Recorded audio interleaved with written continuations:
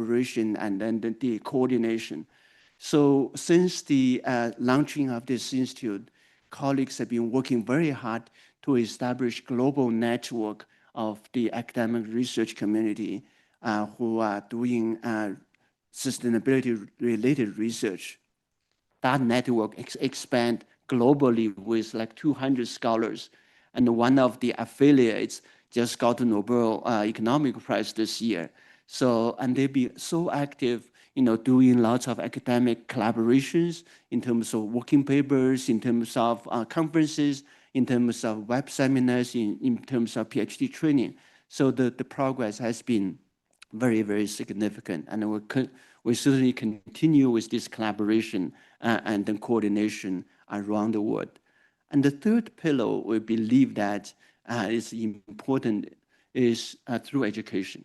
And through education and engagement with the society, so jointly with Jockey Club, we developed these leadership training programs for NGOs, and we hope with the success launch of this program, we're going to expand the scope of this.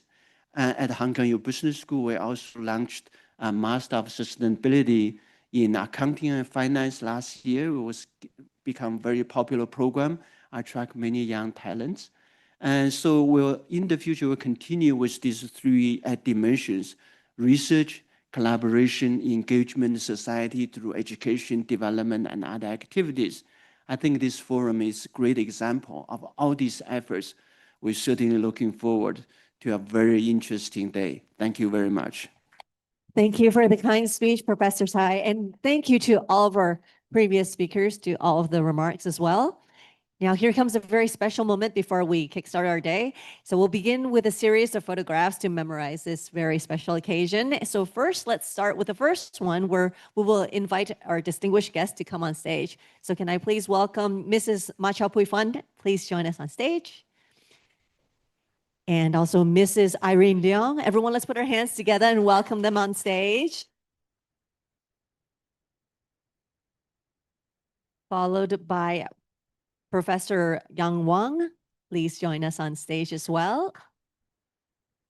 And Professor Hongbin Cai, please. Everyone, please prepare for the first photograph.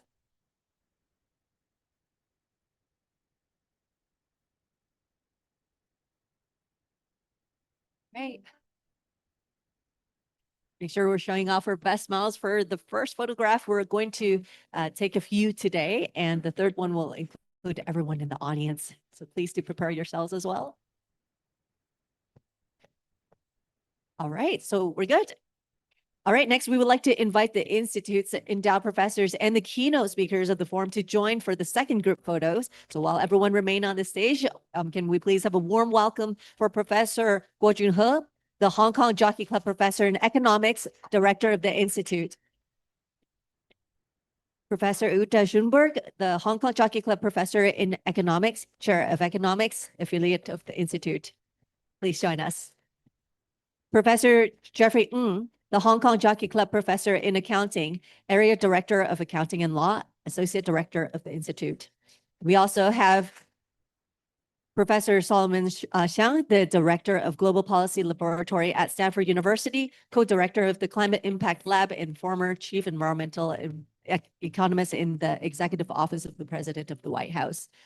Thank you. Now, let's prepare for the second photo. Now, regrettably, Professor Ronnie McKaylee, the Hong Kong Jockey Club professor in finance and entrepreneurship, co-director of the Institute, is unable to join us in person for the photograph, but I'm sure he remains with us in spirit for this special occasion. So let's do the second photograph right now.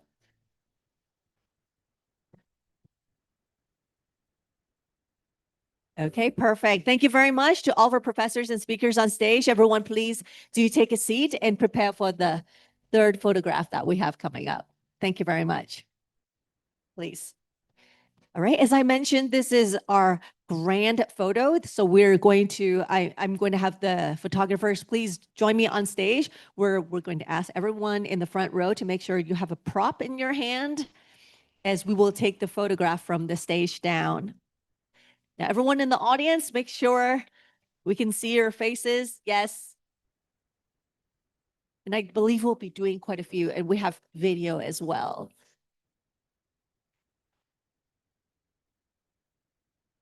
So are we doing video first or photograph first? Photo. Photo first. Okay, perfect. So we'll do quite a few. So the first one is usually kind of formal where everyone looks fairly decent, and then we'll do the funner ones after. So please follow the instructions from the photographer.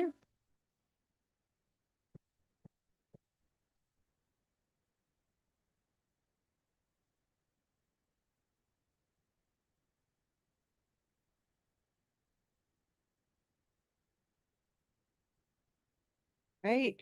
Make sure we have the perfect photo. All right. Please hold on to your beautiful smiles.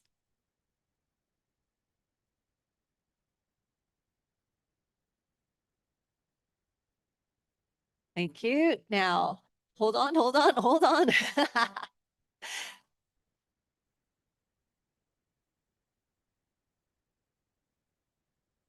Okay, let's do the fun ones, shall we? So everyone, let's give a heart, give a like, however you want to express yourself.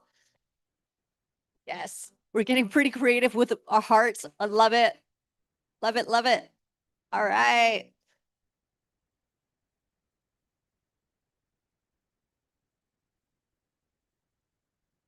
Hold on to it. Hold on to your hearts. Hold on to your likes.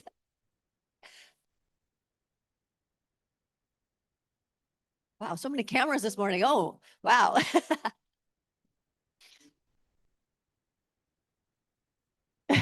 All right. This is video, right? Okay, so everyone, let's say yay. 1, 2, 3. Yay.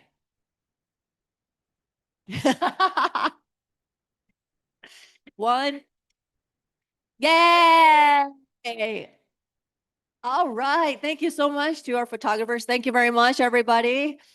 It's always good to start with such beautiful pictures. Now, of course, we do encourage you to follow us on our social media. So please, any pictures that you take today, please do tag us in your repost of today's event. As you can see, there's QR codes here. And also we do have our hashtag that's up there. That's for your social. So everyone, please take a while to just cap it right now.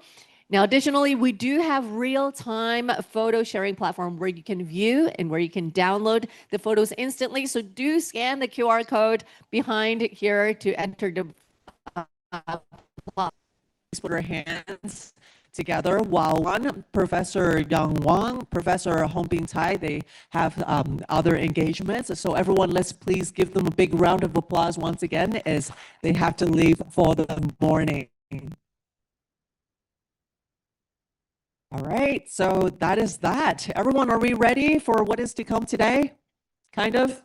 No, nobody's ready? Oh, geez, I'm the only one that's ready. Okay, so here we go. Ready or not, we're starting. All right, so we're incredibly privileged today to have with us a leading voice that is here with us, who's going to set the stage for all of our discussions. It is with my distinct pleasure to introduce our keynote speaker, Professor Solomon Huang.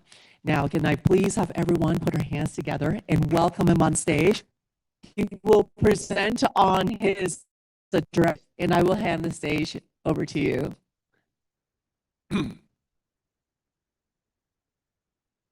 Thank you so much for having me here today. This is a real pleasure, and it's really inspiring to just see all the incredible work you've been doing and the institution you've been building here. My name is Solomon Huang. I'm from Stanford University. And every day, we come into the office and we ask, like, what should we do from a policymaking standpoint to maximize global well-being and human potential? And I think, today is a particular moment in time. We live in a moment where there is incredible technological advancement. We can build buildings that are 1 kilometer in height. We are able to manipulate the human genome very precisely. We have AI systems that can create beautiful works of art that outcompete human artists sometimes. And we can even take a satellite and balance it in the gravitational point between the Earth and the Sun so that we can see distant galaxies in ways we could never see before. So these are incredible achievements, and yet at the same time, in different locations in the world, there are children whose bellies are distended because they're full of worms. We have people around the world who are working as quickly as they can to improve the condition of their families And that places an immense burden on the environment and on the planet. So much so that from space you can see it, where many of our leaders are today. They're in the rainforest, and from up in orbit you can see the forest being cleared. And in fact, if you zoom out further, if you were to go to the edge of the solar system, this little tiny dot, that's planet Earth, taken in a photograph from the Voyager spacecraft. And I often point out that if there were, aliens out there looking at the Earth's atmosphere, doing chemical spectroscopy, they would see the rise of human civilization in their data. So we are standing here at this particular moment in time where we're making decisions about how much we should invest in mitigating climate change to follow these different paths. Now, in order to understand whether that makes sense, what we do is we try to understand what the future looks like in these different scenarios, so we can understand the economic value, essentially the rate of return of those investments that we are making today at this critical juncture. Now, different individuals have different philosophies of how we should make these decisions. And at this particular moment, there's very sharp disagreement between what the United States federal policy and what China is doing today. So right now, China is investing heavily, focusing on meeting international targets, whereas the United States is promoting legacy energy sources and is concerned about the costs of those investments. Now, at its heart, both of these viewpoints recognize that there are tremendous costs of the energy transition. That's unquestioned. Where they disagree is what are the benefits of making those investments. Is it worth it to make these investments today, or is it not? And ultimately, that comes down to how we think about the value of the climate itself. And so research is helping us understand what this transition looks like for the global economy. And I think to get a sense of scale, here's a graph I like to show. On the bottom, what you see are all the countries sort of located horizontally based on their average temperature, and on the top is their temperature in some future where things get warmer. And what this lets you do is you can do some comparisons. So for example, what this suggests is that in the future, if the climate changes, China would be a similar temperature to what Mexico is today. Or alternatively, Indonesia in the future would have similar temperatures to what Sudan is experiencing now. And if you were to look at what Sudan is going to experience in the future, it's unlike anything we've seen on the planet. So what does this mean for the global economy? What does it mean for us? There's a lot of research that is helping us make data-driven decisions. We don't just have to speculate anymore about what's coming down the road. Now, what we would love to do if we had like a science fair sort of experiment is we would take two planets and we would change the climate of one and we would see how the economy fares compared to the alternative, and that would tell us what the return on investment would look like. Now, that's obviously not possible. So what we do instead is we look to data and we try to analyze in historical data how societies respond to changes in the climate. And so what we do is we follow populations over time and we compare them to themselves at different periods when they've experienced different types of climatic events.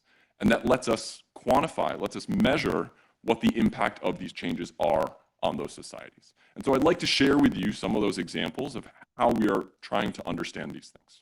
So as just a starter example, consider typhoons or hurricanes around the world. Here's a picture of a hurricane incident landing in the United States Gulf Coast at nighttime. And to understand what the impact of these storms are through research, we rebuild models of storms themselves. Here's a model that we've built, and what the surface is showing you is sort of how intense the winds are at different points in the storm.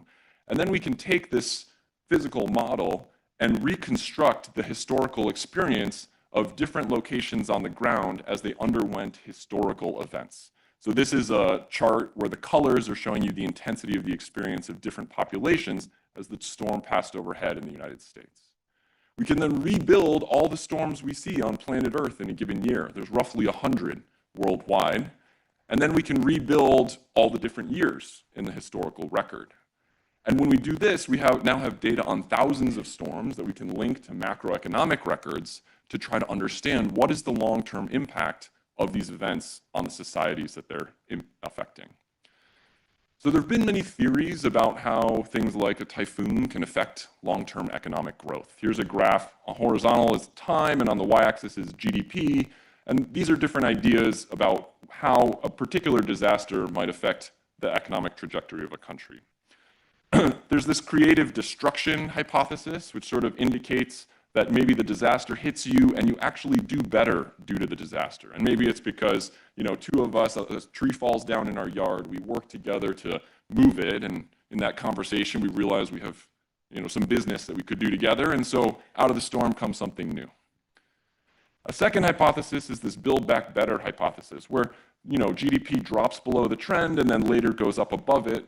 And there the idea is, well, maybe we have like different types of capital investments that we don't replace at the efficient rate. So for example, I once had a phone, it was very slow and it was buggy, it was bothering me a lot. And then one day I dropped it, it broke, I bought a new phone, and I was suddenly much more productive. And I thought, well, why didn't I do that a long time ago, right? So in that case, that kind of disaster causes us to be more productive in the long run. There's an alternative theory, this recovery to trend, which says, well, maybe what matters is global technology, and we will all just catch up to the trend after a disaster occurs. And this last hypothesis is the no recovery hypothesis, where maybe a storm comes and it harms us, it basically moves us back in time. What we see when we look at thousands of storms around the world is that this no recovery hypothesis is actually what emerges from the data. A country is hit by a typhoon, and we observe economic growth to decline for roughly a decade. And we see over the course of 15 years, there's no recovery to the pre-storm trend. To put this in context, you can think about, for example, an unprecedented storm that hit the United States. So a few years ago, Hurricane Maria hit Puerto Rico. It had been stronger than anything we've ever seen. The average wind speed of a random location anywhere in the territory was 200 kilometers per hour. Okay. Now, to give you a sense of scale, I often think, if you are driving, 200 kilometers, I don't think many of us do that, but imagine doing that, you put your hand out the window, you feel that pressure on your hand. So I tell people, now imagine getting out and standing on the hood of the car at that speed. Okay. That is what happened to the entire territory. And so what we compute is that the overall impact of that event was to undo roughly a quarter century of economic development in the course of a day. Okay, so there's very little on the planet besides nuclear weapons that can destroy economic value as quickly as these types of events. And this type of storm is economically as important as many type of financial crises that we give a lot of attention to at our central banks and other places. Now, these storms, they have very large, on the left here, you see the economic consequences I was just showing you, but that also translates into other types of health impacts. Human well-being is very heavily affected by our individual well-being. And so what we see is that after a cyclone hits a community in the United States, it actually leads to acceleration of mortality for the following decade that basically mirrors the long-term economic impact. There are other health impacts of the climate. So one of the most important ones that we've spent a lot of time studying is the effect of extreme heat on human mortality. So here's a graph. On the horizontal axis is now temperature of a given day. And what we see is that when temperatures get very high, the rates of mortality in low-income countries go very high as well. That's what that upward increase indicates. And so the concern is that maybe as the globe warms, many more populations will suffer from these harmful impacts. But one thing that is also important to recognize is that people are smart. We can protect ourselves. We might realize this is happening. And so we adapt. And so when you look at data from around the world in wealthier countries or countries that have more experience with extreme heat, we actually see that these high temperature events don't cause such a big spike. It's much more muted because populations are installing air conditioning or have other ways to protect themselves. So it turns out accounting for this type of adaptation is very important. We can run a simulation where we project into the future how sensitive populations around the world are to extreme heat. And what we see is that the world will certainly warm. What we're showing here is the sensitivity in terms of health to extreme heat. And the world will get warmer, but people at the same time will be getting less sensitive as they adapt to those changes. So it's important when we think about the future to account for that adaptive response. If we add the numbers up all around the world, what is the total human cost of this warming? We would expect a very large increase if we did not account for adaptation. But based on our research, we then can think about what are the benefits of countries getting wealthier and accounting for, the fact that they face a new climate. And so we actually see that once you account for the cost for how populations adapt, the overall health impact of climate change will be roughly half of what it would have been otherwise. That said, it is still quite substantial and represents a major cost around the world. So there is a degree of adaptation that is important to account for, but despite that, there still are very real costs to deal with. And to give a sense of scale of what these costs look like, you can compare them to many different types of disease and human health harms that we see in the world today. So in future projections, in a world where this taller red bar, where we don't really mitigate emissions, what we would expect to see is that extreme heat becomes a leading cause of death on par with other types of infectious diseases we see on the world today, in terms of what it does to human mortality rates. So we think that's quite substantial and worth being attentive to. And in fact, in this whole body of research I'm sharing with you, there's many different types of impacts. People have focused on refugees, effects on human labor, sea level rise. There's a lot of interesting findings. I'm not going to go through them all for you today. I will spare you that. What I do want to do is focus your attention on what I think is one of the most important, but also very subtle impacts that people may not realize. So here's an example I often give to people. I kind of like, so in the 40s, there was a researcher in the British Navy, and they were sending people to the colonies, and so they wanted to understand what was the effect of high temperatures on soldiers and other folks who were working. And so he did these series of experiments where he took soldiers, he sat them down in a room, and he made them do arm curls until they collapsed on the floor. And then what he did is he turned up the temperature of the room and tried to study how higher temperatures affected their ability to do arm curls. On the graph on the right, what you see is the number of arm curls that were done before individuals collapsed. And you see that as temperatures go up, the ability of these workers to do this type of labor declined, okay? So this is in the 40s, but if you look around the world today in modern data, you see essentially the same pattern. Okay, whether you look at workers, like labor supply, that's on the right. On the horizontal axis here is temperature. So you see that basically workers work, and then at some critical threshold, they work much less, or other types of capital, like on the left. This is effectively the response of a corn plant to increasing temperatures, where at some critical temperature, sort of productivity plummets. So what happens is if all the little elements of our economy behave in this way, when you add them all up, the overall economy also exhibits similar patterns, where as temperatures increase, we observe output to decline. So this is, I've worked on this problem for now 15 years, and what I will tell you is I think this graph, this picture alone, is the most important figure for understanding global economic prospects in a future where the climate is changing. This is the effect of temperature on GDP growth in countries around the world over the last half century.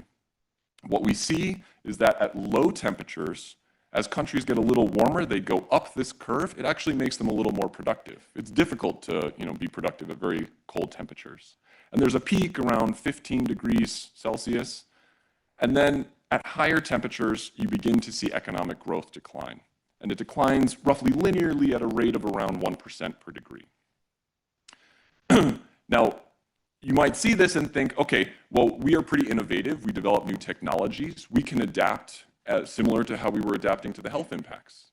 But what we find is if we look decade after decade, there has been essentially no progress in our ability to withstand these types of temperatures at the macroeconomic level. When we look 20 years ago, 40 years ago, we see the exactly same response that we see in the modern data. We also see this kind of response in different types of data from different countries all around the world. So whether you look at the United States, whether you look at China, India, Europe, hundreds of World Bank surveys, we see a very similar hill-shaped relationship where getting warmer increases productivity and then decreases productivity. And this is a very important pattern. This impact we see emerging in the world today already as the planet is warming. So this is not just about the future, this is about what we see right now. So for example, what you can do is you can go to a country like India and you can go to the 10% of locations that are not warming very much. They're actually staying cool and we can see what their economic growth looks like over the last several decades. And then you can look at the 10% of the country that's getting warmer faster. And what we are beginning to see over the last couple decades is a divergence in economic production at different regions within the same country.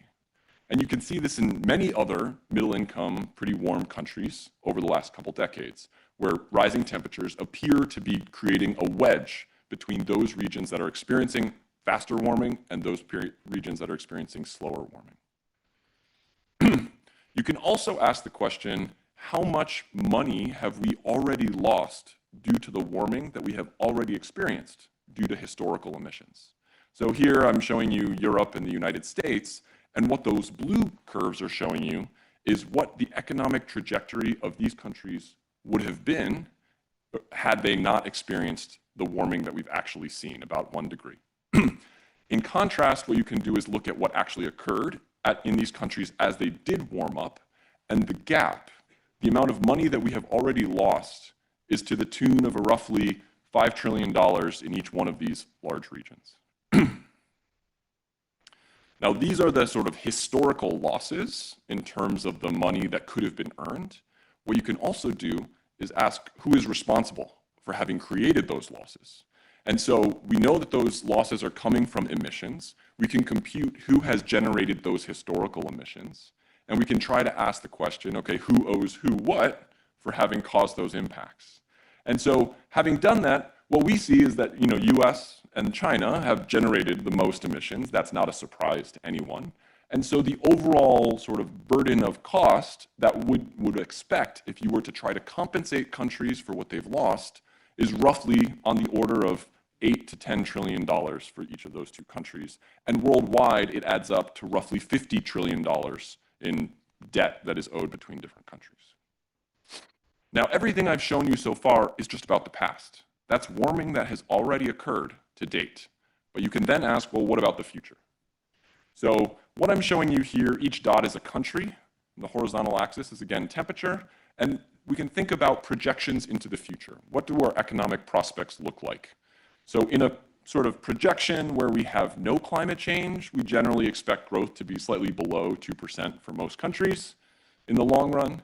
And then when we impose the effects of climate change, we see a pattern where growth is lower, and the drop in growth is larger for countries that start out at hotter temperatures because they are further down on that downward sloping side of that curve I showed you before. If we then take these types of growth rates and project them into the future, what we get is a picture of the world where, particularly in the hottest regions, in the tropics, in the subtropics, there's really large declines in income that you might observe. And in some parts of the world, in the coldest regions, you actually can see some benefits. And in particular, the lower right, you see the projection for South Asia. There are areas that are very hot where you expect to observe very acute losses. What this means for the global economy in terms of our global economic prospects, really there's 3 things that come out of it. First, we expect the world to be poorer on average. If you add this up across all countries, warming will make us poorer. Second, to the tune of roughly 25% of global GDP. But also what you see is there's a big spread in the red on the left. There's a great deal of uncertainty. We don't know everything about how the climate is going to affect us. There's uncertainty in what the climate will do.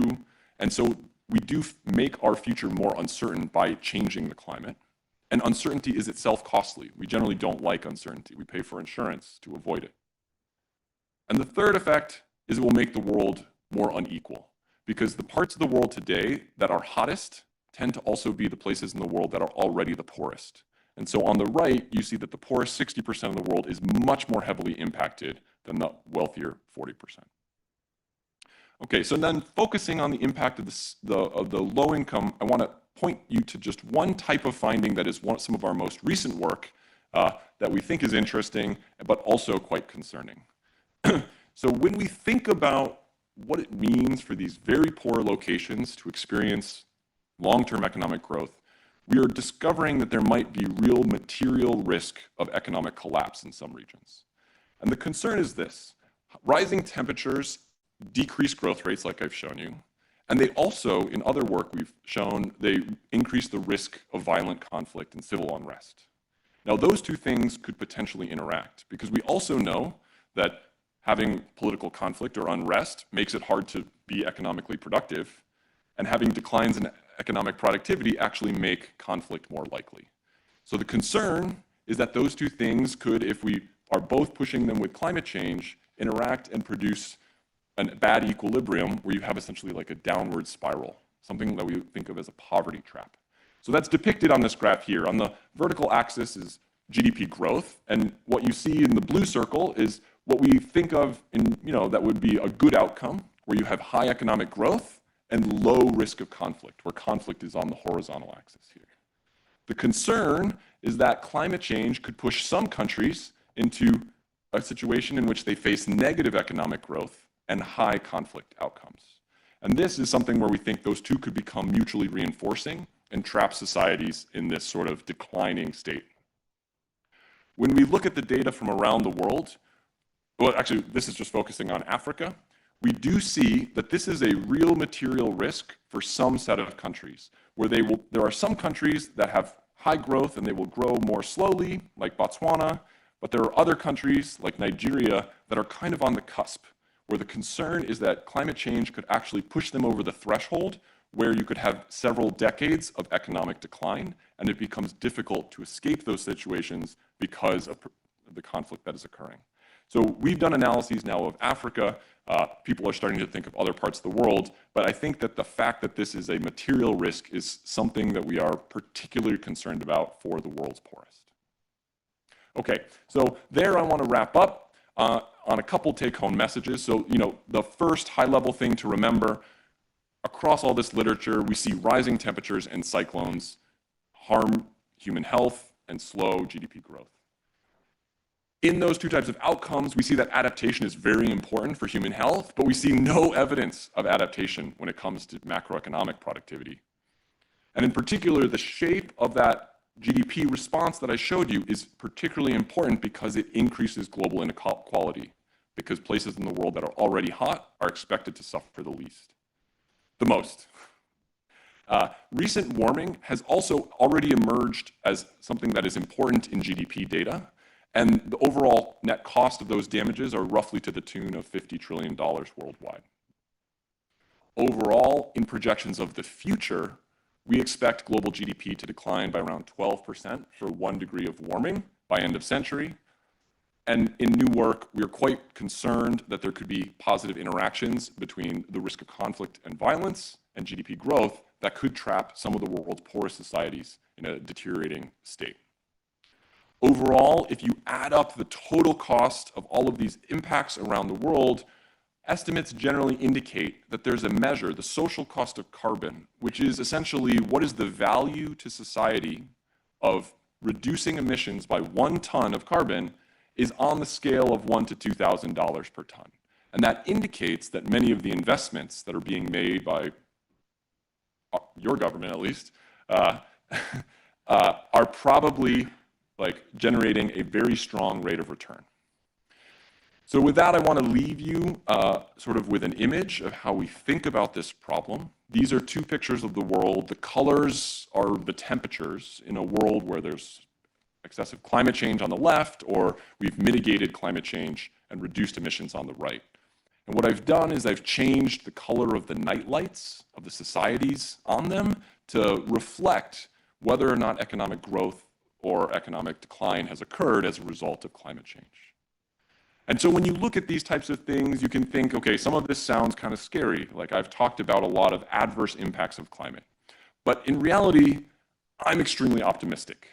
The reason we do this type of research is so that we can clearly understand what the globe on the left looks like, what it means for society, and what is the gap, what is the difference in value between these 2 states of the world for us.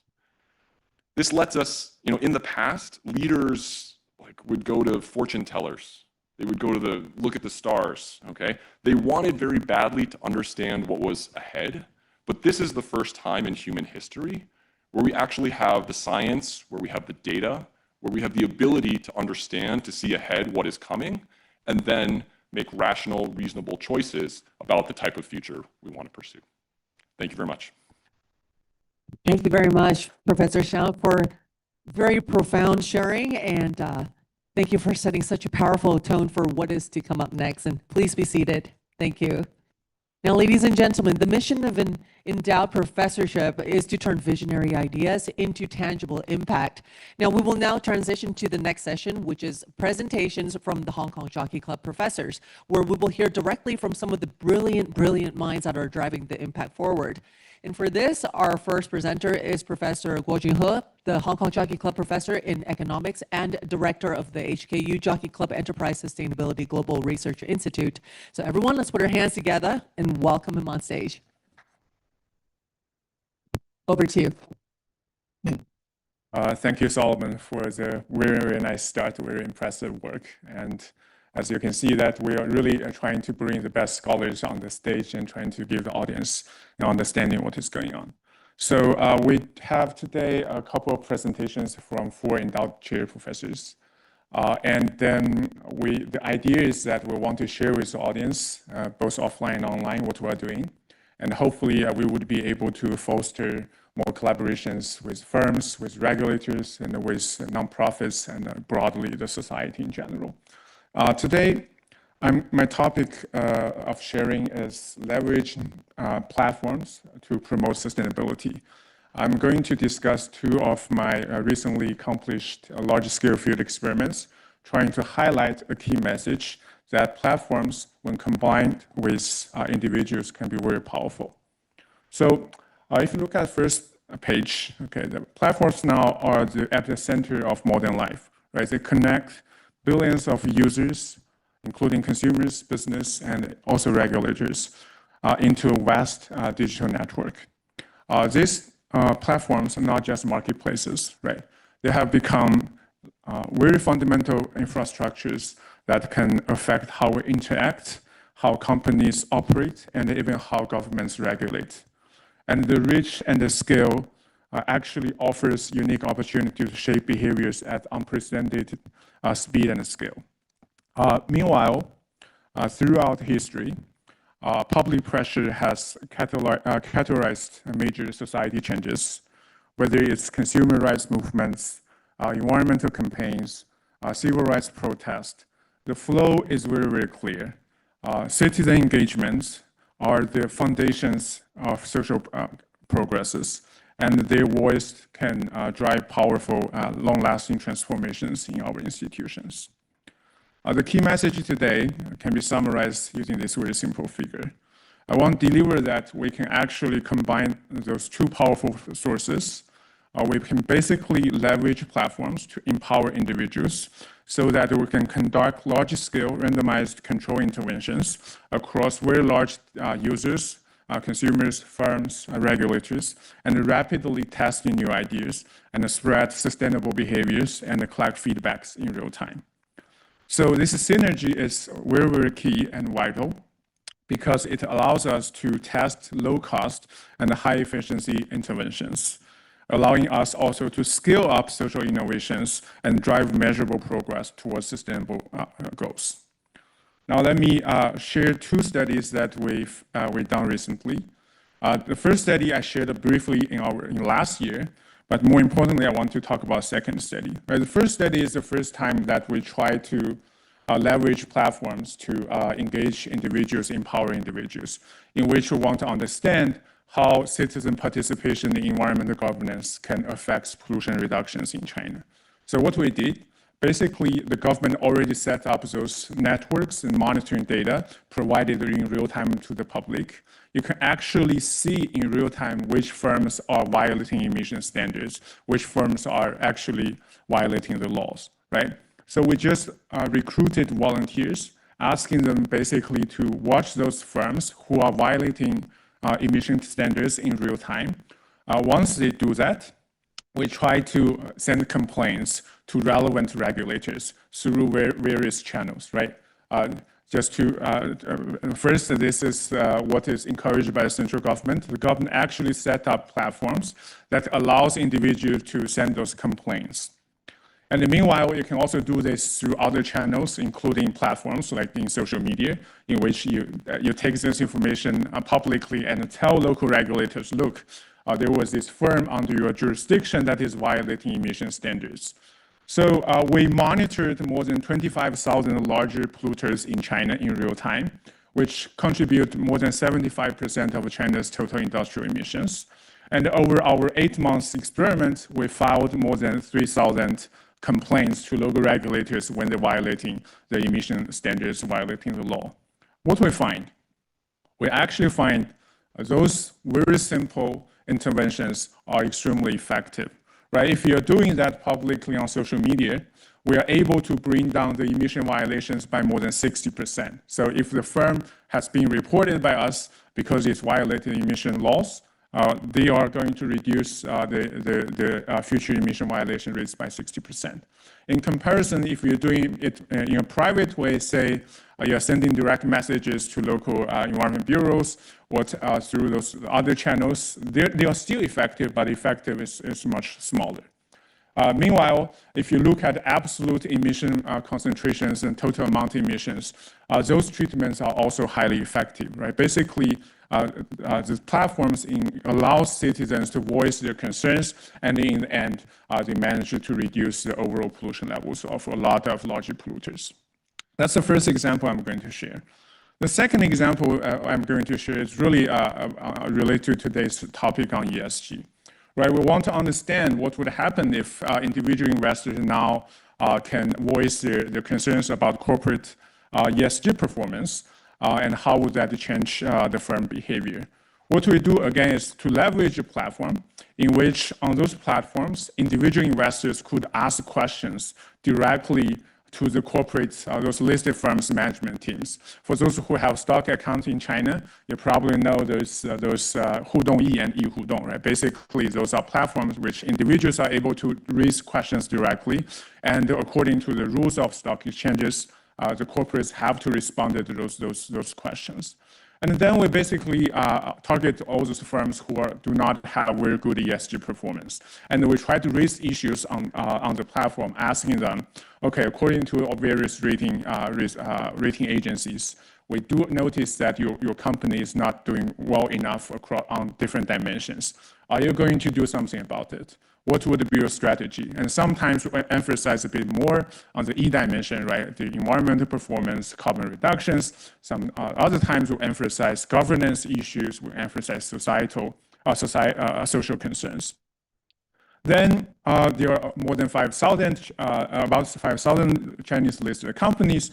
We're going to basically divide them into control groups and treatment groups, just like what we did in experiment, and then deliver those investor concerns to them.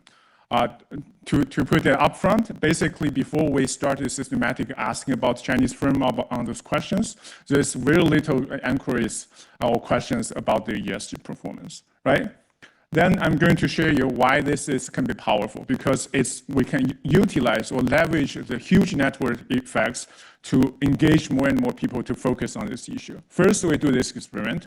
We, of course, can trace those companies' online responses, how they respond to us, the quality of responses, and the information contained in those responses. Meanwhile, we are going to ask, do they when they responded to us first, are they going to carry the same information to other investors or not? We call that answer spillovers. Meanwhile, we would be able to ask the question spillovers, in which we mean now whether other investors also start to care about this topic, right? Whether other people start asking those questions on the platform. Following on that, we would be able to measure the responses, including the sentiments, how they're going to behave on those forums. And also we can trace firms' offline actions, including the quality, including the ESG ratings, including the meetings with institutional investors, including whether they publish annual sustainability report and the quality of the report, including whether there are less kind of incidents related to ESG. Right? Finally, we can also take a look at stock responses when a lot of people start to concerning about the corporate's ESG performance, how they affect firms. Right? I'm going to be brief and trying to summarize all the findings. First, we do find that a lot of firms are providing high quality responses. When responding to our inquiries, they tend to write longer. They tend to be more positive. They tend to include a lot of ESG specific discussions. But meanwhile, they are less specific, right? They cannot provide you too much data.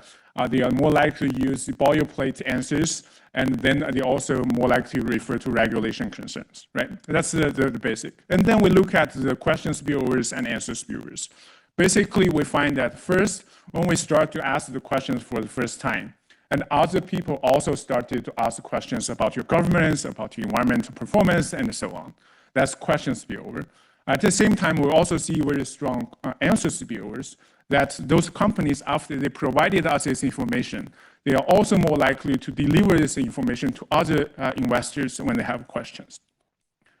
And how about the offline actions? We actually observe that for the companies that we have sent inquiries on those platforms, they are 50% more likely to bring this information to their large institutional investors as well, so that it's no longer like small investors are playing a role, the large institutional investors also get this message.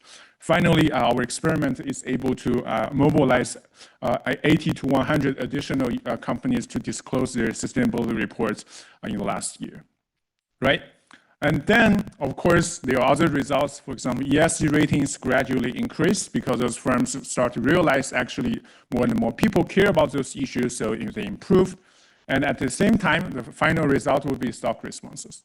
Right? The stock response is interesting because ultimately firms want to know, after committing and investing so many things, do they pay? So we look at the control group versus the treatment group on the average stock prices over time. On the left side is average effects, and we see nothing. Okay, if you realize these results, you probably wonder, oh, then what, right? So you spend so much money on that, and in the end, it doesn't provide any kind of financial reward, at least from stock market valuation. So then we look into the data a little deeper. It turns out there's strong heterogeneities behind those general results. Actually, if you look at the right panel of these results, if you're doing well in E dimensions, if we're asking you, we raise a concern if they're doing well, the valuation increase over time. Okay. Well, if it's about governance, if we question the governance, and basically they cannot provide very good answers. Okay, they cannot really kind of self-prove that they have good governance. It's very, very difficult. So over time, people become more pessimistic of a company, and actually this group, their stock price start to decrease slowly. And the reason, as I described, is because when we question governance issues, other investors are really concerned about this question. So they followed up and then asked more questions. And it turns out because firms cannot provide a good answer to those questions, over time, people become, across all those platforms, on these companies' sentiments become negative, right? So then, of course, the last question we'll ask, what type of firms should do? Right, what types of firms would be able to benefit more from investing in those social responsibility initiatives? Here, we summarize 3 key sets of results. Basically, it really depends on 3 things. First, whether you're a productive firm. Second, if your firm is transparent enough. And third, if your investors have a consensus about ESG initiatives, right? The key results I'm showing here is the following. If the firm is more productive, it actually harvests, you can think about reputation, harvest customer, harvest investor interest. As a result, for productive firms, they benefit from our inquiries and the benefits from the follow-up actions. In comparison, for non-productive firms, measured by their return on assets, they actually suffer a bit, right? It's just a pure costing and it doesn't really help them too much. Meanwhile, firm transparency is very important. Here we have something that is very interesting. Basically, the non-transparent firm actually benefit more from investing more in ESG actions. We have a theory behind why that's the case, but the simple intuition is that if you're already very transparent, you don't really need to deliver that you're a quality firm. You don't really need to address too much of those concerns because everything is already there. In comparison, if you're not transparent, investors want to know more about your company, and doing those things help boost their confidence. Right. Finally, of course, investors' preference matters. If the investors are in general have more consensus on those projects, they are also more likely to support, and as a result, the stock responses for firms with more aligned preference investors are going to benefit more, right? I just show you 2 studies that we are working on. And through those 2 studies, I want to highlight 3 key messages. The first, platforms have become essential infrastructures that connect diverse stakeholders and create very powerful network externalities. On those platforms, you can just leverage one party, and then you can influence other parties, right? In the first example, we try to influence firms and through regulators. In the second case, we try to directly engage the corporates and investors. And the second, I think, which is also important, we should emphasize that individual power. And citizen engagement, public pressure could be a very powerful way to drive social changes, shaping both the regulations and the corporate behaviors across industries and regions. We are now actually exploring those ideas, those large-scale randomized control trials interventions with many other companies. We hope that our institute could be a center when your company wants to do something, test some new idea, come to us and discuss with us. And finally, the key message is that by basically combining both technological connectivity and this public will, we can design and implement innovative real-time interventions that could accelerate sustainability and a positive social transformation.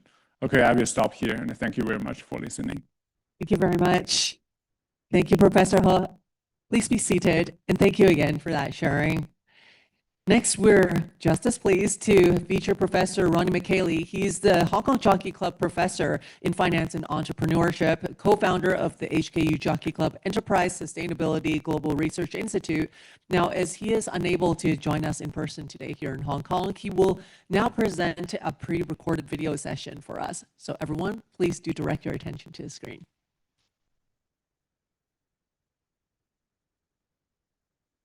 Good morning, everyone. I want to start by apologizing for not being here in person. I just had to be in Europe during that time. And I would really sincerely like to thank the Hong Kong Jockey Club Charity Trust for generously fund my research and other people's research and the endowed professorship that we are receiving today. So really thank you. And I'm going now to jump into one of the most recent research that I've been involved with. And I think it's really a nice research to present in this occasion for several reasons. First, because it's really talking about something that is central to what we do at the ESG Research Institute, which is talking about sustainability and about governance. And second, which is very nice, is the fact that we are able to use Chinese data in what I think is a clever way that's not only describing what's going on in China, but allow us to learn something about economic principle and theory in more general. Okay, so without too much of an introduction, let's jump into it. This is a paper called Values and Opportunities in Corporate Environmental Practice, and it's being co-authored with 3 very nice and smart people, Chen, Li, and Ma, and and myself. Okay, so what do we do here? To give you a little bit of background, there is a lot of literature that discusses what factor influence environmental practice. Okay, one thing that I think is kind of obvious is regulation. When the government put out regulation, whether it's subsidies or taxation or just strict regulation about what we can do or what we cannot do, this of course will affect firm environmental practices. What else? What is the huge literature actually about the impact of investors and especially institutional investors, how their preference may affect what corporation will do. There is also some literature actually about the impact of media. Okay, there is public media, there is public outcry. This obviously can also have an effect on what corporations are going to do. And then there is the issue of consumer and customers. Okay, consumer by boycotting a specific product can actually affect companies' behavior. Evidence also about that. And employees. Okay, there is growing literature that show that actually employees' preference for sustainability can impact what firms are doing and how they're behaving.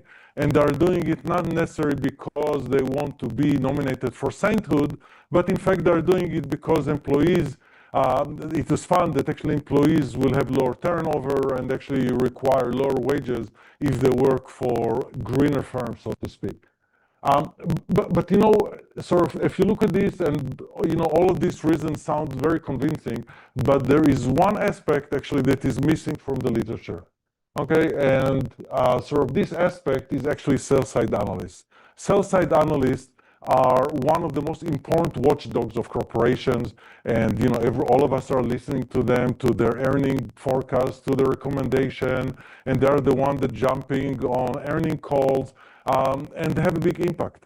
Okay, but we really don't know too much about how they interact with firm environmental practices. And that's actually what we're going to try to do today. There is actually another literature that I'll just mention in 1 second that actually take analysts' view and saying analysts actually represent the market as a whole. If that's correct, then what we're going to look here may be not only about what analysts think, but maybe what the market as a whole sort of thinks. So we are going to examine analysts' perspective, belief, and action regarding corporate environmental practices. So how are we going to do that? This what took actually a lot of time sort of to do. First, we do a large-scale survey. We were able to get responses from over 500 sell-side analysts, actually 550, but some of them were sort of invalid in China. And from these many questions we gave them, we can actually extract their belief and their viewpoint. Now, one of the unique features of this paper that we didn't stop here, but instead of just looking at the survey, we also look at over 250,000 sell-side analysts' research report and see what they write. Okay, and with the help of technology of LLM, we're able actually to extract not only what they say in the survey, but what they really think and write to their customers about the environment, about sort of their belief sort of on this issue.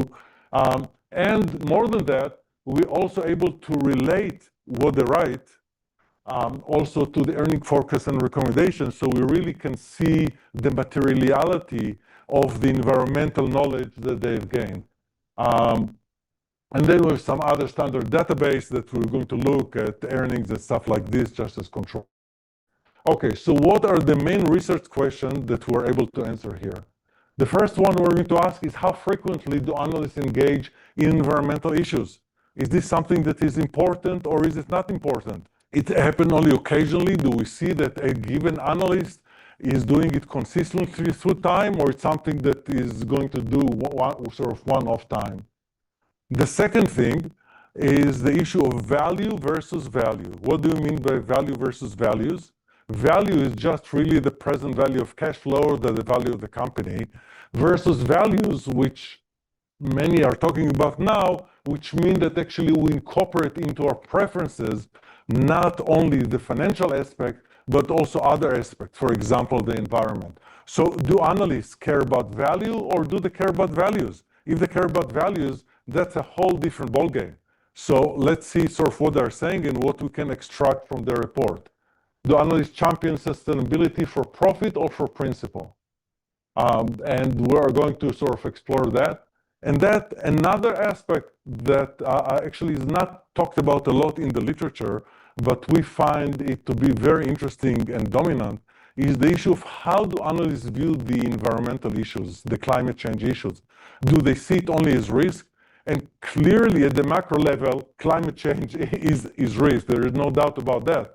But even if you have it at the macro level as risk, it can be that for specific companies, it's not risk, but opportunities.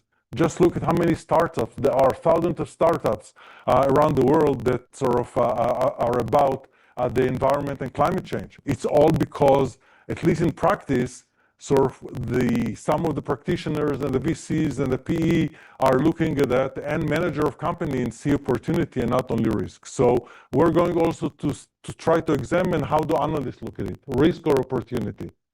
And this issue of risk and opportunity also is going to be reflected afterwards, probably, okay, that's what we're going to look, Is this just they're just talking the talk, or is this also being reflected afterwards in their earning forecast and recommendation? And last, what do analysts believe drive firm to improve their environmental practice? Okay, here we really ask them, what do you think? You know the firm as well as anyone, if not better. Okay, you know the firm inside and out, the firm that you're following. What do you think from your conversation with the CEO, with the PR, with the CFO, with the head of marketing, etc.? What do you think will affect firm the most in terms of the environmental practice? Okay, so I have here a short amount of time, so I'm going to summarize sort of those findings. The first one is that analysts' environmental coverage. Analysts devote significant attention to the environmental topics. Now, how do I know it's significant attention? I know it's significant attention because of a few aspects. First, over a quarter of the analyst report contain discussion about environmental practices. To put this in perspective, okay, one of the hottest issues that we're talking about is AI, artificial intelligence. Only 16% of the report contain a discussion of AI. And if you talk about cyber risk, only 4% of the report contain discussion of cyber risk. So relatively speaking, this is really something that is important. Of course, discussion of financial performance dominates, and exactly in the way that it should be.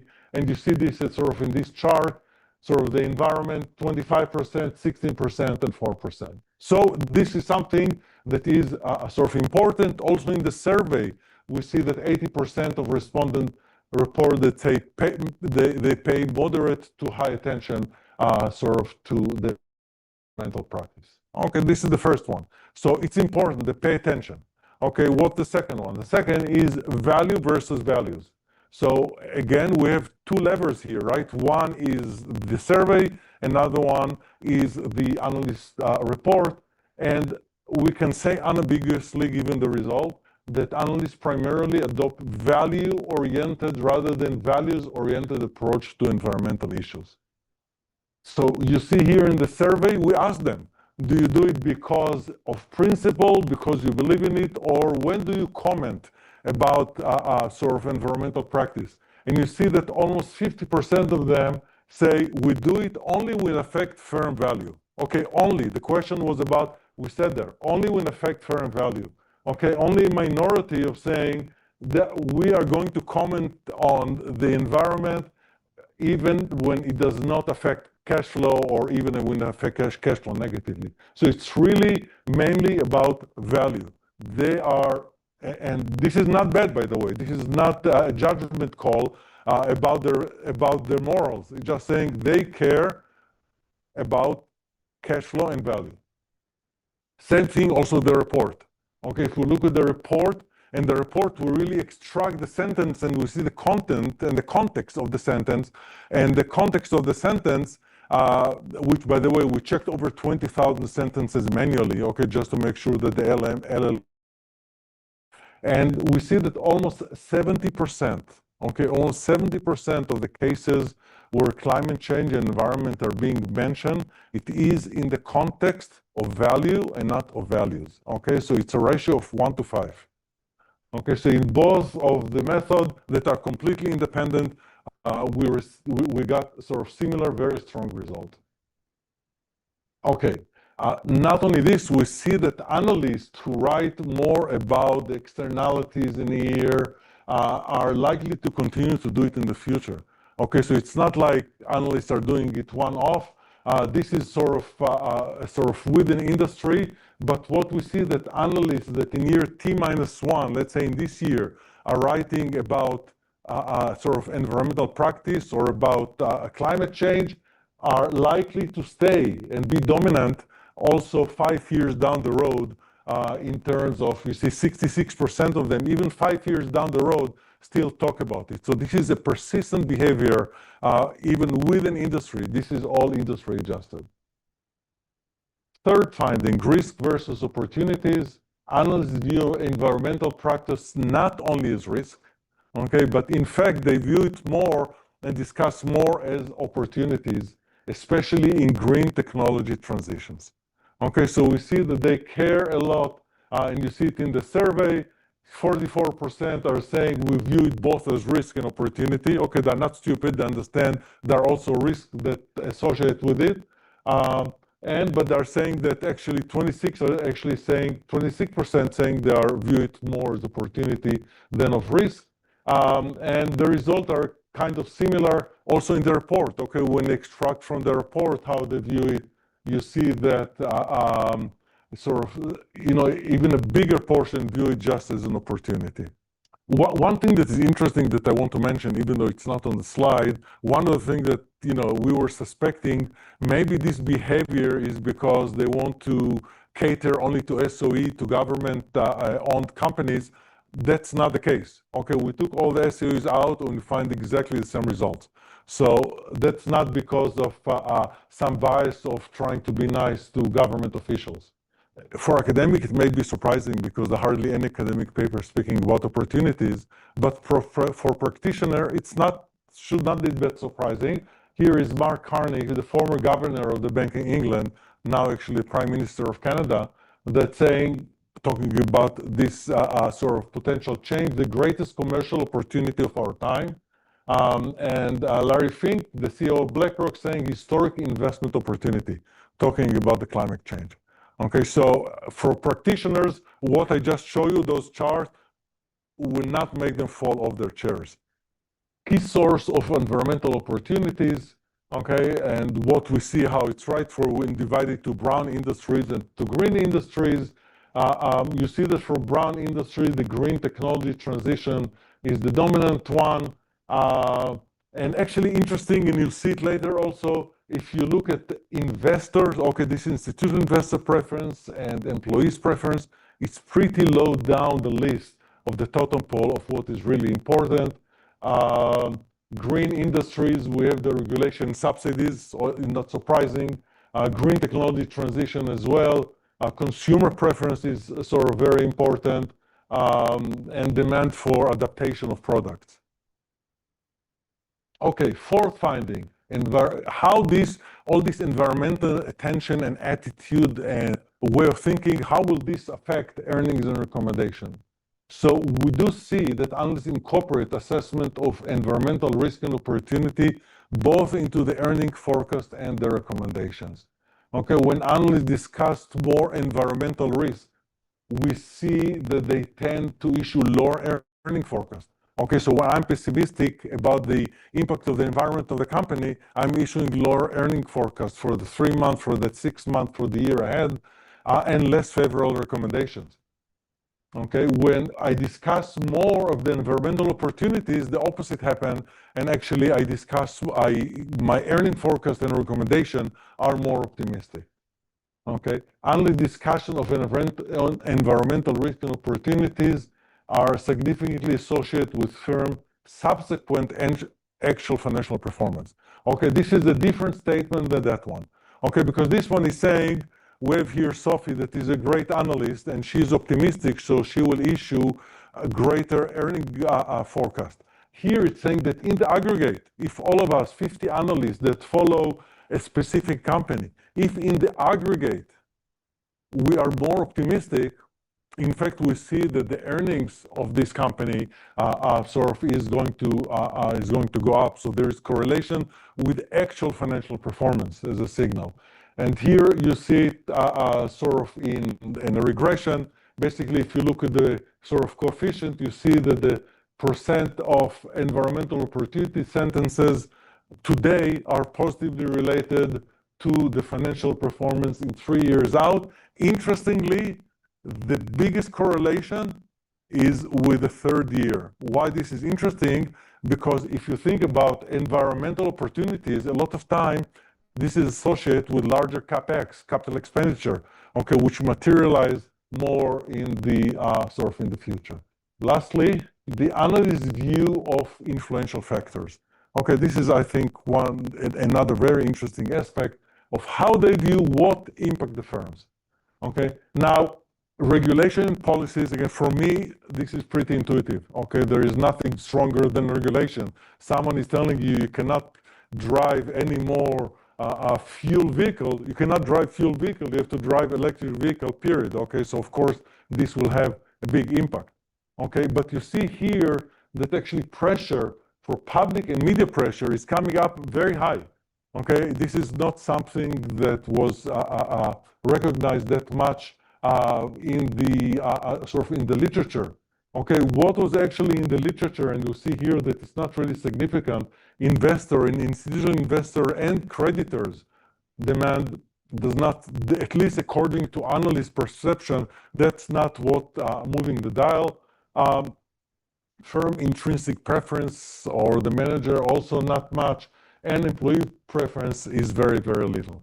You may think, well, maybe this is unique to China, but in fact, if you dig into the study that look sort of elsewhere, you see that at least for investors and for consumers, the economic impact that they have on firm behavior is really minimal. Okay, so this is not like something we can say it happens only in China, doesn't happen anywhere else. Okay, the most influential force, as I said, is driving firm environmental practice are regulation, public media, and limited impact for investor and employee. Let's summarize in 1 minute of what we've actually learned here. Analysts primarily adopt value-oriented rather than values-oriented approach to environmental issues. They care about the value of the firm. Okay, this is in fact their job. Interestingly, whether the value-oriented or values-oriented also depend on the orientation of the brokerage house they work. Brokerage houses that are more oriented toward values, we see also analysts tend to work more about values. So they also respond to incentives. Analysts emphasize opportunities associated with environmental factors, particularly in transition to green technologies. Analysts identify regulation and public media scrutiny as the most influential factor that drive firm environmental practice, whereas investors, employees, and analysts themselves, okay, they're very honest. They're saying also, we as analysts, we don't have much impact. Analysts pay significant attention to environmental topic, and this is also reflected in their recommendation and earning forecast. Thank you very much. Thank you, Professor Haley, for his contribution. And now we warmly welcome our next live presenter, which is Professor Jeffrey Ng. He's the Hong Kong Jockey Club Professor in Accounting, Area Director of Accounting and Law, Associate Director of the HKU Jockey Club Enterprise Sustainability Global Research Institute, and he's here to share his work. Okay, good morning, everyone. I realize that I'm the speaker standing between you and between lunch and my speech. Okay, anyway. So the title of my speech is Sustainability Disclosure. Okay? And the agenda for my speech is as follows. First, I'll talk about sustainability in general. Then I'll move on to, great, I'm not used to standing behind the podium when I teach. Okay, so I prefer to stand closer to the audience. Okay, anyway, so the agenda for my speech is as follows. First, I'll talk about sustainability in general. Then I'll be talking about sustainability disclosure. And now I'll discuss a little about my research on sustainability disclosure. Now, sustainability is often mentioned together with ESG. So we have heard this term environmental, social, and governance. And the term ESG first came to prominence in a 2004 report titled Who Cares Wins, which was a joint initiative of financial institutions at the invitation of the United Nations. Now, let's look at the title, Who Cares Wins. So this kind of reminds us of what Ronnie said earlier on about value orientation. The keyword here is wins, correct? Caring can lead to a winning formula. I'll talk a bit more about this later on, okay? So ESG is essentially a framework used to assess an organization's business practices and performance on 3 dimensions: environmental, social, and governance, okay? Then there's this issue. Is there something missing from ESG? So I read an interesting article that discussed about this concept called ESG. And they said something like this. There is something missing from ESG. And what is missing from ESG is this thing called economics. Okay? So then this article proposed this concept called economics, environmental, social, and governance. And in fact, these days, there are some books that are written on this concept called sustainable sustainability, which means that for sustainability to be sustainable, economics must be taken into account. There needs to be some value orientation. We cannot just be talking about values. we also need to be talking about value. Okay, moving on. So what is sustainability then? So sustainability means the ability to support and continue a process over time. So this is basically the dictionary definition of sustainability. When it comes to talking about sustainability from the perspective of ESG, okay, so we can use a definition used by the United Nations. Sustainability,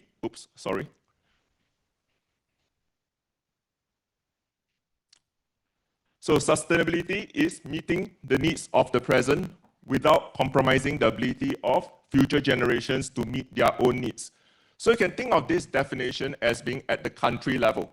What about being at the firm level or the corporate level? So corporate sustainability encompasses the business practices that keeps a business going and perpetuate its success. And then there's this idea that companies that focus on ESG in their business practices will be successful. They will be able to generate economic value for shareholders. Remember what I said just now? Who cares wins. So the basic idea behind this whole ESG movement is that when companies pay attention to ESG, they will win because they'll be able to generate economic value for various stakeholders, including shareholders. Okay? And then when companies focus on ESG, they also contribute to a healthier planet and society. That's the nice world that these ESG people have painted. But of course, there's always this concern whether there could be excessive ESG that reduces economic value. Okay? There was some discussion about this by the earlier speakers as well. Now, moving on. Okay, I finished talking about sustainability. Okay, I've also talked a bit about sustainability. I'll move on to talk about sustainability disclosure. So sustainability disclosure is essentially disclosure about sustainability. So such disclosure can be voluntary or mandatory. So in the past, there were no sustainability disclosure standards. In other words, sustainability disclosure was not mandated. Okay? In recent years, there has been some mandates on companies to disclose about their sustainability performance. So there's this European Sustainability Reporting Standards, and basically, for this standard, okay, basically, there are some companies, companies headquartered in the EU or those with significant operations in the US have to provide sustainability reporting according to these European Sustainability Reporting Standards. Okay? And then this European Sustainability Reporting Standards takes what they call a double materiality view, which means that companies have to report on how they affect the broader society in terms of the impacts on people and environment. And then companies also have to report on how the broader society, how the social and environmental issues create financial risks and opportunities for the company. Now, let me emphasize this point about risks and opportunities. Earlier on, my colleague Ronnie talked about risks and opportunities as well, right? So from a company's perspective, risks and opportunities are important, okay? So like what Ronnie mentioned just now, if there are a lot of risks, then firm value might go down. But if there are a lot of opportunities, firm value might go up. So when it comes to sustainability reporting, companies are supposed to talk about both risks and opportunities to the company. Okay, so this is the double materiality perspective of the European Sustainability Reporting Standards. Okay, so basically, according to these reporting standards, there are three components: ESG, so environment, social, and governance. Now, moving on. So then there is this thing called International Financial Reporting Standards, or IFRS. Okay, so IFRS originally deals with just financial reporting. But because of the opportunities related to sustainability reporting, IFRS has extended their scope to sustainability reporting. So they basically formed this entity known as the International Sustainability Standards Board that came up with two sustainability reporting standards, IFRS S1 and S2.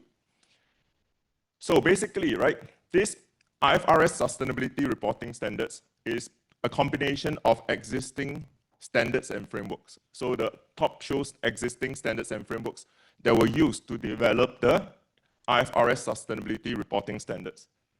Now, basically under IFRS S1 and S2, okay, companies are supposed to report on sustainability reporting issues, along the lines of, again, ESG.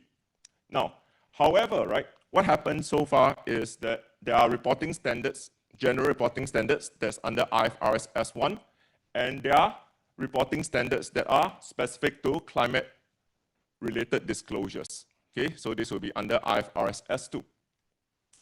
And how does all these reporting standards affect Hong Kong? Okay, basically Hong Kong has adopted IFRS S1 and S2. Now, I'll move on to talk about my research related to sustainability disclosures. Remember my agenda? I said I'll talk about sustainability, then I'll move on to talking about sustainability disclosure, and now I'm going to talk about sustainability disclosure research. Okay, so in my research, I make use of the US insurance industry. Okay, so as you might be aware, the insurance industry is largely affected by climate risk issues in both its underwriting operations as well as its investment operations. So what do insurance companies do? Basically, they collect insurance premiums from people like you, okay? And then what they do is they invest the insurance premiums, okay? So there are basically two essential aspects of insurance operations, underwriting and investments, okay? And it is easy to see how underwriting operations can be affected by climate risk issues, right? Properties get damaged by hurricanes, insurance companies have to provide compensation for damaged properties. So you can see that basically from an underwriting perspective, okay, climate risk does provide both risk and opportunities for insurance companies. Now, then I mentioned just now that insurance companies invest the premiums they collect, right? So they can invest in a whole bunch of investments, bonds, securities, so on and so forth.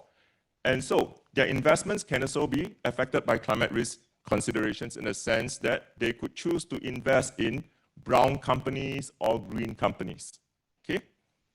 Now, so for my research, what I make use of is a regulation by this National Association of Insurance Commissioners, NAIC. So the US insurance industry is regulated at the state level. So there is a regulator in New York, there's a regulator in Washington, so on and so forth, okay? So NAIC is an association of state insurance regulators that coordinates regulations and across states. And so in 2010, what happened was that this NAIC adopted this climate risk disclosure survey. Okay, so what happens is that this survey is sent out to insurers to ask them some questions relating to how they factor climate risk into their mitigation, risk management, and investment plans. So you can see the questions over here on the other side of the screen. Okay, a total of 8 questions are asked to these insurers about issues that I've just mentioned. Okay, so this is the adoption pattern by the different states when it comes to this climate risk disclosure survey. So as you might expect, okay, California is very ESG friendly, and so California was the first state that adopted this climate risk disclosure survey. Then later, other states followed, okay? And then what you see over there is this thing called nationwide direct premium requirement. So initially, this survey was targeted at the larger insurers. Then over time, the threshold was reduced, meaning that smaller insurers also had to participate, were mandated to participate in this climate risk disclosure survey. Okay, so this is a response by Zurich American Insurance Company. As you can see over here, there are pretty long responses. I will not bother reading the responses, no point in also spoiling your eyesight, so I'll just move on. Okay, now, so why do I want to conduct a study on mandated climate risk disclosure? So climate risk plays an increasingly important part of firms' operations and financial decisions, and many jurisdictions are mandating climate risk disclosure. So I mentioned about the European Financial Sustainability Reporting Standards, and then there's this International Financial Reporting Standards relating to sustainability reporting. I also said that Hong Kong has adopted IFRS S1 and S2, which means that Hong Kong companies will have to provide sustainability disclosures. Will have to. It's not a choice anymore.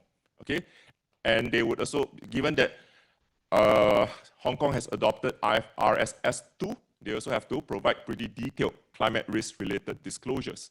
Okay, so one thing interesting that happened in the United States was the SEC, the Securities and Exchange Commission, okay, proposed rules to try to enhance climate risk disclosures. But then what happened is that this movement or this proposed regulation has come to a halt because of lawsuits filed by companies. So one thing interesting to note about the United States is that they have this constitution, and the First Amendment is known as freedom of speech. Apparently, with freedom of speech comes freedom of non-speech. Okay, you can say what you want.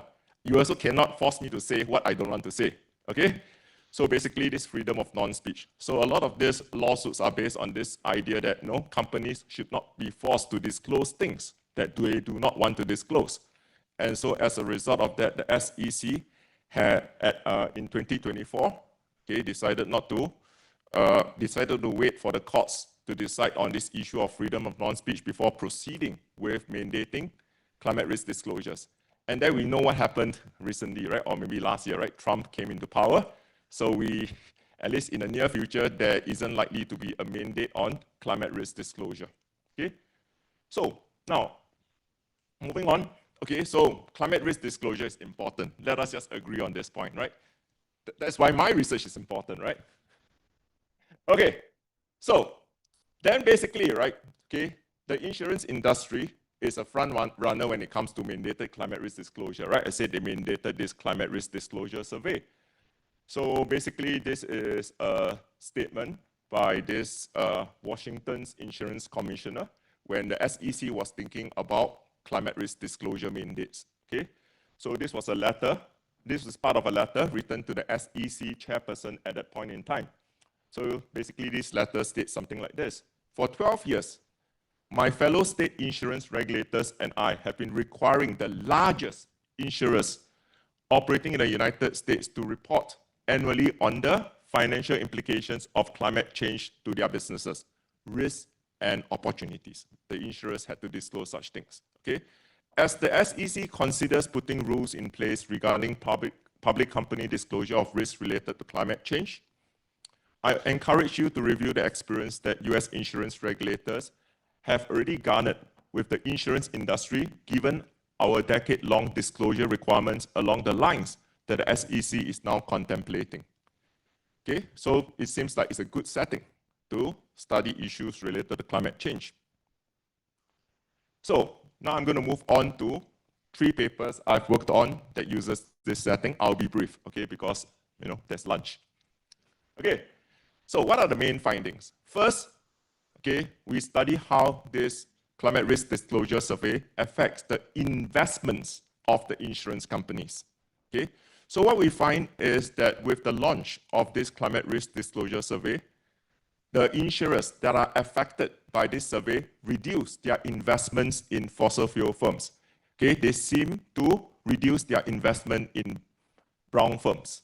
Okay, and then what we also find is that, okay, when the insurers are more proactive in considering climate risk in their investment decisions based on their responses to the survey, they reduce their fossil fuel firm investments even more. Okay, and then just now, Ronnie was talking about the importance of public pressure, regulatory pressure in driving change.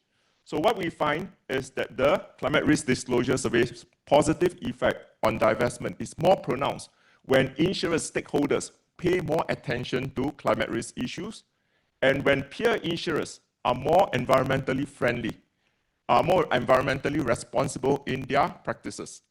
Okay? Now, what might be the most important when it comes to this debate about value versus values is that we actually find that this reduction in fossil fuel investments is actually harmful to the investment returns of the insurers in the sense that their investment returns are lower. So it seems that these insurers that are being affected by the survey are doing something good for society. They are reducing their investments in fossil fuel firms. Fossil fuel firm investments in fossil fuel firms. But in the process, they are losing something. They are losing some investment returns. And this can be something important for the insurance regulator to consider when thinking of more climate-related regulations. Moving on, okay? So this is a graph that basically shows the reduction in fossil fuel firm investments by insurers that are affected by the climate risk disclosure survey. Moving on, okay? Then we study how it affects the insurers and underwriting business. So we have a pretty cool title in this paper. We say, talk more, learn more, okay? Normally we tell people to talk less, learn more, right? But apparently the title of this paper is talk more, learn more. So what do we find in this paper? So we find that the affected insurers, okay, the insurers affected by the climate risk disclosure survey actually experience an improvement in their underwriting business in the form of more insurance sales. So it seems that this survey is allowing insurance companies, the affected insurance companies, to learn about potential opportunities that they can make use of due to climate risk because they are forced to disclose. And so basically, right, we find that affected insurers expanded their business as a consequence of their increase in the knowledge of climate risk-related insurance opportunities which are induced by the climate risk disclosure survey. And we find that this effect is stronger for insurers that appear to be more proactive in their response. And one thing we also find in this paper is that the effect is also stronger when peer insurers talk more. So it seems as if the focal insurer is learning from what peer insurers have to say when it comes to dealing with underwriting-related opportunities in the climate risk disclosure survey. Now, so basically, this is a graph that shows improvement in insurance sales for insurers that are affected by the climate risk disclosure survey. Finally, we look at how the insurers can affect the investment investees. Like I mentioned earlier on, insurers invest in firms. So the question then is, do firms' behavior change as a result of investments by the affected insurers? So basically in this study, okay, what we study is the carbon emissions of the investees of the insurers.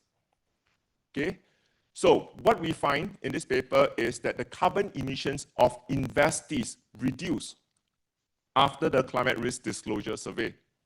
So it seems as if the affected insurers are putting pressure on investees to cut carbon emissions. Okay, so this is a graph that shows what happens. So we look at carbon emissions from two perspectives: the total amount of carbon emissions as well as carbon emission intensity. And what we find is that after the launch of this climate risk disclosure survey, the investees of the affected insurers reduce their carbon emissions.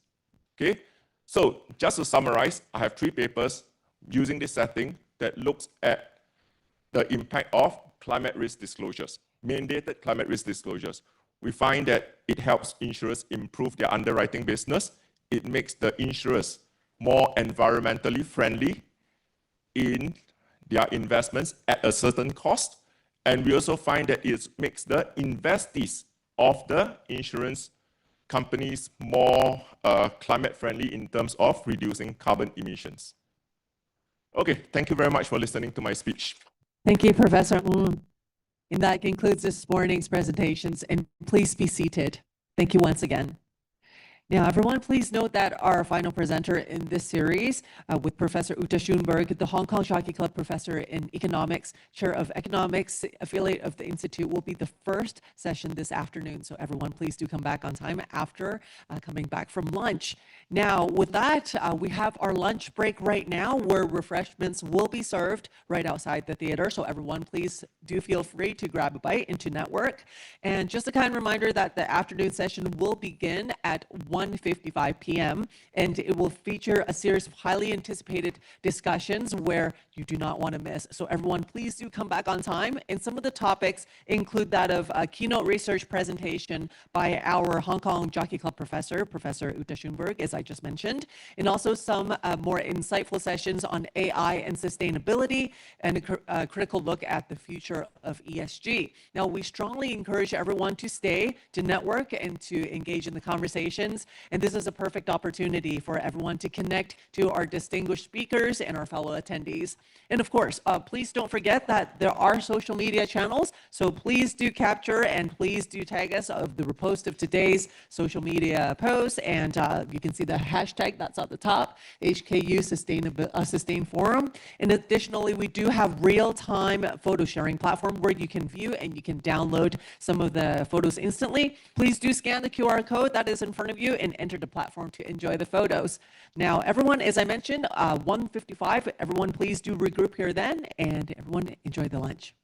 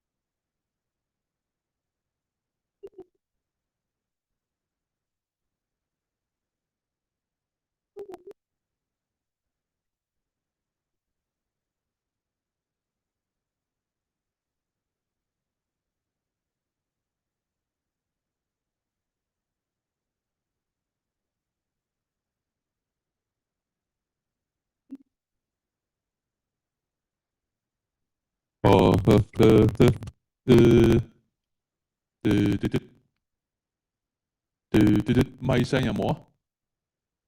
咪聲有，音樂冇啊？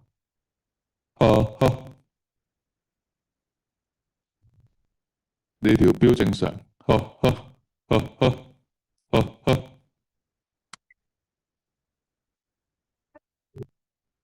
咁樣有冇啊？音樂。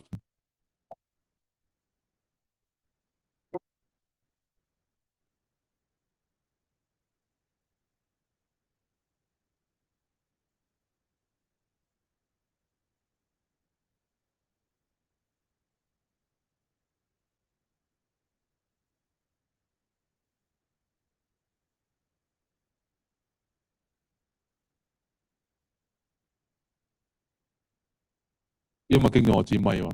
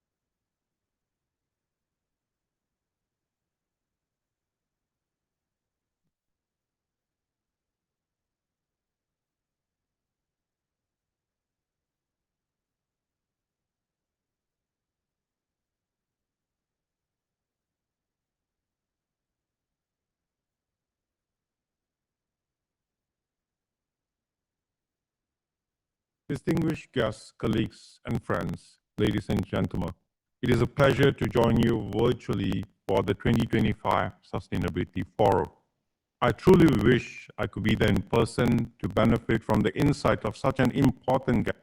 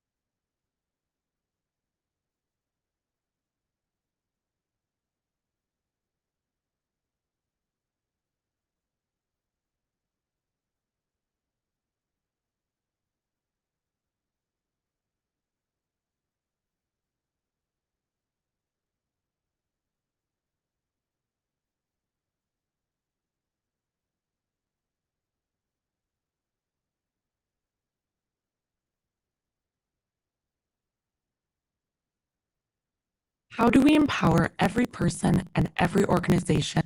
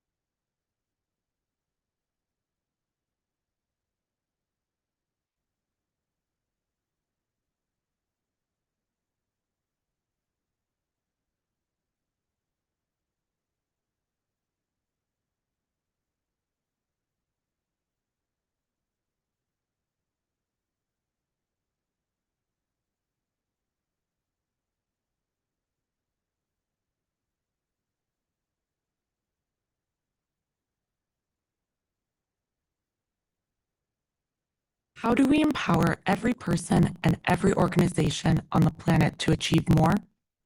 It starts with one. From one employee to a team, collaborating with another team. From one partner to their customers, to their customers' customers. Your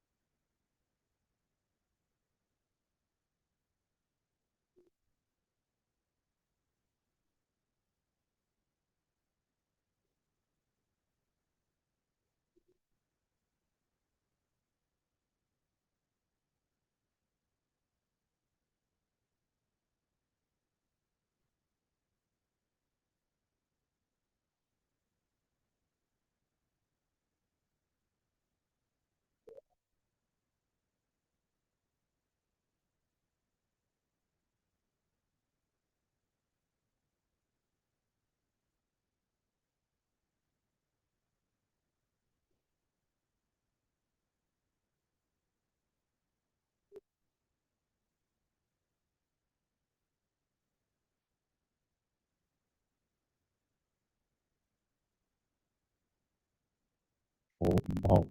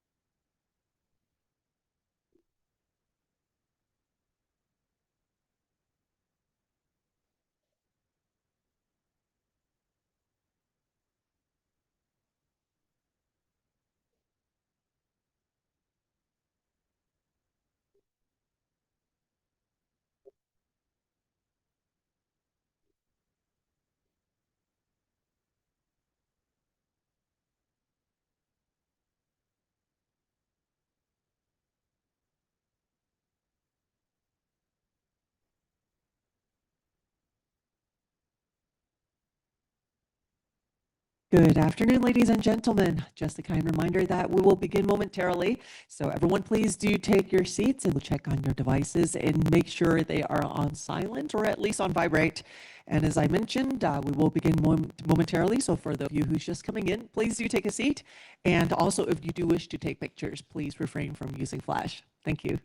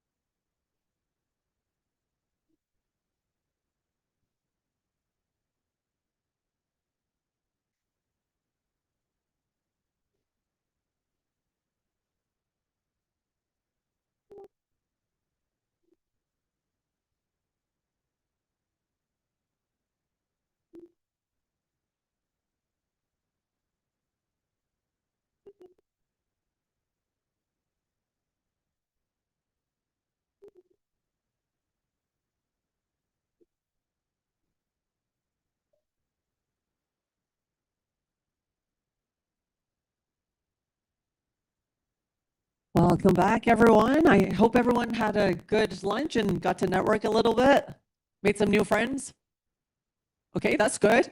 All right, so I just want to introduce the next session that we have, and we are extremely honored to commence this afternoon session with a research presentation by Professor Uta Schoenberg, who's in front of me. Now, just a little bit about her. She holds the distinguished title of the Hong Kong Jockey Club Professor in Economics and serves as a chair of economics at the HKU Business School. Now, today we're especially grateful because we have her joining us today, and I know that you just landed this morning, right? So thank you very much, everyone. Let's put our hands together for her, as we are truly honored by her gracious effort to join us today. And I will hand the stage to you. Thank you so much. All right. Thank you very much to the HKU Jockey Club, and also for giving me the opportunity here to present my work. So indeed, I landed this morning from Frankfurt, so I do feel a little bit jet-lagged, but I'm nevertheless very excited to tell you what my research is about.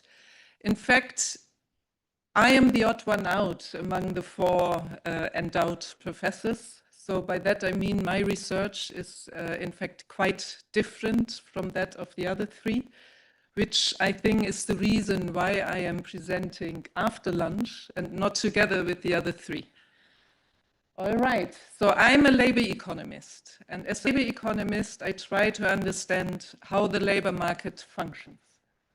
So in the labor market, we have firms. Firms make decisions, many decisions, including how many workers to hire, what types of workers to hire,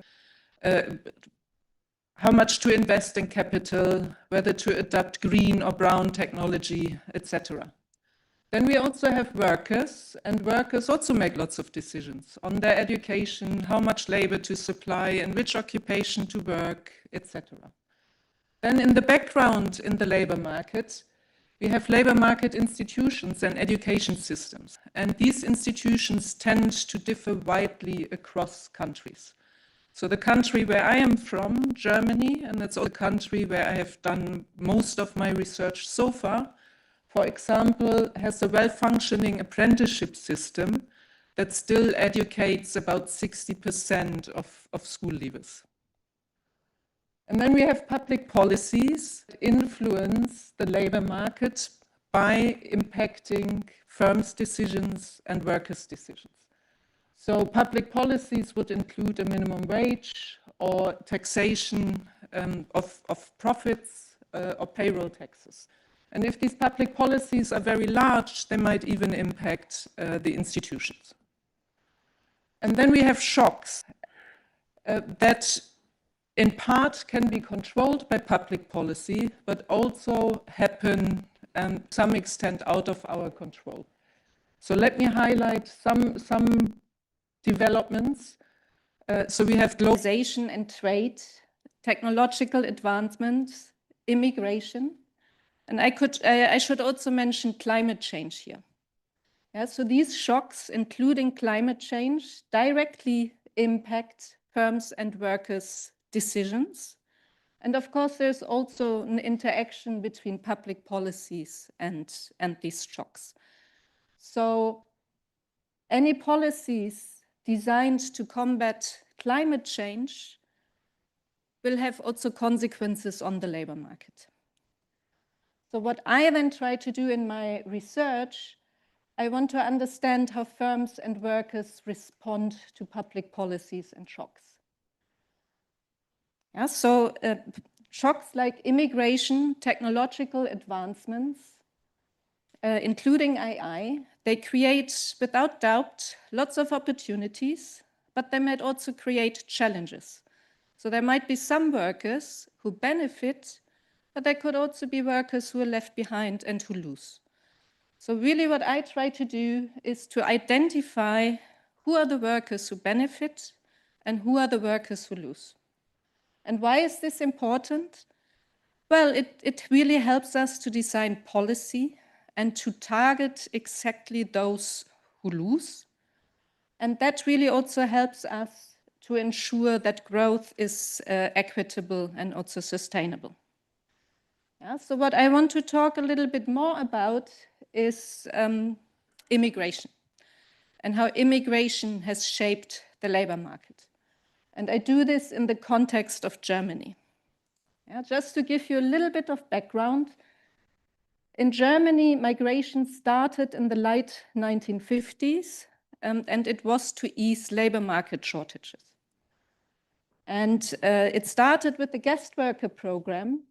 And these immigrants, well, they were asked to come to the country to work. The idea was that they will return later on. So that did not happen. Most of these original guest workers actually stayed in the country. And they have shaped Germany as a country and also the German labor market in many ways. According to the 2011 census, now almost 30% of the German population has a migration background. And it's really fair to say that Germany by now is a migration country. Yeah, so this picture illustrates that. This is the good old times in 2014 when Germany won the Football World Cup in Brazil. Actually, about 40% of the players in this team had a migration background. So migration is a very controversial topic, also politically. All over in Europe, we see the rise of populist parties. These parties tend to be very anti-immigration. Which is exactly why it is so important to understand what immigration is really doing to the labor market. And I will focus here on one particular impact of immigration, and that's the impact of immigration on employment. And what I really want to emphasize here is that the impact of immigration can be very different depending on whether we look at places or whether we look at people. Yeah, so in terms of places, we can ask, so there are lots of, so imagine immigrants coming into a particular area. How is employment in the area affected? Yeah, or how does immigration affect the places, the region? That is different from the impact of immigration on people. Yeah, so now imagine all the people who lived in a particular area before the immigration shock happened. And now we can start to trace out what's happening to these people over time as the immigrants come in. Yeah, so why is the impact of places and people, why can it be different? Precisely because of immigration. Because workers, people may actually move away. So I'm going to illustrate this now in one particular example. So in this example, there was a large influx of Czech workers into the German border region after the fall of the Berlin Wall. Yeah, so here you have a map of Germany. So the Berlin Wall fell, the Iron Curtain fell in 1989. And so up until that point, there was a very closed border, both within Germany, but also between West Germany and the Czech Republic. Once the Berlin Wall fell, this border opened up. And there was a policy in 1990 that allowed Czech workers to actually seek employment in this border region, which I have highlighted here in blue. Yeah, and the incentives for the Czech workers were really enormous to do so, because wages in the Czech Republic were literally a third or so of the wages in Germany. There were massive differences. So that is a setting that is very nice for labor economists to study, because here we have a natural experiment. Yeah, so we have a situation where one particular region experienced an immigration shock for arguably exogenous reasons, not because the economy was generally doing very well. Yeah, so overall, this policy increased the employment share of Czech workers by about 3 percentage points. Yeah, so in 1989, there were basically no Czech workers employed anywhere in Germany. By 1992, 3% of employed workers in the border regions were of Czech origin. So now we can ask, well, what is actually happening to native employment, the Germans, the employment of the Germans in these regions? And here you see, so here we're comparing the border region with comparable regions that did not experience an influx of immigrants. Yeah, so here you can see that our border region and our control regions experienced a very similar employment growth in the 1980s, leading up to the policy.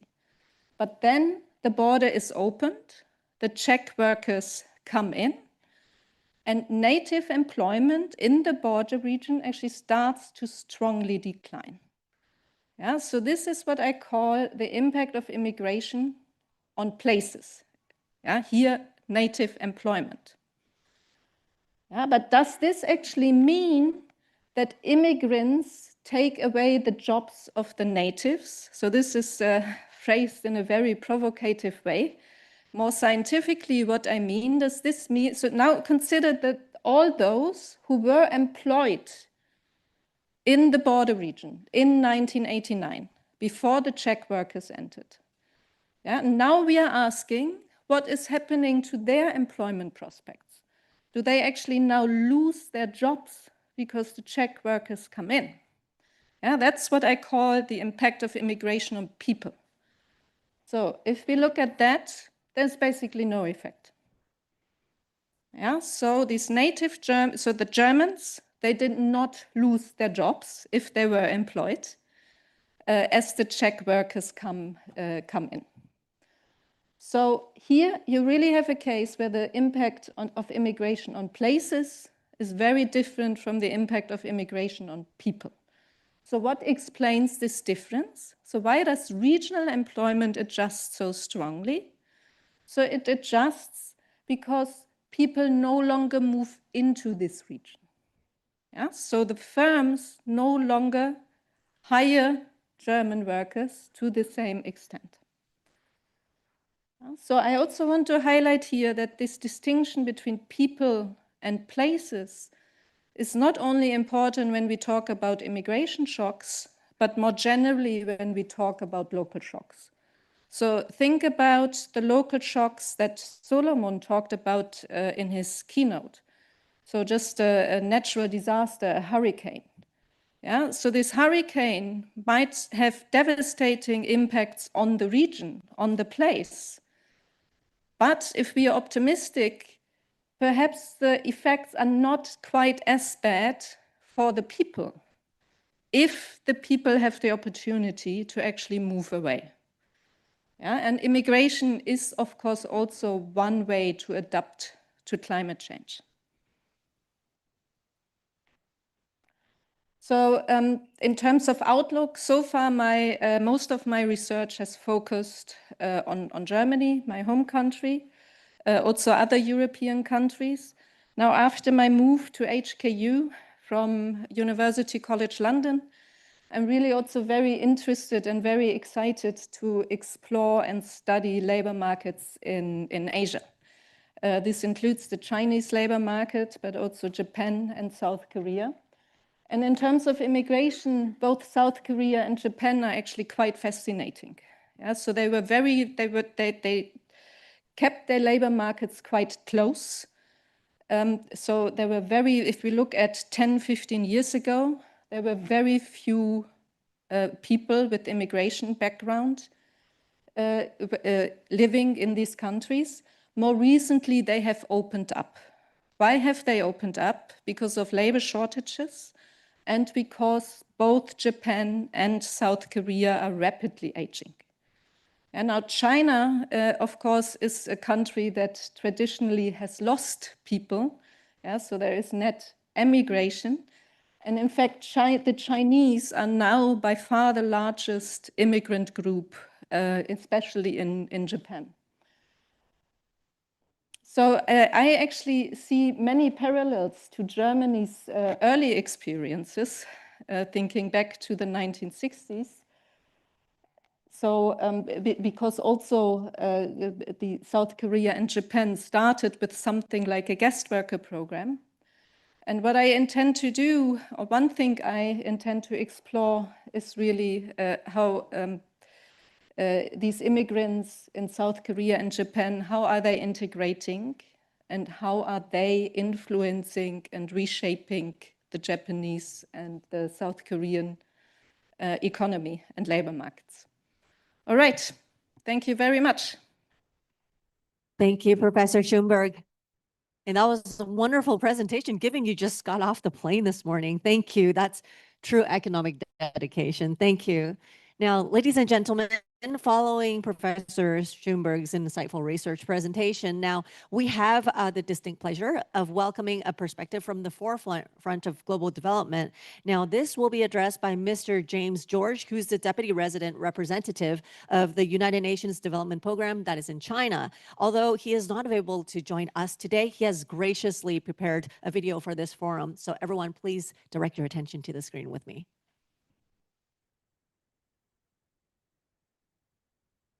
Distinguished guests, colleagues, and friends, ladies and gentlemen, it is a pleasure to join you virtually for the 2025 Sustainability Forum. I truly wish I could be there in person to benefit from the insight of such an important gathering, one that brings together scholars, policymakers, and business leaders shaping the future of sustainability. Let me begin by thanking the University of Hong Kong and the Jockey Club Enterprise Sustainability Global Research Institute for hosting this discussion and inviting me to share my views on how artificial intelligence can drive a more sustainable world. I'm honored to share this platform with such a distinguished group of speakers whose insights will certainly continue to push the global conversation forward. Ladies and gentlemen, before I share my views on artificial intelligence, allow me to set the global context of where we stand on the issues of sustainable development. 2025 marks several important milestones. 80 years ago, born out of the ashes of the Second World War, the United Nations was created to prevent future wars, promote peace, and foster global cooperation for sustainable development. This year also commemorates 60 years since the establishment of the United Nations Development Program, UNDP, which I'm attached to. 2025 also marks 10 years since the adoption of the 2030 Agenda for Sustainable Development and the 17 Sustainable Development Goals by all member states at the United Nations office in New York. I will refer to the 2030 Agenda as the global context for my remarks today. As all of you are aware, the 2030 Agenda is a plan of action for people, planet, and prosperity. It also seeks to strengthen universal peace and larger freedoms. It recognizes that eradicating poverty in all of its forms and dimensions, including extreme poverty, is the greatest global challenge for humanity and an indispensable requirement for sustainable development. It embodies our global resolve to free the human race from the tyranny of poverty and want, and to heal and secure our broken planet, which is in crisis.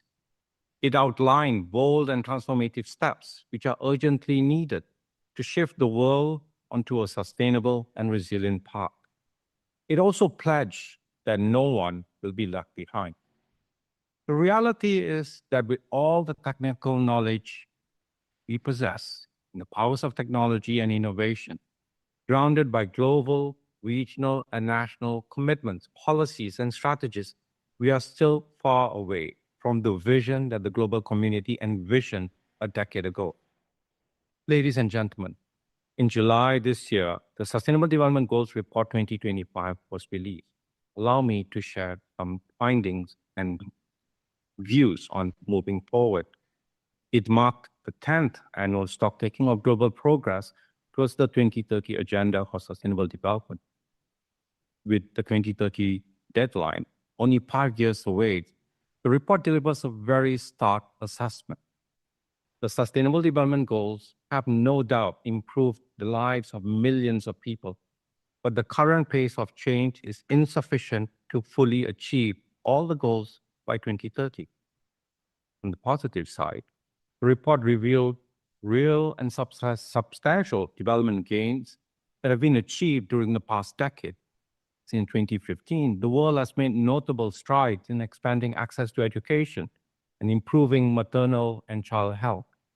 Effective prevention efforts have also reduced the burden of infectious diseases.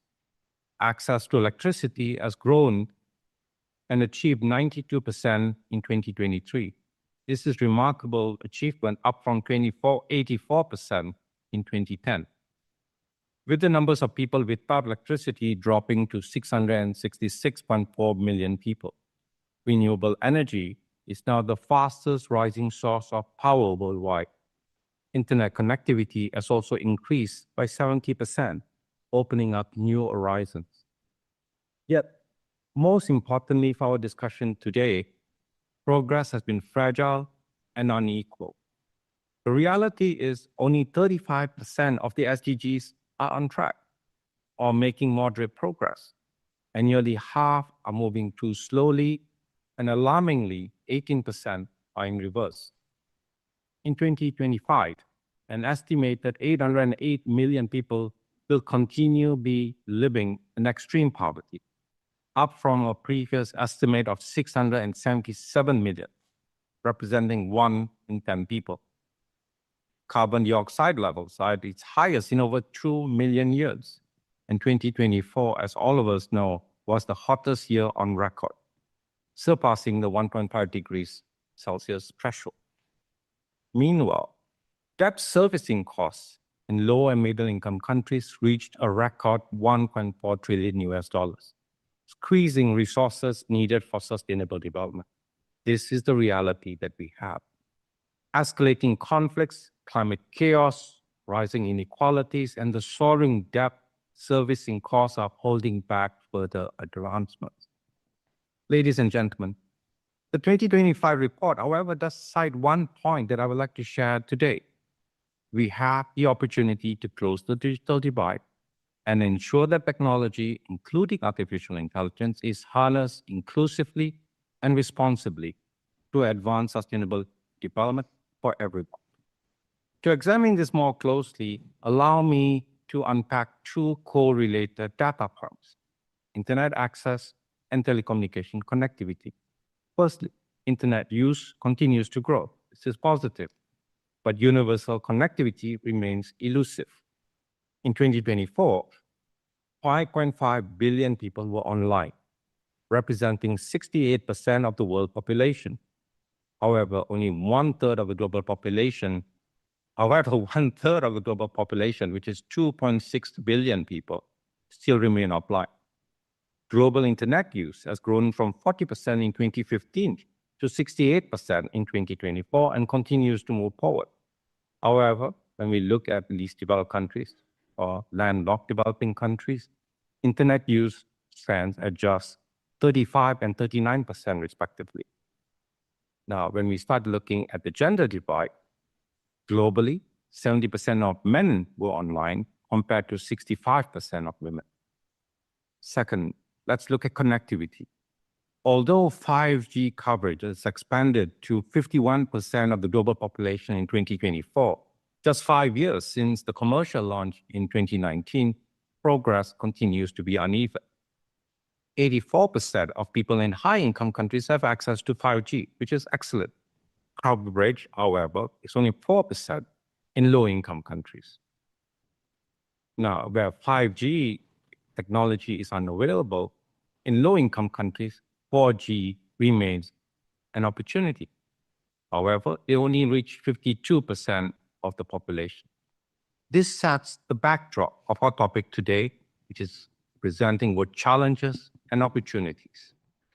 As challenging as that picture I have just described might be, I do believe that these challenges will be overcome and progress of humanity will accelerate. Without discarding the dystopian views of Aldous Huxley in his book Brave New World in 1931 on how the technology in the future, if not adequately governed or misused, can enslave humanity, allow me to share two perspectives.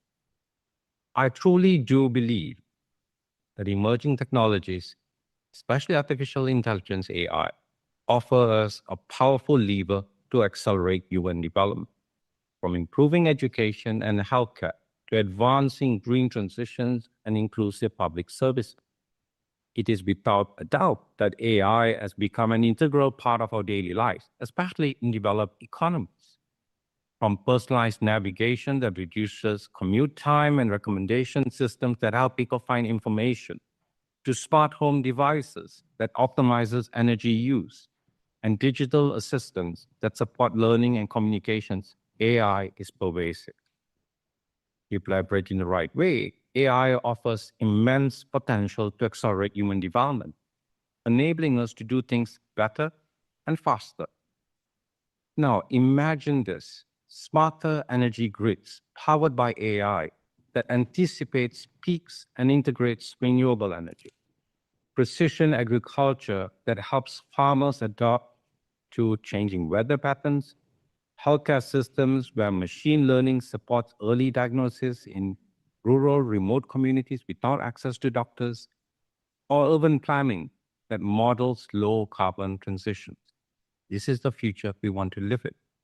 In each case, AI moves beyond convenience to become a true force for sustainability, tackling some of the most pressing challenges of our time. However, for AI to be a force for good, we must use it responsibly and ensure its benefits reaches everyone. Without inclusive governance for AI, it can deepen inequality, it can erode privacy, and it can reinforce bias.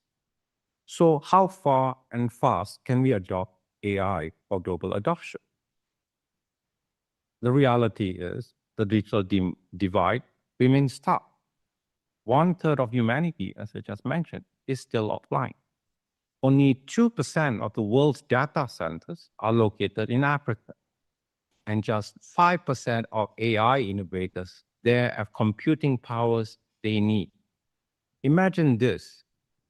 In many low-income countries, students leave their laptops running for days just to train a basic model.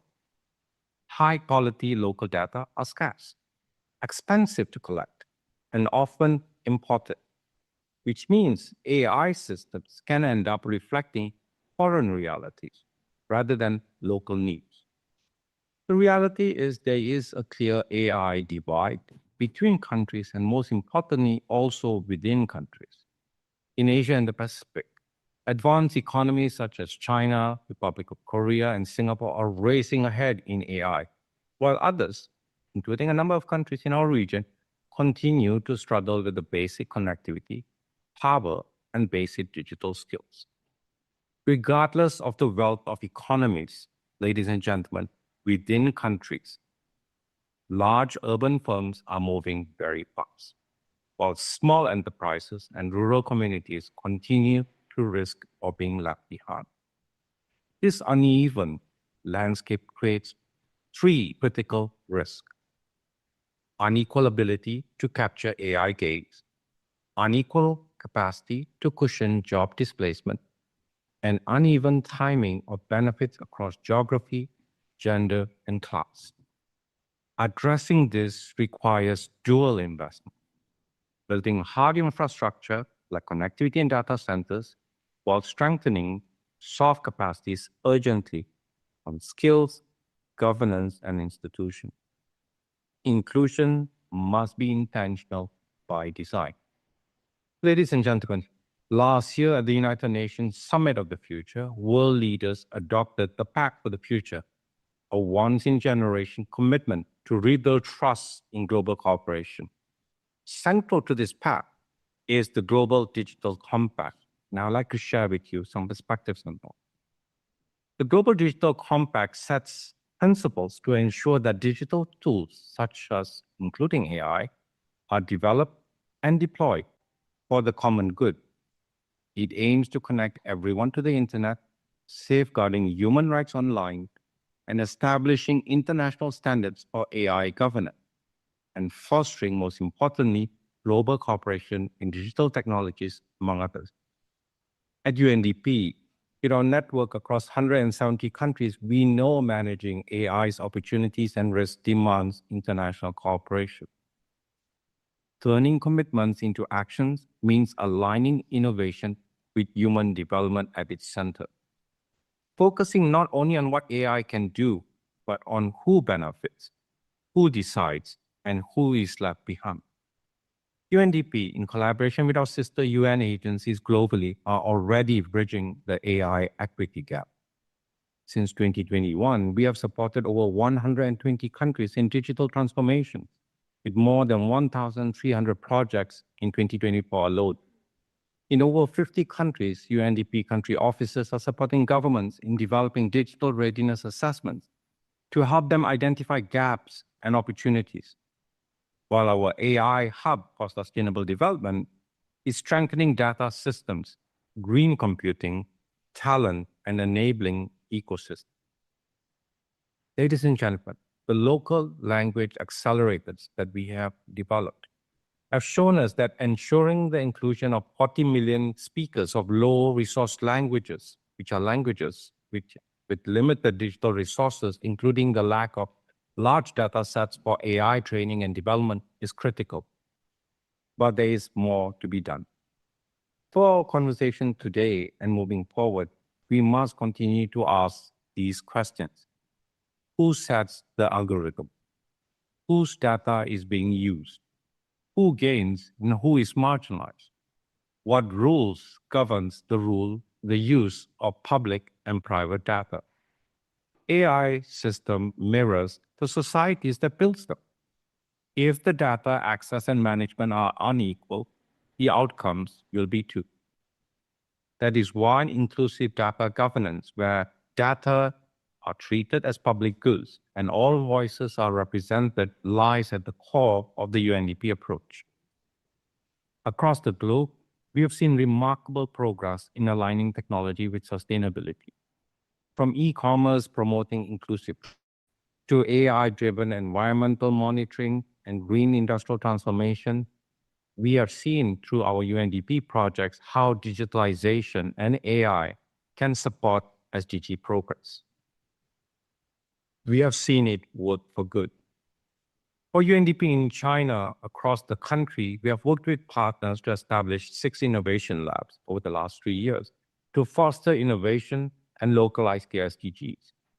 While these labs focus broadly on sustainable development and policy experimentation, we've also discovered and worked together with partners about how many of these can support digital capacities, strengthening data systems, analytical skills, and technology use, thereby laying the groundwork for AI-driven solutions to advance an inclusive, resilient, and sustainable economic growth.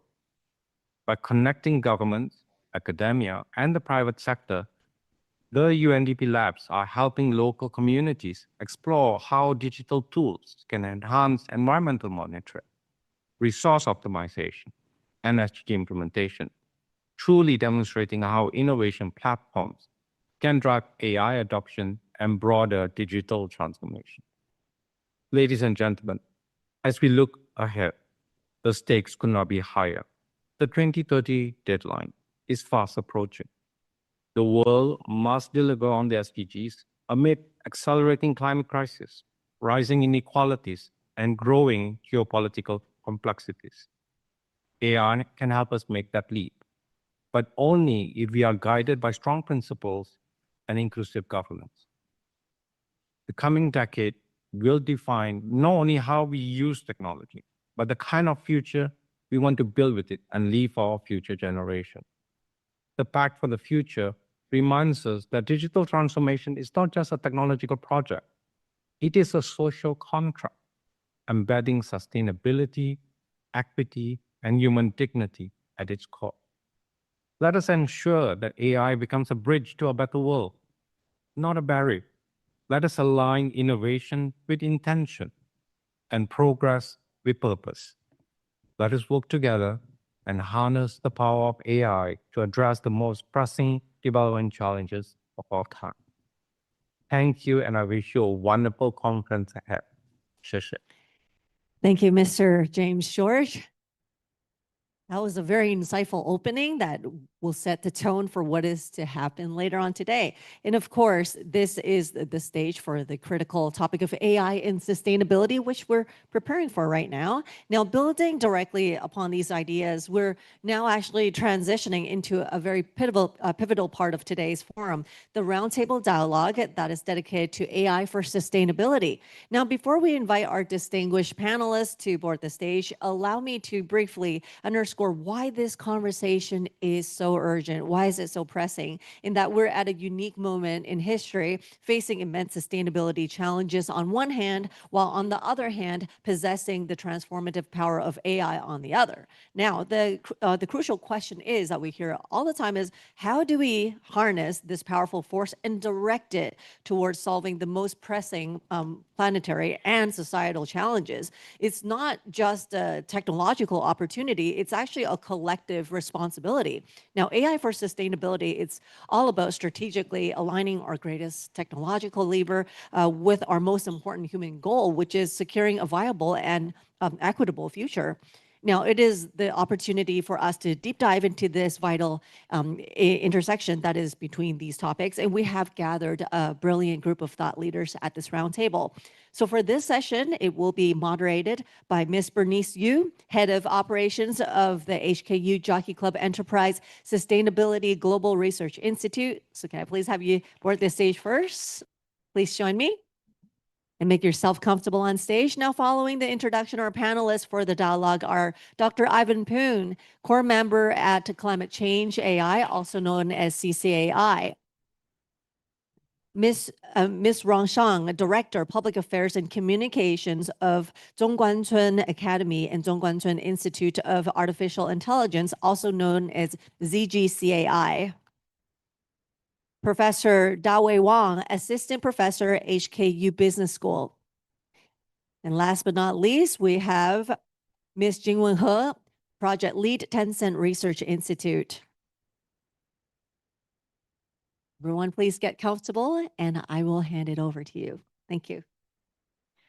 Well, thank you. Hi, everyone, ladies and gentlemen. It's my tremendous pleasure to be moderating today's roundtable. How are we doing after lunch? Are we all energized and pumped up? That's great. Well, it's a continuation of the discussion we heard just now around AI for sustainability. And I guess let's get real to ourselves that nowadays there is no conference that is actually called a conference without mentioning the topic of AI. But depending on who you ask, AI is either a planet saver or a job killer. And as I read, and also fresh off his Nobel Prize win, what we call the godfather of AI, Professor Geoffrey Hinton, has warned us that we could face massive unemployment and growing inequality, even as productivity and efficiency of people might soar. So I guess let me just cue our tech folks at the back to start setting up the first poll question. While I just share, I would like to just share maybe a small piece of research that we have recently done. So instead of giving us more free time, what we found is AI is making our work days longer than anticipated, and that cutting into our downtime, especially since tools like ChatGPT has arrived. So the question is AI truly making our lives better, or is it just creating new kinds of stress? And in this session, we will be digging into some of those discussions. But before we start, engaging our panelists here, I just also wanted to maybe hear from our audience. What do you think about the question? So if you can just pull out your phone, scan the QR code, and enter the poll. or go to www.menti.com and enter the code that's showing on the screen to enter the poll. That would be great. And we look forward to hearing your thoughts on the question. So I will just, give a couple of seconds for all of us to get in. Are we all in? I think so. I see some nods here and there. Yes, I guess we are in. Okay, so the first question for the audience here. What is your dominant feeling about AI's role in solving the sustainability crisis? I see some votes coming in. A, being hopeful, it is our most powerful new tool. B, skeptical, not sure about that. The hype outweighs the real world benefits. C, I'm a bit concerned the environmental and social costs are way too high. Or D, it's a bit early to tell.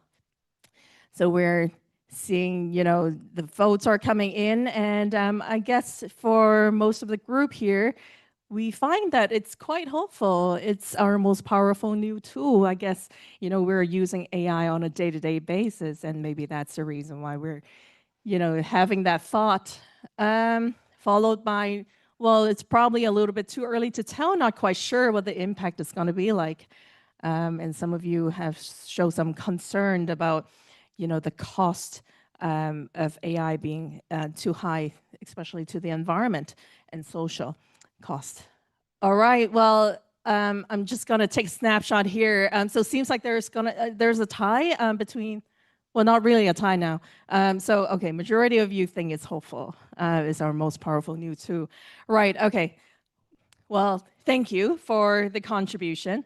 So let's move on to our first topic. And well, we have a great group of panelists here.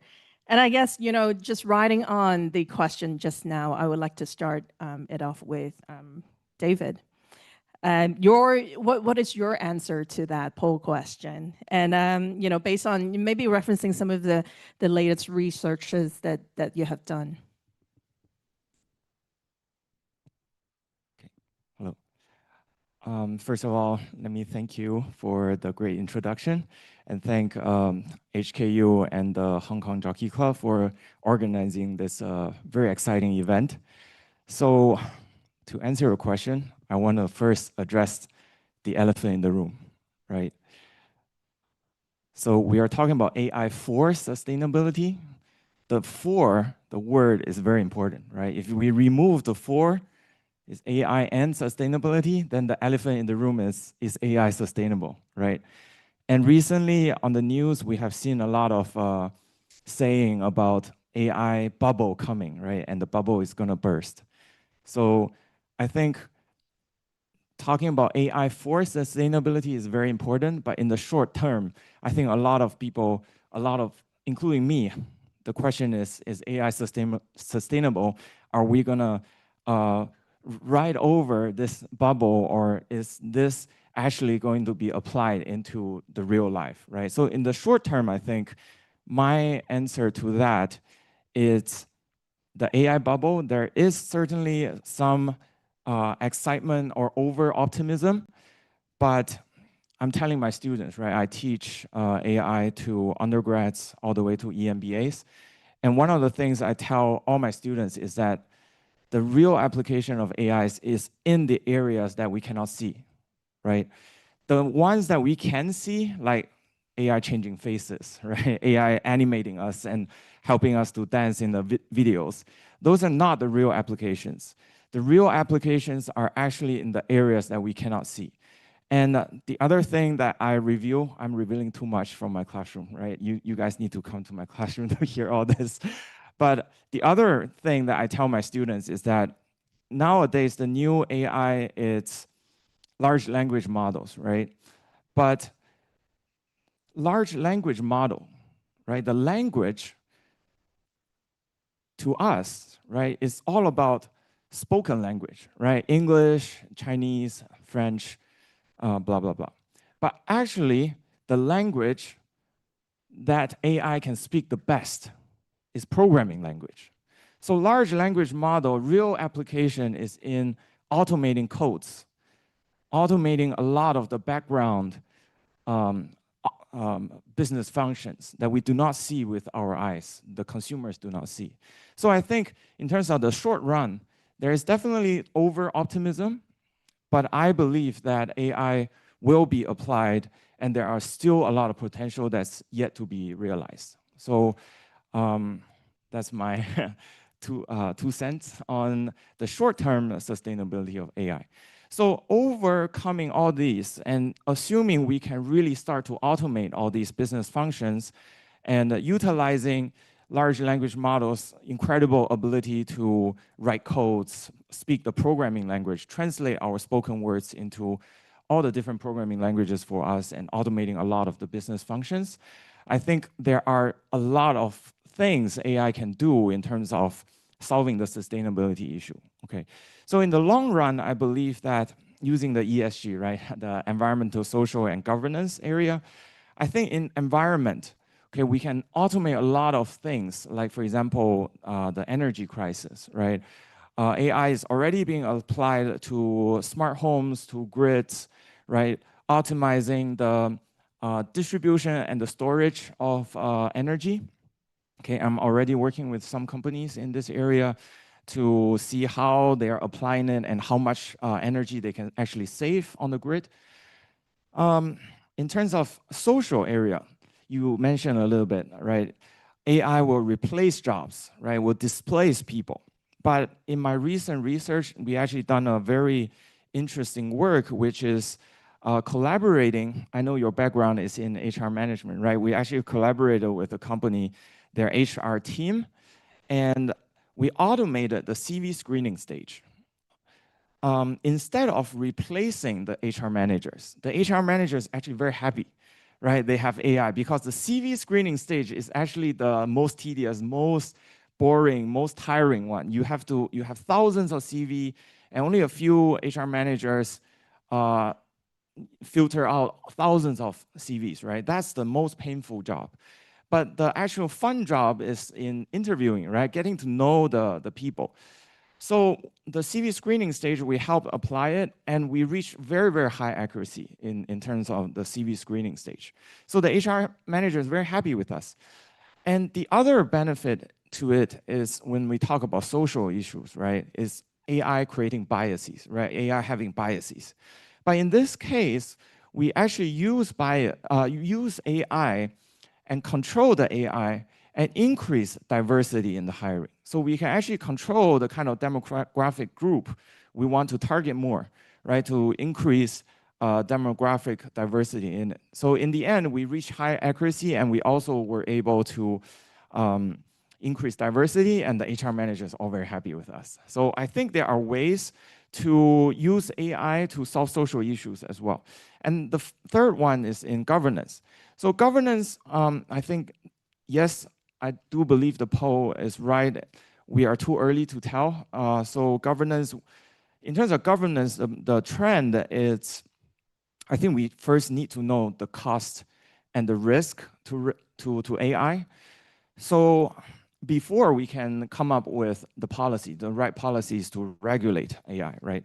So a lot of my work in the classroom as well as in my research is in really collaborating with companies and taking my undergrad, from undergrad to EMBA students to the real AI applications and getting them to get their hands dirty and to actually visit those companies and work with those companies, invite the companies to my class to discuss about the ways where AI can be applied and the ways where costs may outweigh the benefit or the benefit outweigh the cost, or there may be hidden risk involved.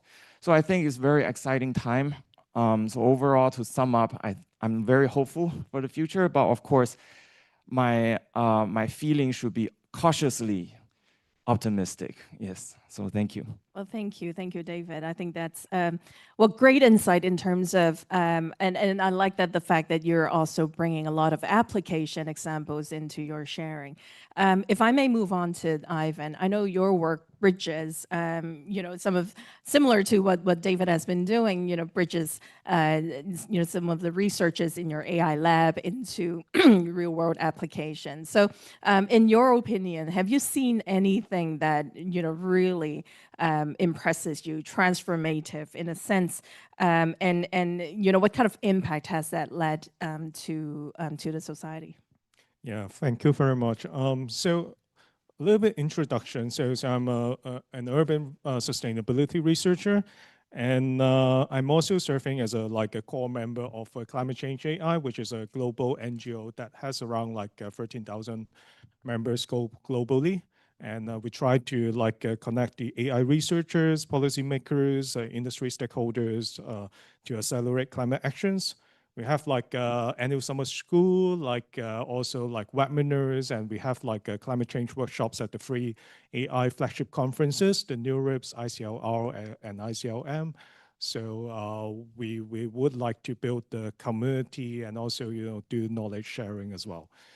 So for the question, actually, the previous presenter actually covered quite a lot already, but still, I'm going to give an overview of what AI can do for sustainability. Not AI and sustainability.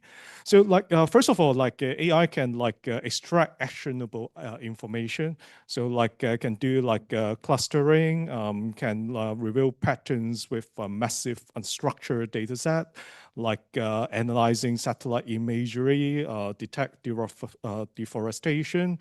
And AI can also improve predictions. For me, urban sustainability, we like to use AI to do energy modeling to predict the energy consumption, the solar energy integrations, and also for power grid as well. And thirdly is optimizing complex systems. So optimization is also one big category for AI, and it can do reducing or I won't say reduce, but optimizing building energy use, transport networks, and so on and so forth. And lastly is discovery, scientific discovery, material selection using AI to do material selections and all sorts of that. This is a very a kind of brief summary for what AI can do for sustainability. And that is and for different domains like energy systems, AI can help forecasting demand, transport and logistics. It can actually do traffic optimization. Agriculture, it can understand the carbon content in soil, and also to predict the crop yields using AI.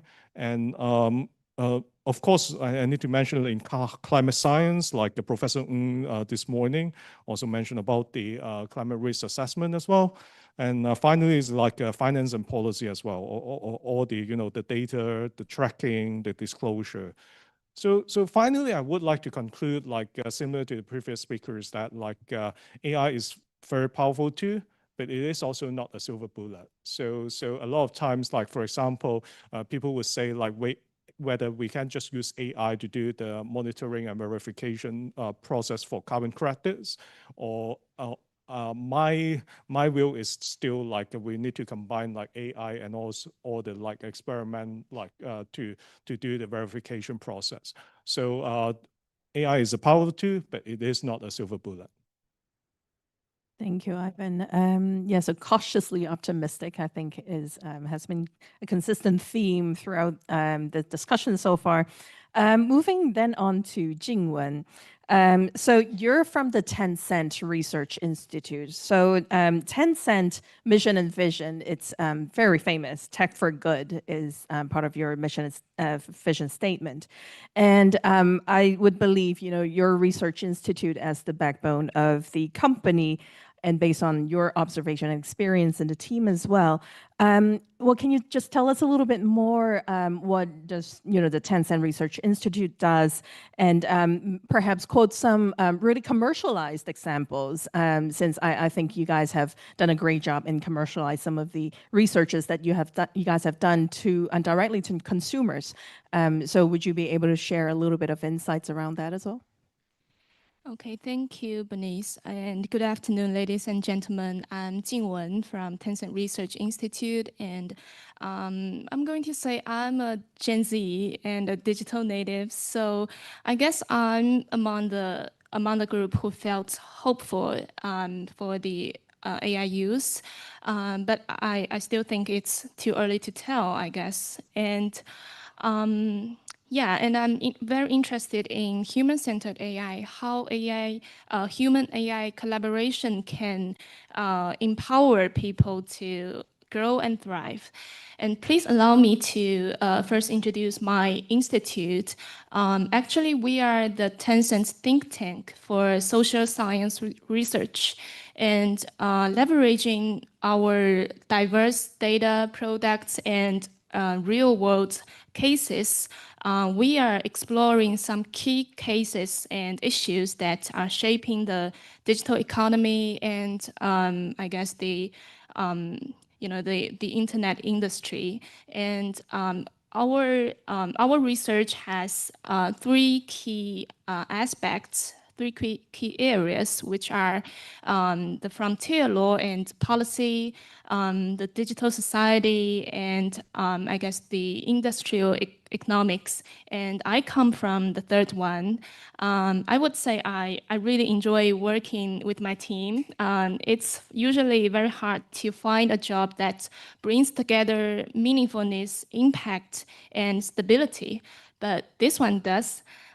So I'm going to share with you some of our initiatives, which I have been working on recently, I guess. Oh, sorry.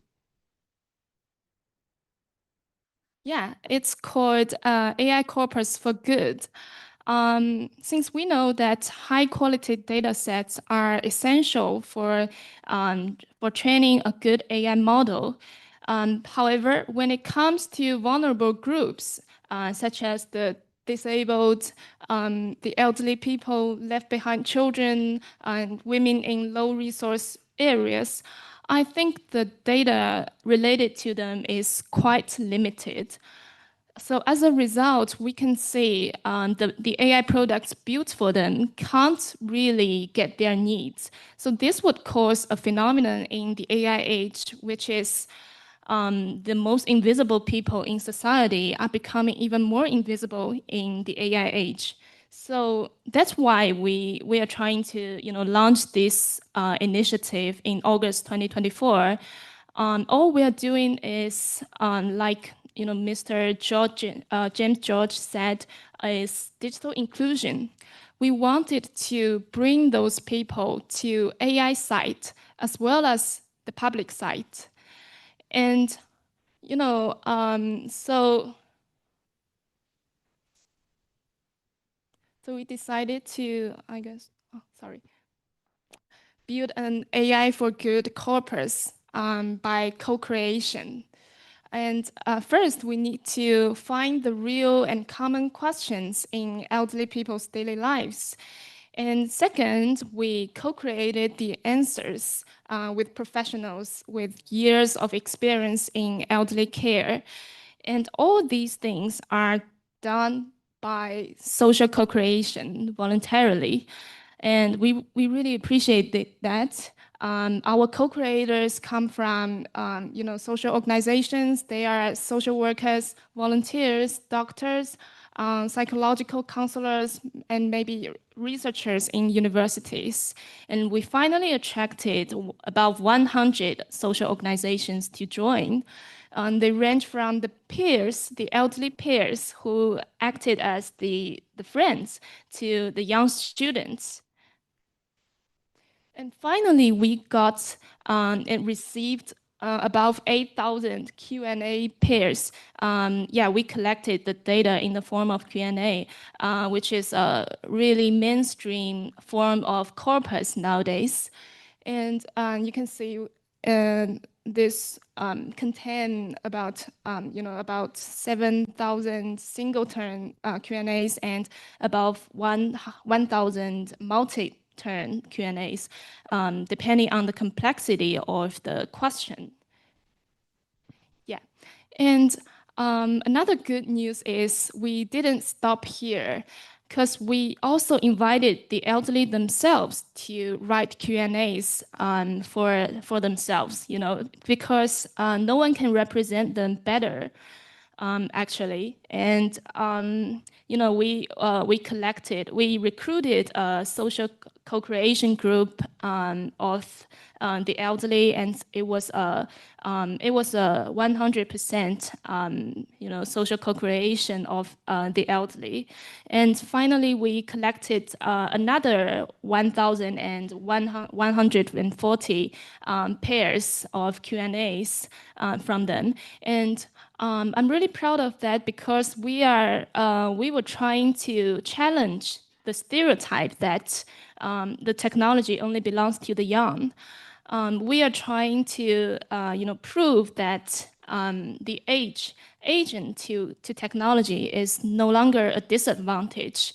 Instead, it can be an asset, because the decades of lived experience and emotional knowledge, we would say, of the elderly people, that is the most needed corpus and data for the current AI.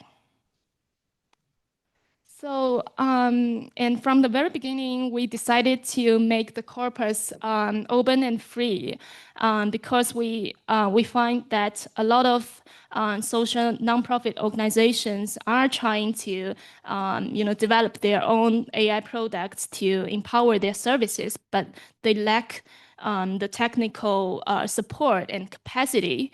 So I'm very glad to share with you that our Q&A AI for Good corpus is now publicly available on the elderly theme. And if you work in this area and are interested in conducting research or developing related AI products on the elderly care, just feel free to scan the code and apply for our corpus and resources. Yeah, and another another thing I want to share is that we will keep our attention on the vulnerable groups. We are doing the AI for Good, AI for Children's Good project this year, and we are going to do the project on disadvantaged women next year. So if you work in these areas, we would really appreciate if you can join our co-creation and give us some advice. And so finally, I want to just cut it short. Tech for Good, from my own experience, it means the value of AI is not only measured by its upper limits, but it's also, its lower bound about how many people it can bring along the way. Okay, thank you. Thank you. Thank you, Jingwen. Yes, some great sharing again. Let me just quickly move on then to Shengrong. So Shengrong, tell us a little bit of your work at Zhongguancun, as well as your drawing your experience, with Microsoft. I learned that you have been with Microsoft for 30 years? Or years. 19 years, sorry. Yeah, 19 years of experience in Microsoft. I'm sure you guys have done tremendous work in this space as well. So the stage is yours. Yeah, thank you, Bernice. And I feel truly privileged to be able to join this very meaningful conversation in Hong Kong U. So I have been spent almost my entire career with high-tech industry, 19 years with Microsoft and 8 years with Cisco Systems. So following David Huang, Professor Davis' comments about the AI bubble. So actually, as a survivor of internet bubble, so I think, back to 2000, the Cisco turns out to be the first corporation exceed the I think it's 500,000 500 billion US dollar market cap as the first corporation. Now today we see Nvidia already exceed 1 亿 now is 5 trillion, right? $5 trillion. And Microsoft itself also passed 4 trillion US dollars market cap. So we will see massive development driven by technology innovation. So I feel very fortunate, to be able to experience the huge society and economic transformation driven by technologies over the years, from internet, mobile internet, and to AI. So according to my experience, I'm very optimistic about the future of AI, whether or not there is a bubble or not, but definitely we are at the new dawn of welcoming AI era. So it will be transformative to every individuals.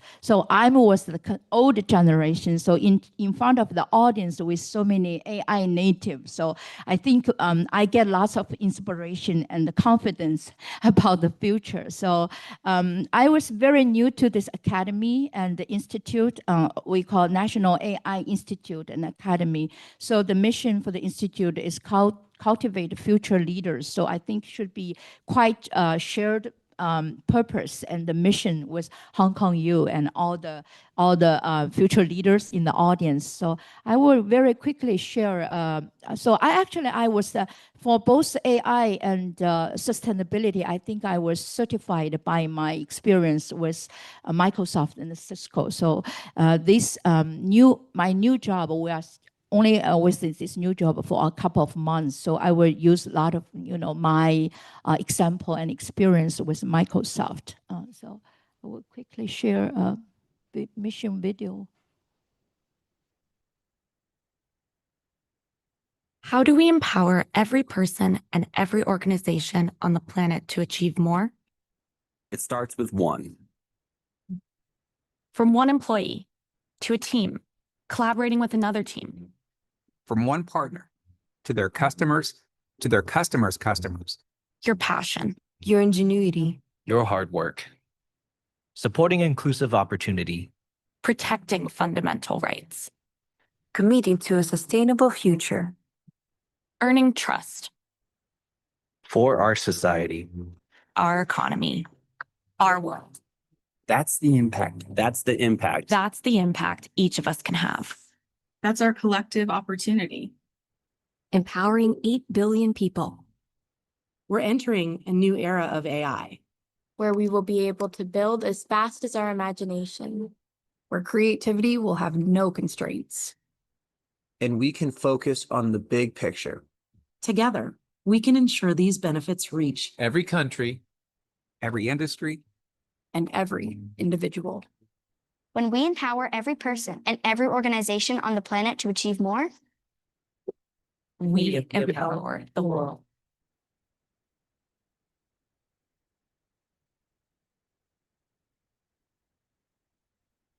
So actually, we listen so many very interesting and insightful presentations and lectures, and this morning and in the afternoon about the labor economy. So actually, sustainability represents many dimensions.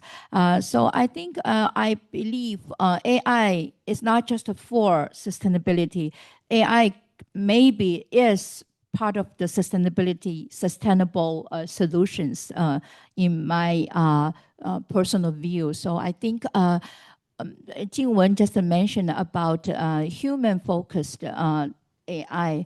At Microsoft, we also put prioritize humans' best interests over AI. So I think we believe AI plus human intelligence equal to super intelligence. So we are focused more on humanistic of the super intelligence. So we'll share some more examples with the audience in the following discussions. Yeah.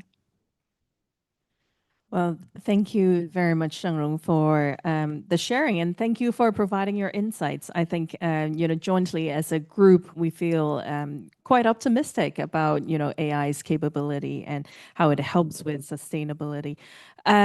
Well, maybe just to quickly, as a quick wrap up for this particular topic, Professor David Huang, do you have any thoughts in terms of, well, yes, we have been doing a lot of great things, with AI in the space of sustainability. Based on your academic research and studies, what is, your next big thing that you felt will is something that we should be focused on?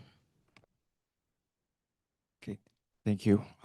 That's a great question, and I really learned a lot from the discussions.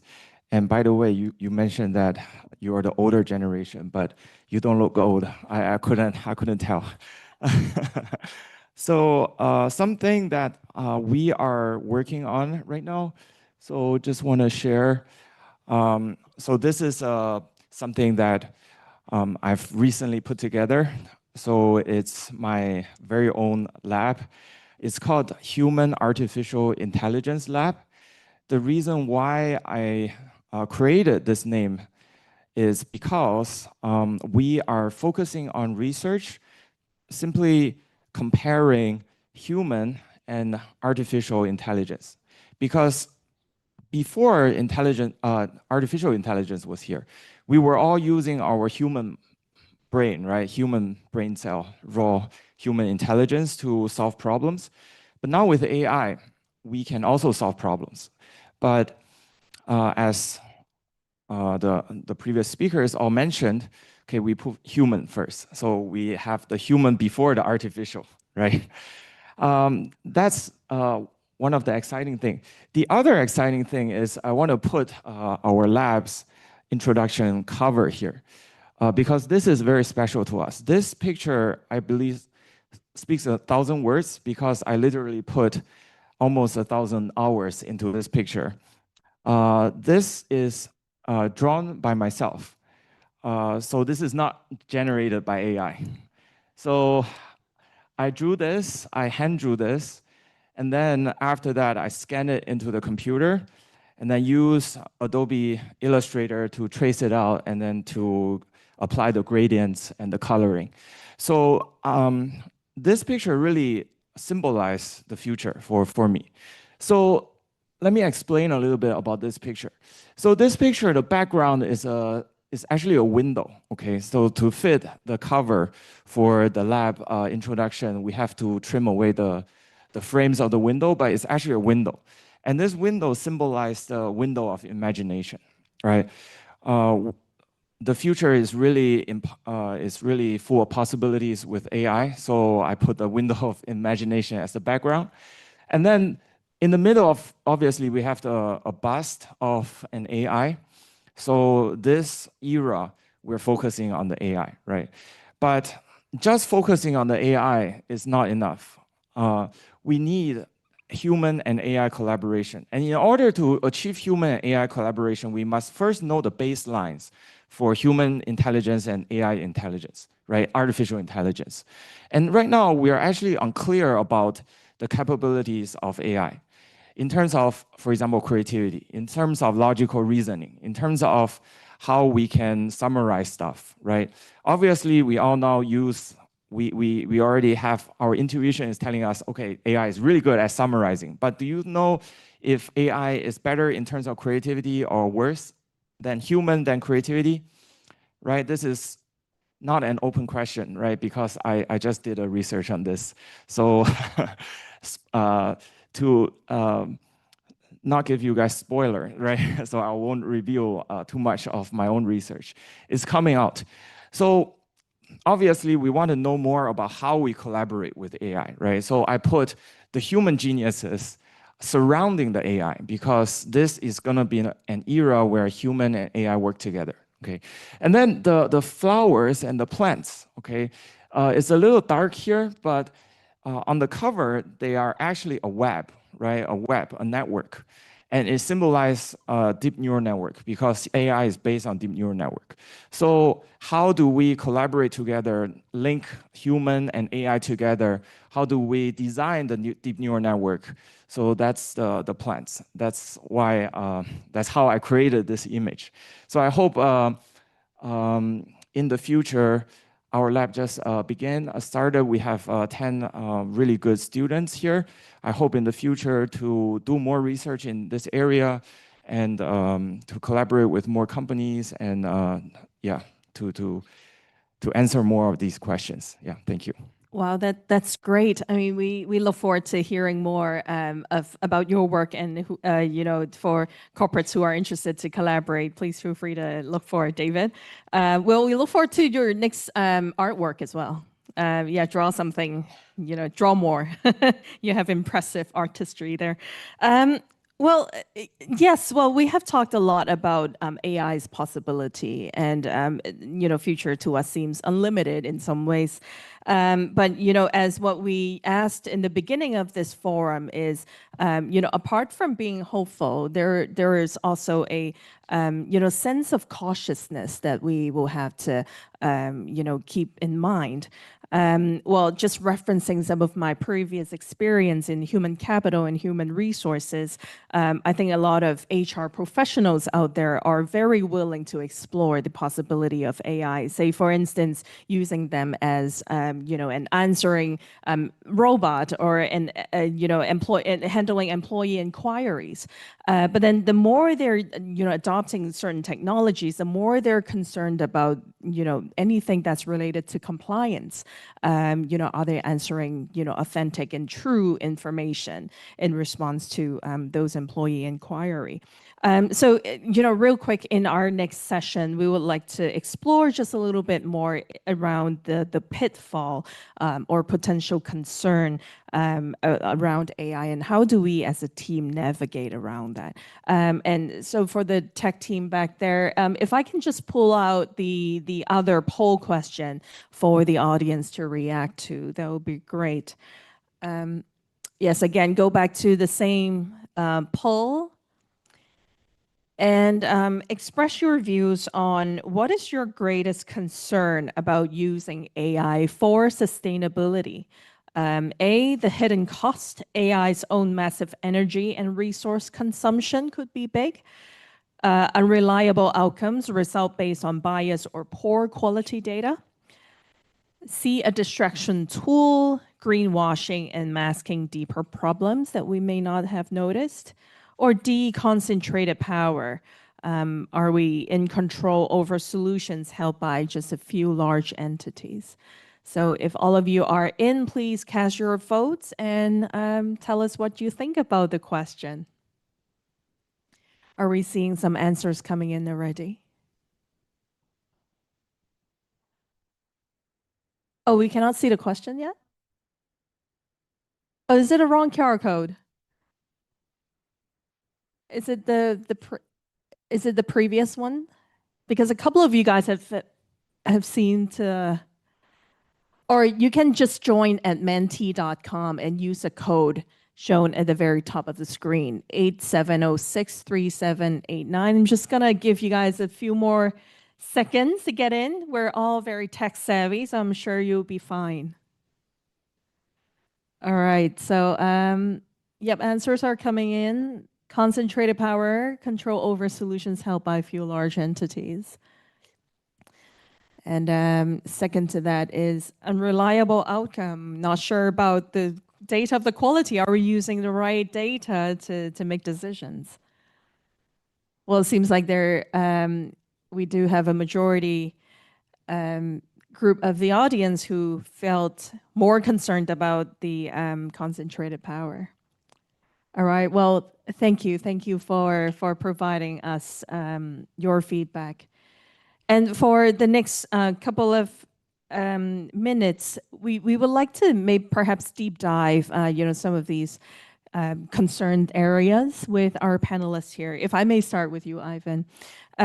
So while we're on this topic, we're often, reminded on AI's environmental bill, consumption of energy, or issues around just garbage in, garbage out. With a person like yourself working with so much data on a day-to-day basis, have you seen any of these happening in your work? And how should we balance this cost-benefit equation? Yeah, so divide into like the energy consumption part and the data part. So for the energy consumption part, actually it's not only energy consumption, but it's more like how to use AI reliably. Responsibly. So the previous, the speaker already mentioned some of the, key things related to social and governance. And for the energy, it is kind of like complicated at the moment, actually, because how can you tell it is actually the AI is really used for sustainability, and how much energy is consumed. And some AI algorithm uses less energy and some actually uses more. Of course, the rule of thumb is I won't encourage people to generate a cartoon-like pictures or having a Korea drama kind of like a snowy background kind of pictures. But so I would actually refer people to check the international energy agencies. They recently published a report called Energy and AI, and also Climate Change AI. We published a report on about all the applications of AI in sustainability as well. So it did mention about a very good framework on how to assess the environmental impact, or how to use AI responsibly, and what are the key areas that consume energy if you use AI. So I would recommend you to go to those two reports for that. And for the data part, I guess there are two things. One is whether the data is sufficient, whether the data is reliable, accessible or not. And currently, Climate Change AI is supported by Google DeepMind. There's a project called the Data Gap. What's the name? I guess it's called the Data Gap Analysis, Data Gap Project. So we are trying to ask people to contribute the data, and there will be some reviewers to check whether the data is accessible, whether it is sufficient, or actually there is a lot of noise or whatever in different sustainability domains. And funny enough, sometimes actually I recently got approached by an NGO that holds really good soil quality data. And the problem of them is they do not have AI researchers to help them to analyze the data, or do anything with them. So it is actually not only there's insufficiency of data, but sometimes it's also some traditional organizations, they may have the data, but they do not want to give to fully utilize it. So this is there's some kind of gaps there. And secondly, as a researcher, I feel there's also a mindset gap about the model. So as a researcher, sometimes it's really hard for me to define, oh, this is garbage in, garbage out. But instead, it's whether we understand whether the methodology is robust, whether your algorithm is reliable, transparent, or more explainable. But I see the two mindset between the disciplines. The computer scientists would sometimes to oversimplify the model, and then when you ask them, they would say oh, because the data fits the model. And on the other hand, some sustainability researchers will start to apply AI algorithms. They may not able to tune the hyperparameters, or just compare the algorithms without having a very good a benchmark or performance criteria is being set. So this kind of mindset gap, or if we can, I see that in the recent years, we're actually narrowing the gap. People are more aware how to use the AI algorithms properly. But if we can narrow the gap, it also can reduce the problem for that as well. Well, thank you, Ivan. I would like to direct the next question to Shengrong. Well, drawing from your experience in the CSR space, well, just now what Ivan mentioned, or we may not have, all the answers answered nowadays with, how AI is going to have an impact to, the topics that we mentioned just now. But then, with your experience in Microsoft, for instance, and, other technological companies, I believe, as part of the CSR initiative, you guys have done quite a bit upfront already to address some of these anticipated risk, as I may put. So would you be able to share some of your past experience on that as well? Yeah, thank you. Thank you, Bernice. I think this is a very important topic about AI in terms of responsible AI and also the AI governance. So actually in this year during Shanghai WAIC or World AI Conference, so actually we have the very first assembling of the AI governance committee from around of some of the international organizations and including China as well. So in Microsoft, we also set responsible AI as the very important principles with from six dimensions to how to make sure all the technology development will be set right boundaries and also with prudent reviews about all the technology available to the customer and to all the people around the world. So I think very recently we also noticed that there is some of the promise from all the large language model or some open platform like ChatGPT to will not give that like a medical advice and also legal related. So I think they are some of the new how to say boundaries or rules or for people to follow to make sure the technology will be developed on in the track of still centering around human well-being and also was people first kind of directions. So I will quickly share. It's not my So can the technical team help me to bring to my PPT? I will give them a few seconds. I will quickly. Actually, Microsoft launched an AI for Earth project for a couple of years. We already support globally. We support 700 global projects in more than 100 countries to help all those organizations, institute, and also NGOs in protect and monitoring biodiversity, forest, and also water resources. So I think these are some of the very interesting, development in how we fully leverage the technology to doing sustainability, right? So this morning, Professor also discussed sustainability. And also I will mention about the energy consumption from especially for those AI giants. Actually, several years, 6 years ago, 2018, Microsoft have a trial project called Project Natic. We put the server and in the data center into the deep of the ocean to significantly reduce the energy consumption, electricity, and also, very importantly, save a lot of cost in terms of maintenance for those equipments. So compare with, put the equipments into the deep ocean. So both in efficiency and also productivity was huge improvement. So this was a very interesting example. We want to share. So I will take this. We're living in a changed world. Advances in technology are dramatically reshaping how we live, work, and learn.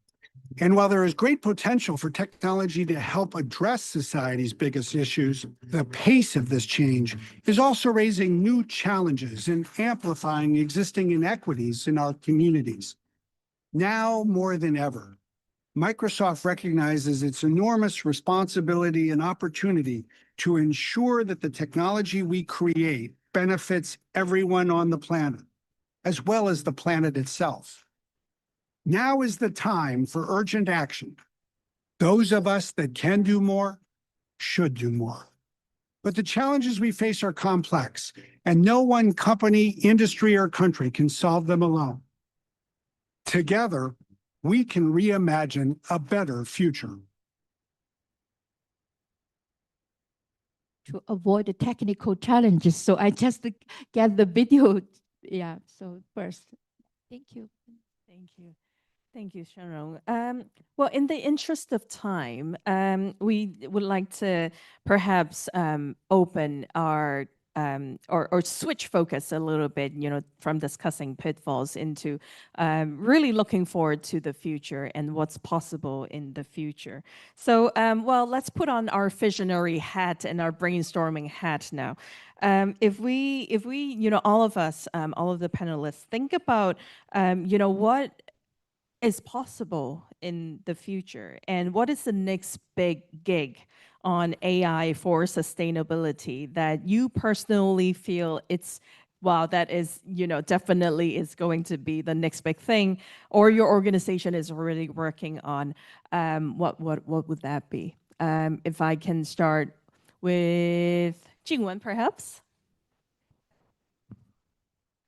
Okay, thank you, Bernice. And I'm going to say that if I have chance, I'm genuinely interested in exploring how AI can empower perimenopausal women, this group. And yeah, and so does my team.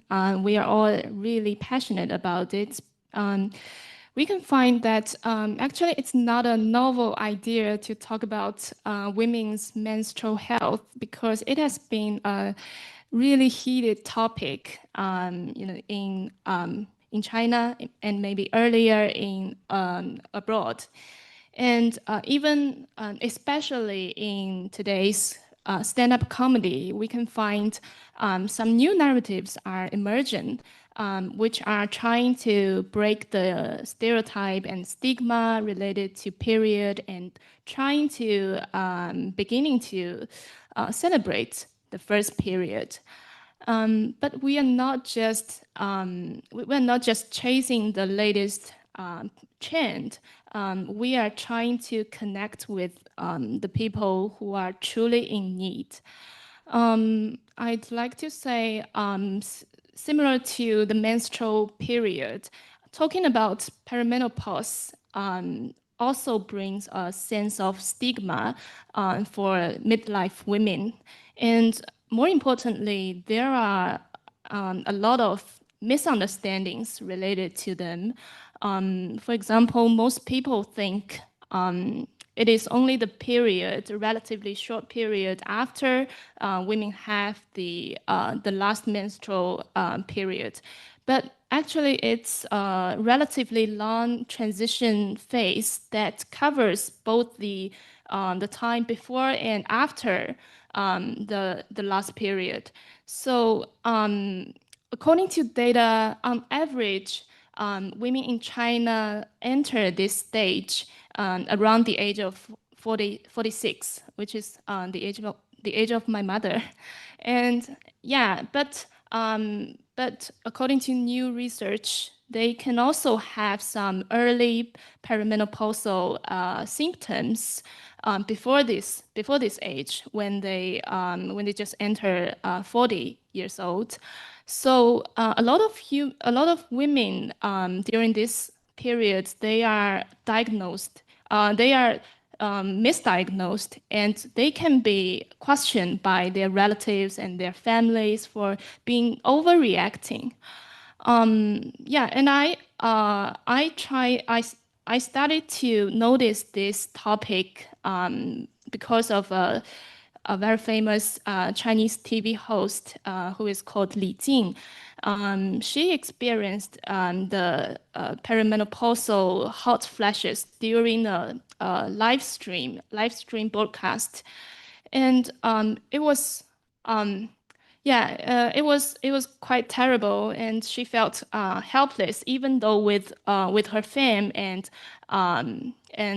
so much resources. And I will cut it short. We can find that women during this period, they all lack an emotional outlet and a source of professional information. So here's the thing, here's where AI can step in.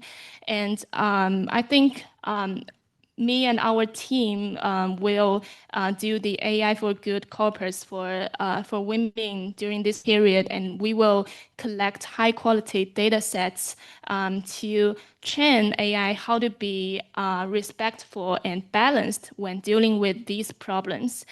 And so if you have experience in this field, just feel free to contact me. And I really look forward for your advice. And finally, I also want to call for more AI-powered applications for women during this stage, because this is also a way to connect with their family. AI can learn from their body experiences and adapt over time, help them to manage their health during the period. And their family members can also join as their supporters and have access to the accurate information so that they can support them better in real life. So I will stop here, and thank you. I'm just keep talking about the societal aspect. Okay, thank you. Thank you, Jingwen. So, well, I think we are, well, the time is up for our session, but thank you again for all the panelists, all the very great sharing.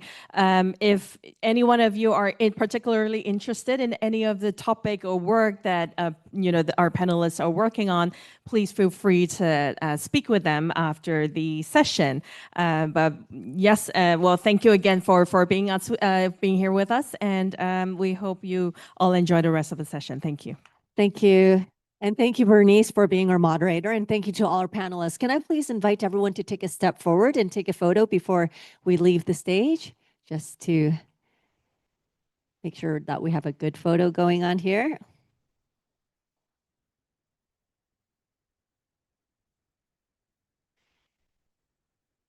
What a wonderful discussion. And as Bernice just mentioned, if you feel free to elaborate more on this topic with our speakers, there's our break that is coming up. Just a great opportunity. All right, let's do one more photo. Perfect. Thank you very much. Everyone, let's take a short 20-minute break. Feel free to grab some refreshments outside, and everyone do come back in 20 minutes where we will have our next session. During the break, we do encourage you to follow our official WeChat and LinkedIn accounts to stay connected. Everyone, you can also scan the QR code. I believe that should be displayed on the screen shortly to access and download our event photos. Everyone, please do enjoy, and we'll reconvene in 20 minutes. Thank you very much.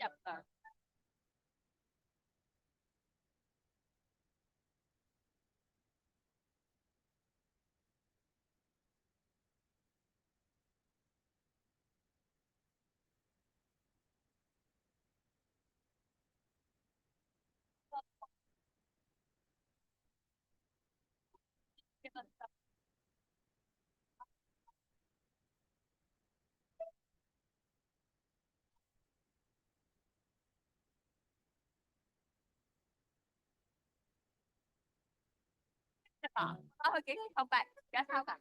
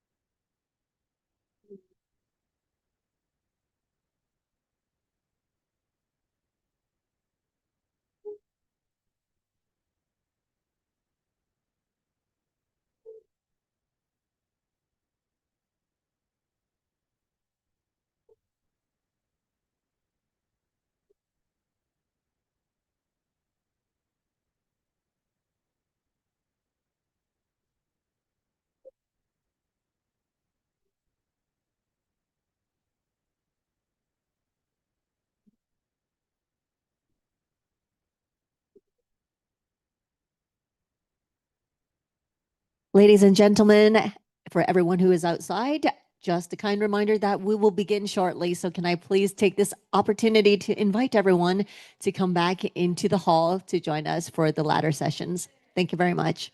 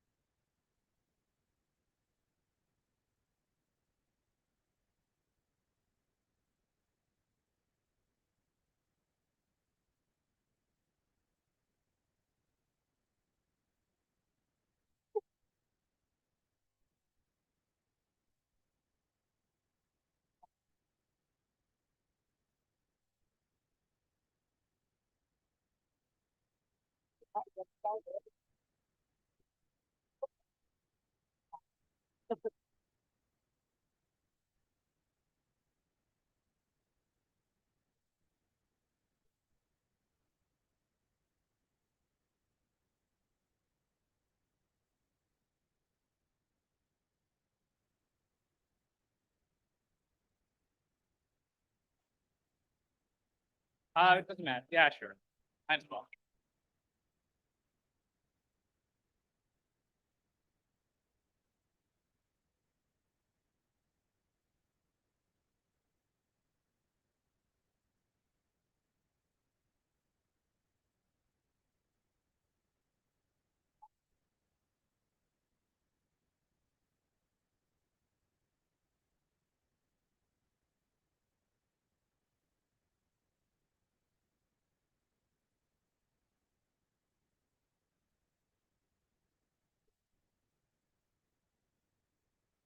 Oh, I was just gonna put my phone away.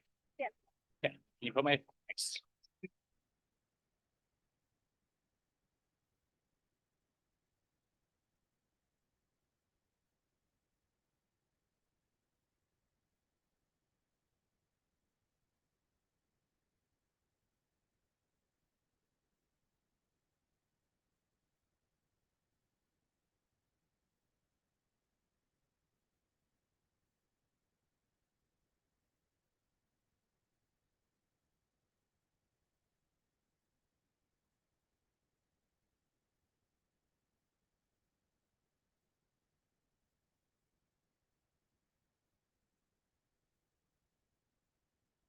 Welcome back, ladies and gentlemen. And for those of you who's coming in right now, please do take a seat as we are beginning right now. So we hope everyone had a refreshing break, and now we will begin our academic open mic. Now, this is a platform that is for emerging academics to share their innovative ideas and to contribute the fresh perspectives to the future of sustainability. Now, the format of these will go as follows. There's 10 minutes for each speaker, and if you would like to use up all 10, that's fine. And if not, you can use the remaining time for the Q&A. Now, to begin, it is with our great pleasure to introduce Professor Alan Huang. Now, he's the Associate Professor of MF FinTech Program Director at HKU Business School. So everyone, please welcome him on stage with me. Professor Huang, please. Yeah, thank you for spending your happy Friday afternoon with us. So I'm going to tell you a little bit about some preliminary work on my attempt to build an ESG indicator, which has been partially funded by the ESG Research Institute. So thank you so much for that. And so the idea is to use this phenomenon called intent data, which probably some of you, all of us use sort of our beneficiaries of every day, whether we know the term or not. So the basic motivation is that in sustainability, we're looking for different ways to measure social impact. And although not perfect, a lot of ESG indicators incorporate the basic concept of news. So for instance, RavenPack, a financial news product used by many funds, captures basically negative news against the firm, many of which are ESG issues. Rep risk, or for reputational risk, like short form for reputational risk, is also another product premised entirely on scanning regulatory documents and news for evidence of a firm's, I guess, controversial issues. And then, although not fully predicated on the news, other commercial ESG offerings such as Bloomberg, Refinitiv, Sustainalytics, all have some sort of news component. However, especially in the age of generative AI, when it becomes almost free to print an article, and social media, which makes it free to redistribute an article, there's basically a huge volume of news, right? And so is news coverage even meaningful? Because there's probably some pocket of the internet that covers some firm. And so, there's a saying, if a tree falls, is there anyone around to hear it? It's not so clear. And when we look at, for instance, newspapers, which are sort of, a relic of the past, we saw that if you look at newspapers, there's what's called the power law. Only a handful of newspapers commanded the vast majority of attention in terms of circulation. And that problem sort of magnifies. So the problem is basically, we know news is valuable for capturing the sustainability performance or sort of general ESG performance of firms, but what news matters? And so the point of this project is to use this concept called intent data, which is a digital marketing phenomenon. So intent data is kind of a buzzword, but basically what it means is just identifying the intent of an actor based on what they read, such as like an online shopper reading about, a Rolex, might want to buy a Rolex. But we're going to apply this concept to ESG as follows. First, we're going to be able to measure what articles on the internet are read. So that tells you, okay, first of all, if there's lots of different news, some of which is ESG news coverage and some of which in a prominent outlet versus not, which articles matter? Which issues are people paying attention to? We're going to go 2 steps further. The next step we're going to go is we're going to be able to map the actual reading to a firm. So you can say, oh, is it a firm reading or just someone random, like a retail investor, someone who basically in the world of ESG may or may not matter. If someone from BlackRock, which cares a lot about ESG, if they're reading, that might matter a little bit more than someone who is like a student or something. Sorry, that. And then finally, in the last 2 years, there's a new incremental innovation which allows you to map to an anonymized individual. So you can say something like, is this a decision maker at the firm? Okay. And or is this like an ESG professional or a buy side investment analyst or something like that? So the way this works is that there are a couple of ways you can collect this data, but essentially it goes through the consent of publishers. How much time do I have left? Oh, okay, great. Basically, there are publishers that we don't see the whole internet, but if the publishers are part of an ad network or part of a consenting through a cooperative, they basically consent for a third party to collect anonymized aggregated information. So for instance, in this diagram, publisher C, which is not participating, we don't know what happens there, but publisher 1 and 2, or A and B, where they are participating, we can see what happens there. And then once you have that, you can try to map the user to a firm, and in some cases an individual, anonymized. And then basically you can classify what they read using whatever sort of algorithm you want, AI or otherwise. So this is completely made up, Mickey Mouse example. You'll see an anonymous user, AK at HKU, reading about how to, about ESG. But basically what you see here is what the data set roughly hypothetically looks like in terms of its structure. I have an anonymized user identifier mapped to a firm, mapped to a job title, right? Mapped to an IP address, and I know the article that they read. In this case, I picked a bunch of ESG sustainability professionals who are reading ESG related things. And in turn, what you could do is you could map them to ESG topics. The topics were made up by ChatGPT. I don't know, it's just, I asked ChatGPT to come up with an example for this presentation.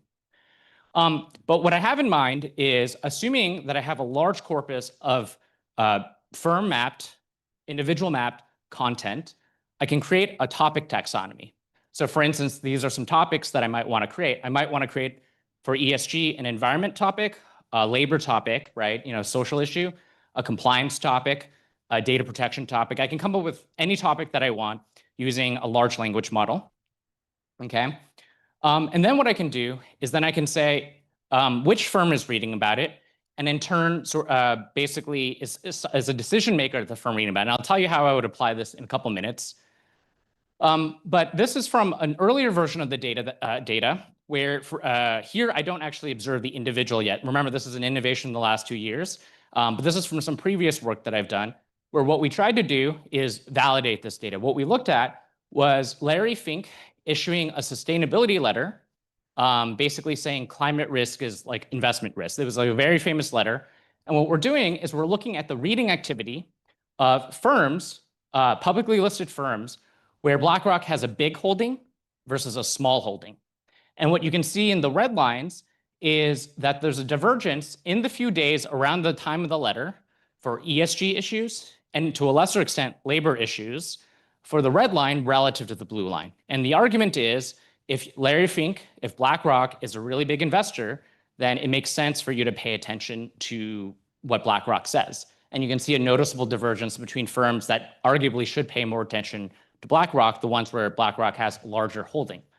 So, and then you see no effect for other issues, governance and data protection, because the letter, Larry Fink's letter, wasn't about that. So this should give you some visceral belief, right? Some visceral evidence that this might actually work, that we actually can capture some real, reasonable business-related work, business-related attention to important sustainability issues. So, this is my last slide. And so if anyone has any sort of, this is preliminary, it's like 200 terabytes of data that I'm still processing. And when I process it, it's very slow. So I don't have a prototype today, hopefully in the next few months. But this is basically where I think I'm going with this. So imagine that we could classify every article of relevance to ESG, right? So you have some sort of URL, you figure out the URLs from websites where you can capture maybe what a sustainability professional would pay attention to. And then you can classify, okay, within the firm, do they have a decision-making power, or are they an ESG-related professional? Okay. And then what we can do is we can say, all right, what are decision makers at publicly listed firms, or what are investors who might care about ESG paying attention to? And then what we can do is do a number of things. So, and if anyone has any ideas, let me know. But a simple one is to build an anomaly detection algorithm where a firm is reading about environment a certain amount every week, but all of a sudden there's a big jump. And so that might forecast really big changes in environmental policy, good or bad, at the firm. Okay. Or you can just ask the simple question. There's so many news articles. Let's look at what investors pay attention to. So if I took all the ESG related investment news, what do investors actually pay attention to? Is it sustainability? Which aspect of sustainability? Is it water? Is it carbon? Is it something else? Right, and that'll help us denoise which issues really matter. Right now, we're basically at the mercy of ratings organizations to decide what we should care about, but why not look at what investors care about based on what they pay attention to? Or we could look at what firms, ESG-related professionals, are paying attention to. This might be really important for firms thinking that they might have to manage their ESG reputation. So anyway, these are some preliminary ideas. Hopefully with more ESG Research Institute funding, I can process all of the content pretty soon. And then, I'll hopefully next time I'll have a prototype. Thank you very much. Thank you very much, Professor Kwon. Thank you for the sharing. And please be seated. Thank you.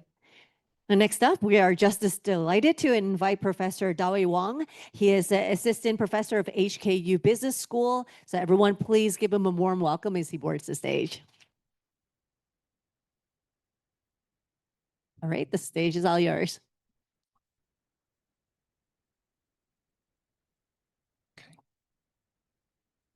Okay, hello everyone.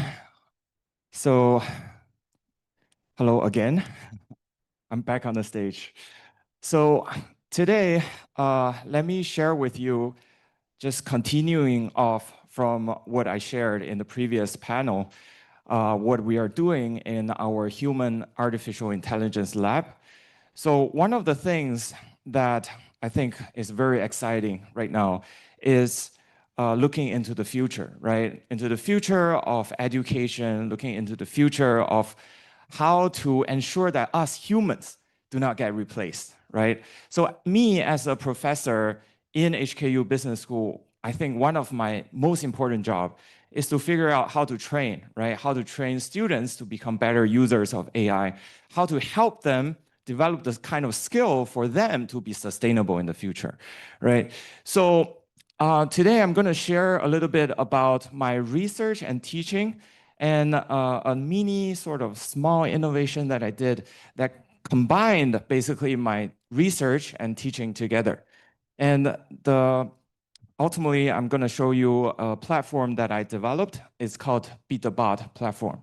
So first of all, in case you missed the first panel discussion, I want to show you guys that, okay, I started off as a very unorthodox AI professor. I started off as an art student.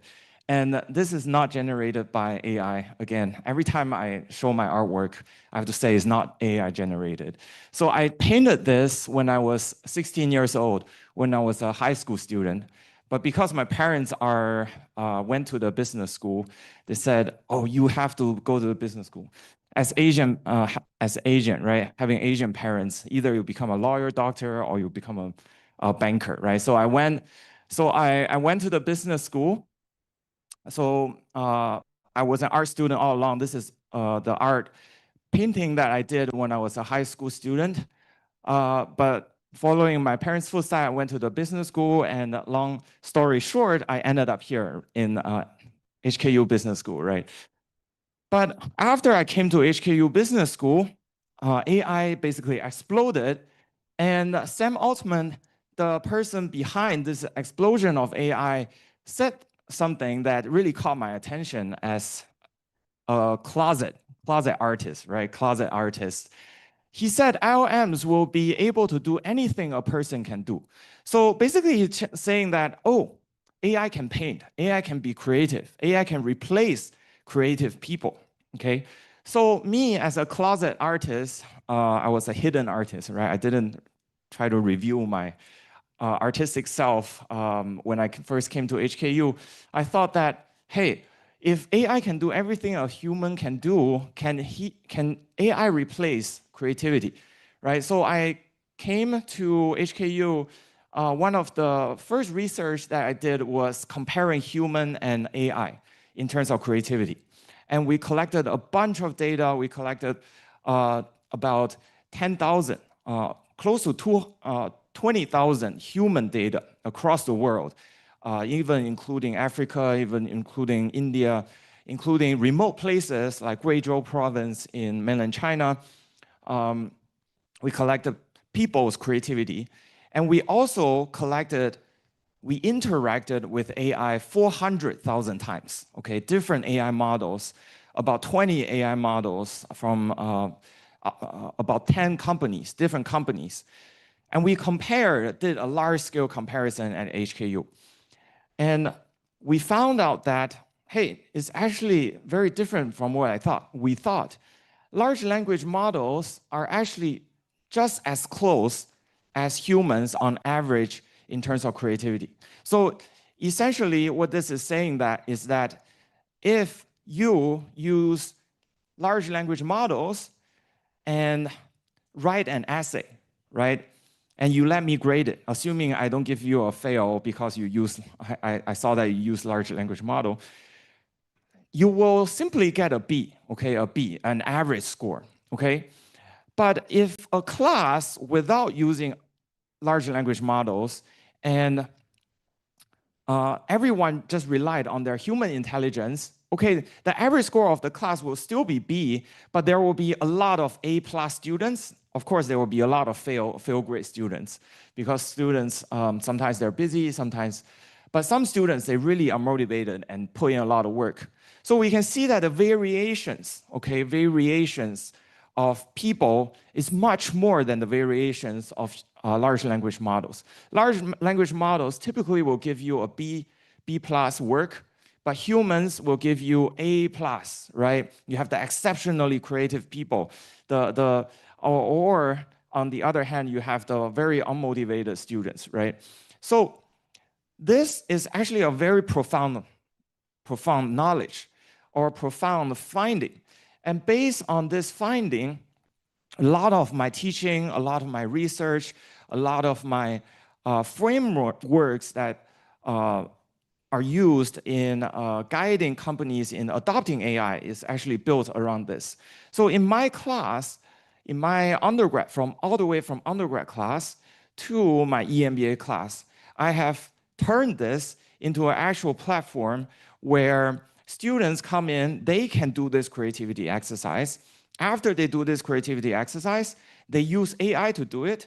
After they use AI to do it, they collaborate with the AI to do the same exercise, and then they do it in teams, and teams with the AI.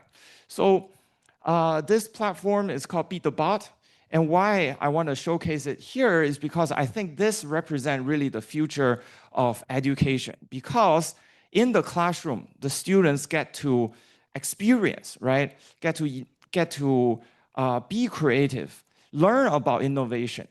And they also get to use AI to help them alongside or compare the capability of AI in terms of creativity. And I think this also represents the future of education and research, because this platform is a simulation. It's a game, right? Students come in not just to listen to me lecture, but they also play a game alongside with the lecture. So it's very fun for the students. But for me, my hidden agenda when I created this platform is I want to get all the students. I teach 500 students each year at HKU. It's incredible data, right? I want to use my platform to actually collect the data, to keep the data, and to also be sustainable in terms of my own research, right?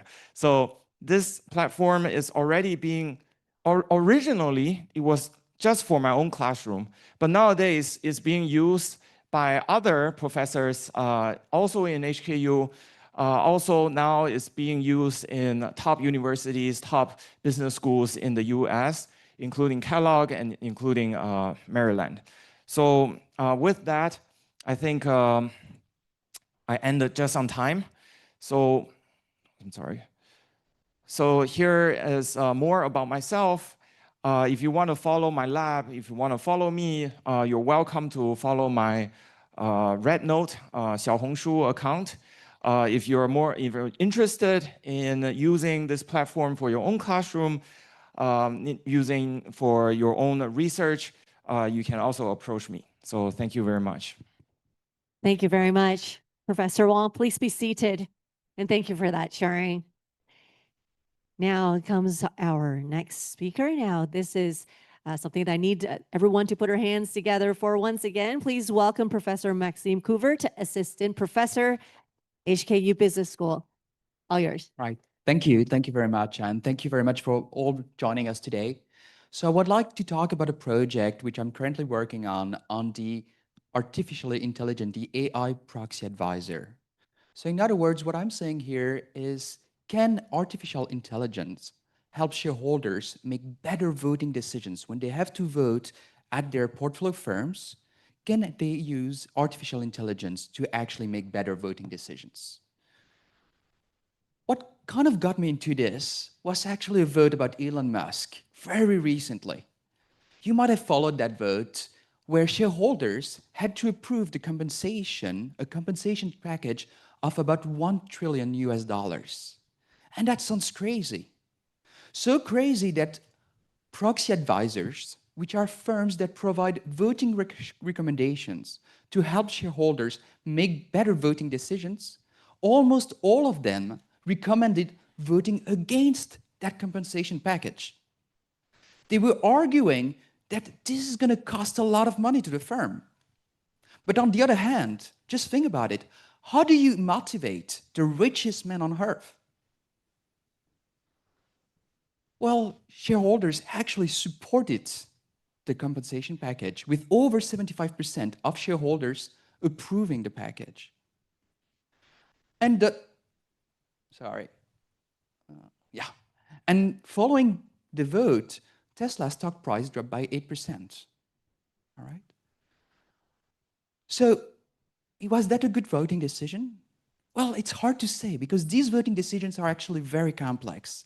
They may address many topics. For example, we could talk about reducing CO2 emissions, greenhouse gases at firms. Well, it might be good from a sustainability point of view, but this is good from a shareholder value point of view. We can also talk about things such as reducing plastic, where shareholders would have to vote in favor of reducing plastic use, or animal welfare.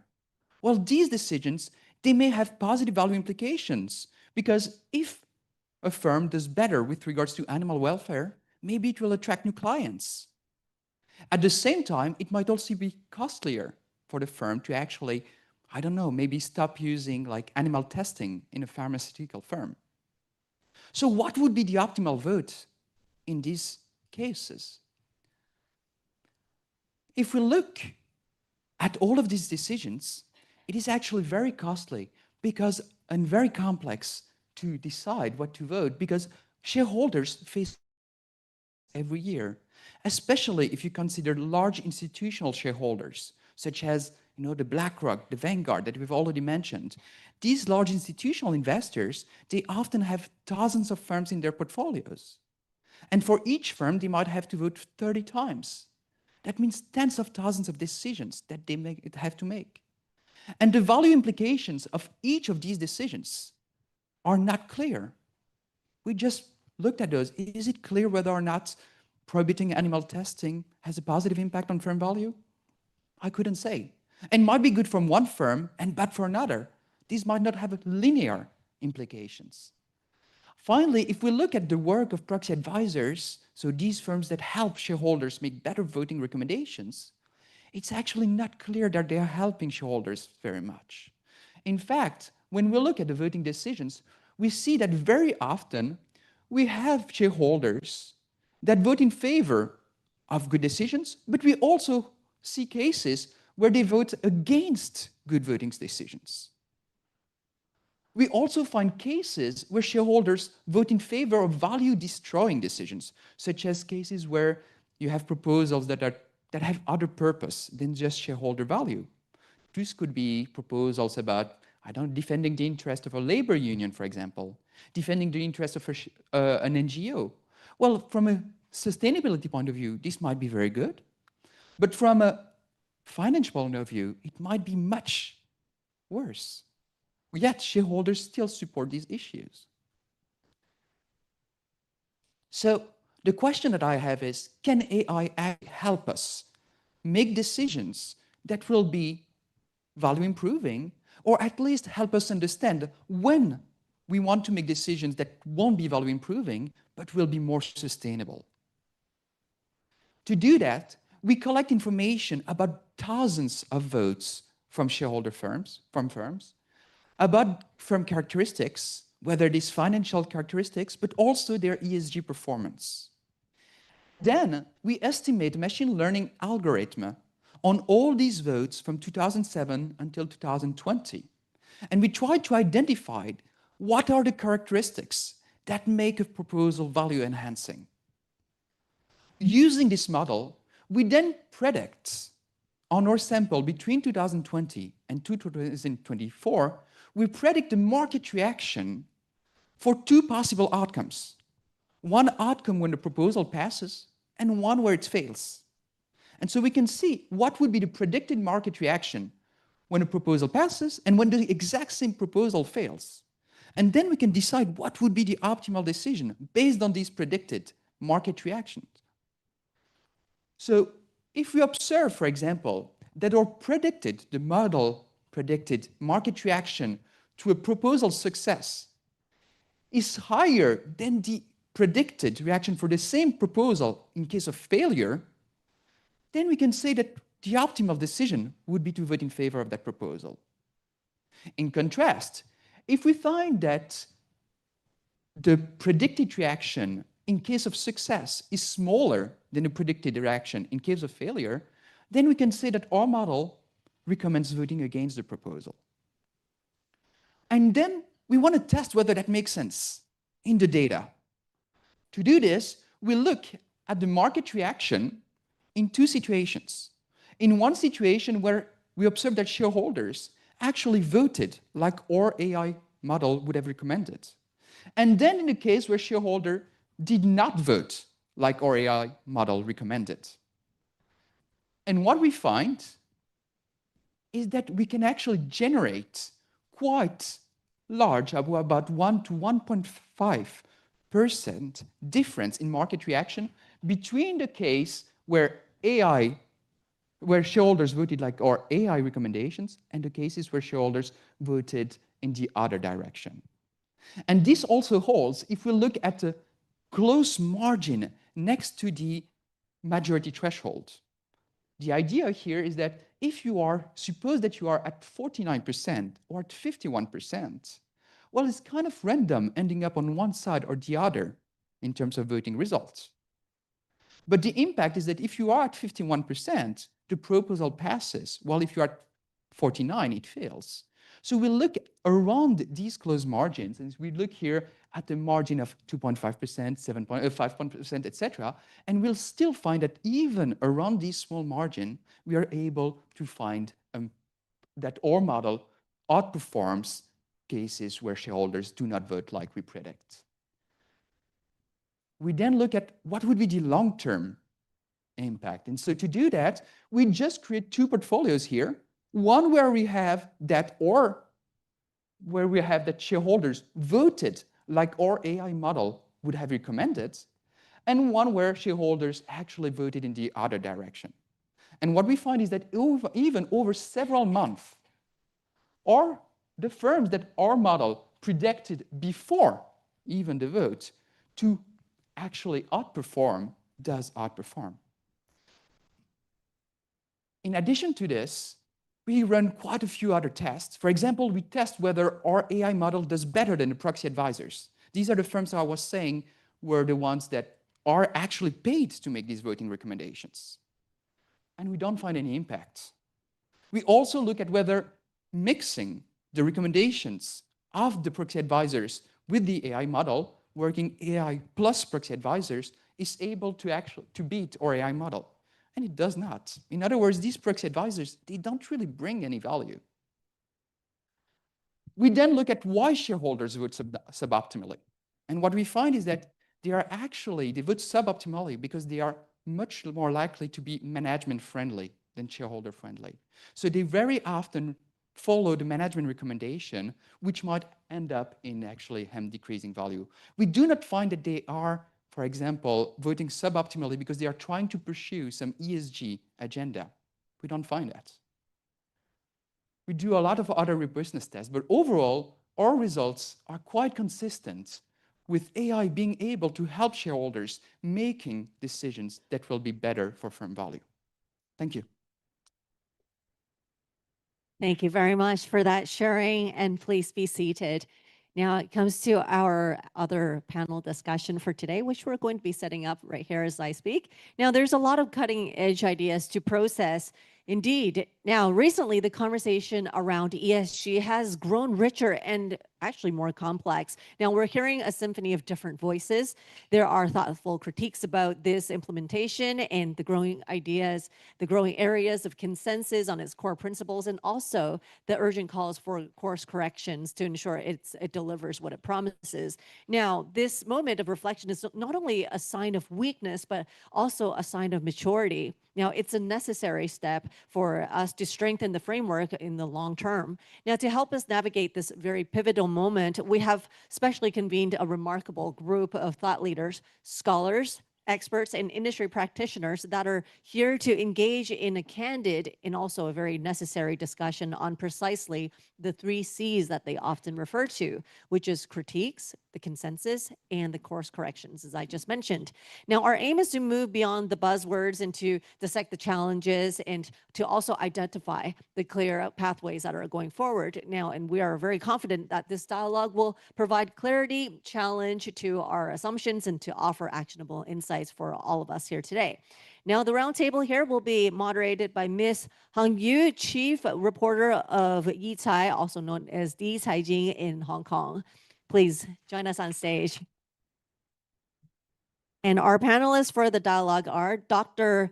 Zhangrong Shi, the former founder, chairman, and chief executive officer of Suntech Power. Please join us on stage.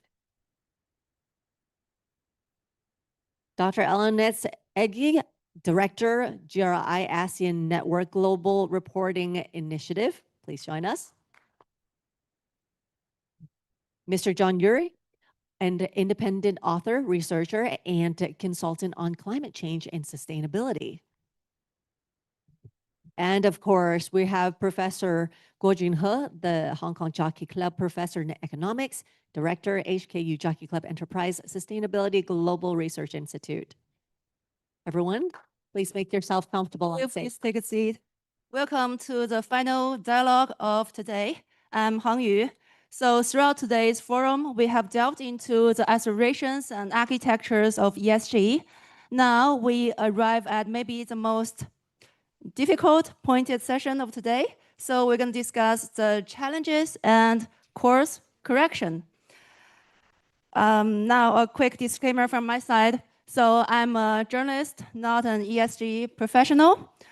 So which means I represent the media and the public. My job here today is to ask tough questions. So to all the panelists, this is not going to be an easy chat. First of all, I know that we have a poll. Let's hear from the audience. Please display the poll on the big screen. Yeah. As it stands today, do you believe the current ESG framework is? Please scan the QR code to make your choice. We have A, net positive driving real change, and B, a well-intentioned but flawed system. C, a net negative doing more harm than good. And D, too early to tell. Yeah, please scan the QR code. We don't have a piece of paper. It's ESG. Yeah, maybe let's wait for a few minutes. What do you think the audience is going to choose, Dr. Shi? Better, okay. Yeah. Shall we see the result?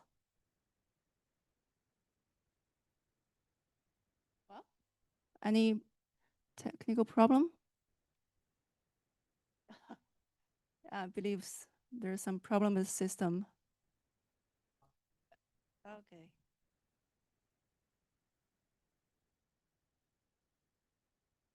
Wow.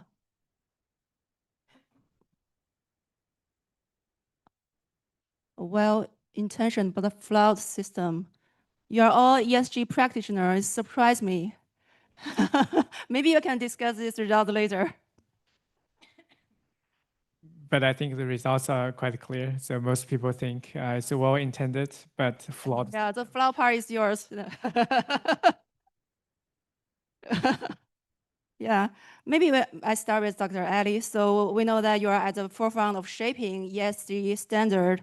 So from your perspective at GRI, what do you think has been the most important positive achievement of ESG movement? Yeah, we're gonna discuss positive first. First of all, good afternoon. Thank you. I've been trying to memorize the name. Thank you to the HKU Jockey Club Enterprise Sustainability Global Research Institute. In one breath. Thank you very much. Does Dr. Guo paid you for that? You have to do that as well in one breath without breathing. Yeah, so first of all, thank you for the invitation. It's a pleasure to be part of this very important discussion and also to bring together, different sectors, the academics, policymakers, the private sector, and standard setters like GRI, because the issue of sustainability, the challenge of climate change is not a problem that one sector can solve alone. So collaboration is very important. But that is not answering the question. What is the question? Okay. I will speak on behalf of the Global Reporting Initiative. So can I just have a show of hands who have heard of GRI? Oh, wow. I am so happy. This is my audience. I'll move here tomorrow. Yes. So since most of you are aware of the Global Reporting Initiative, so we've been around for 30 years. And I would say that our biggest accomplishment is to make sustainability reporting as a practice. So for those we were created in 1987, so we're almost 30 years. So I think few of you haven't been born yet, but some of you are already of legal age in 1997. So just to refresh your memory, during that time, around the 80s and the 90s, there were so many reports of corporate misbehavior, whether on the environmental side or social side. And at the time, companies are only asked to submit financial reports to the regulators. And our creators, UN, EP, and CERS, which is a US-based think tank organization, thought that this corporate misbehavior and misadventures are happening so much. And the financial report is not really telling stakeholders, the public, the shareholders, customers, everyone. It's not telling the public how they are performing on the non-financial aspect. So they could have very good numbers in the pink of health, but at the expense of what and of whom, right? So you could have, exceeded your profits for the past years, but maybe you're using child labor, or maybe you have, cleared out forest lands. So that is, I think, the biggest accomplishment of GRI. 30 years, almost 30 years on, majority of the world's largest corporations are doing sustainability reporting using the GRI standards. A lot of jurisdictions, I think around 120 countries have now requirements for sustainability reporting. Majority of them reference the GRI standard. So if I could just clarify, because this morning there was a presentation from Professor Jeff. He did say that for the longest time, there was no mandatory sustainability reporting standard. So I would just like to differentiate mandatory from voluntary. So mandatory, a set of mandatory disclosure standards, no, there was no requirement. But for the longest time, there has been a requirement for companies, particularly listed companies, to do sustainability reporting. And until now, GRI is the only standard setting body that asks companies to report on their impact to the economy, environment, and society. So it's inwards looking outwards.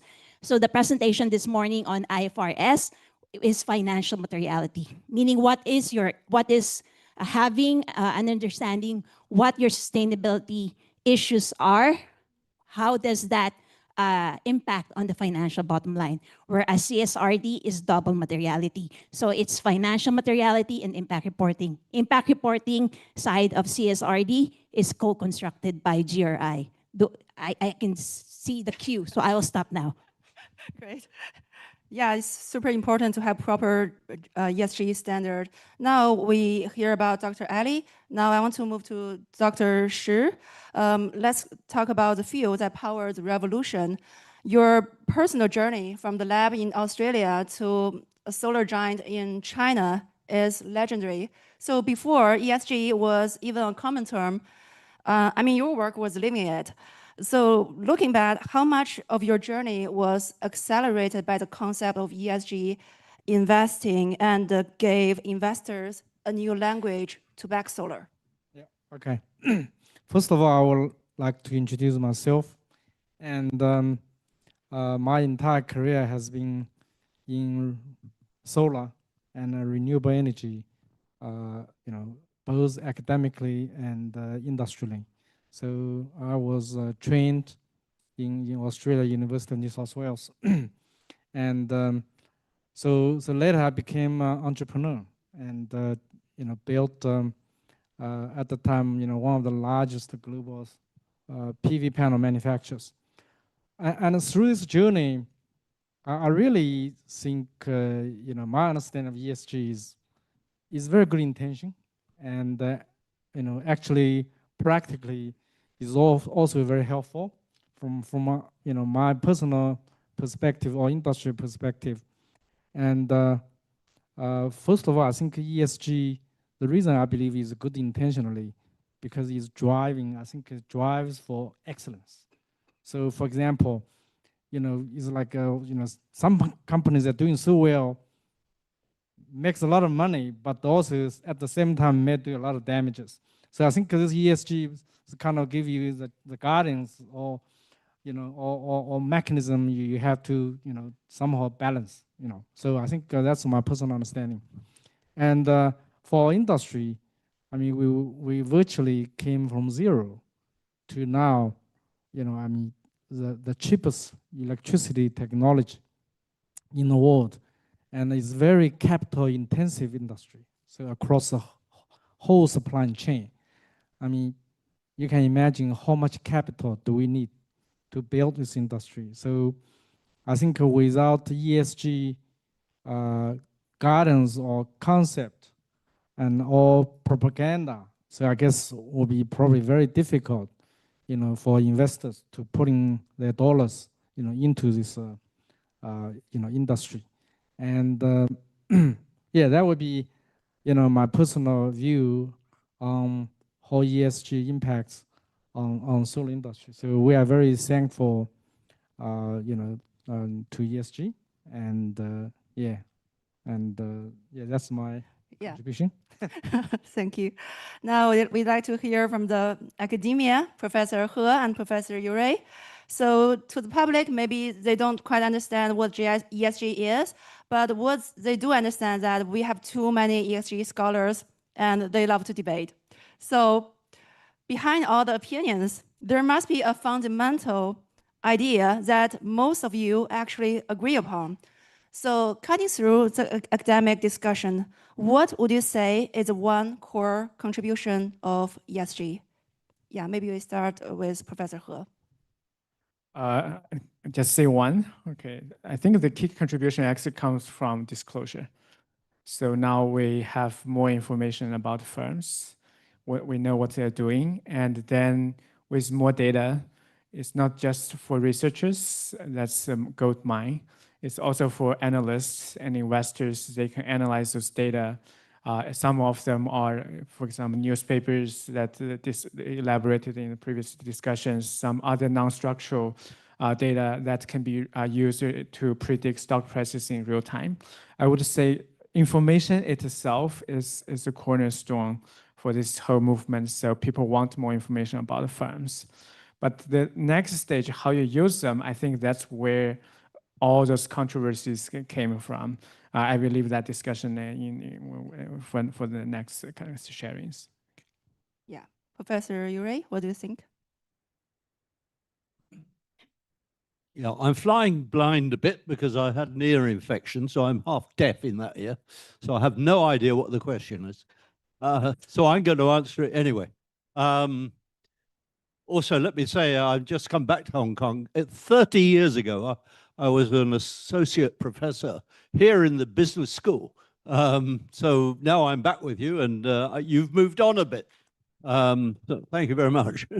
So I'm back here permanently. I've got slightly different take on all of this. Let me say that the concept of ESG is like a rubber band. I mean, it can be expanded to include almost anything, which is a bit of a problem when you're trying to pin down which bits of it work and which bits of it don't.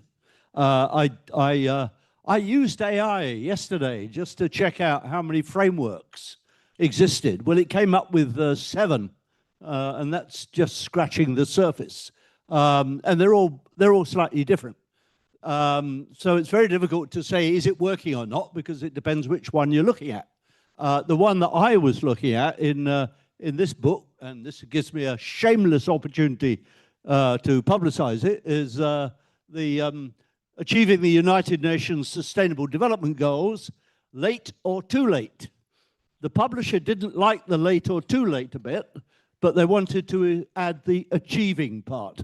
So we agreed to compromise, and we had both. So that came out last year. What I want to start with, though, is a concept which I think is relevant to the achievement of all goals. And that is what was called the tragedy of the commons. And that was a concept that was actually first mooted in 1832, and then it became more popularized, especially among some economists, in 1968. And the concept of the tragedy of the commons is that anything which is commonly owned is not owned by any individual, and therefore individuals will treat it with some contempt. For example, if it's a public park, they will drop plastic and so on. And it's much better. Some economists concluded it was much better, therefore, that everything be privately owned because you took responsibility for it. Sounded quite convincing at one level, but it's totally unconvincing at another level, because the reality is that while it is true that social and economic environmental goals are being percited, it is true that some people will still drop litter or smoke in public places, but it's also true that others won't. And therefore, the real question isn't the tragedy of the commons, but what gives rise to different types of human behavior. Now, that's a big question. I don't have time even to scratch the surface of it now, but obviously it involves the kind of nature versus nurture issue. I used to have a hiking group in Hong Kong in the 1990s, and there was one wonderful occasion when we were in some rather remote place, and a person who had joined the hike, who had never been there before, dropped some paper, and then we were about to leave, and my partner then, she said, no, we can't leave until you pick up that piece of paper.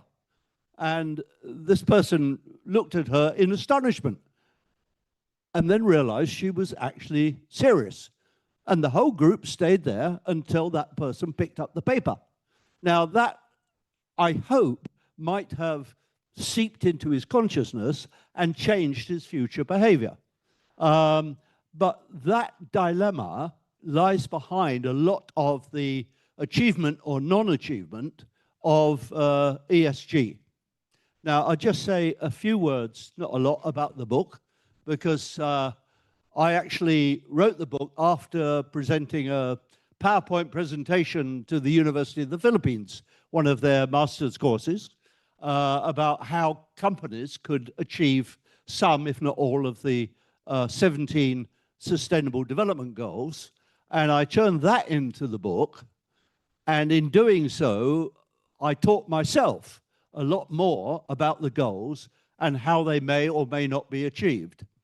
And I'll just pick out the 2 or 3 that I think are of primary importance in order to achieve all the others. The first one is goal number 1 itself: get rid of absolute poverty.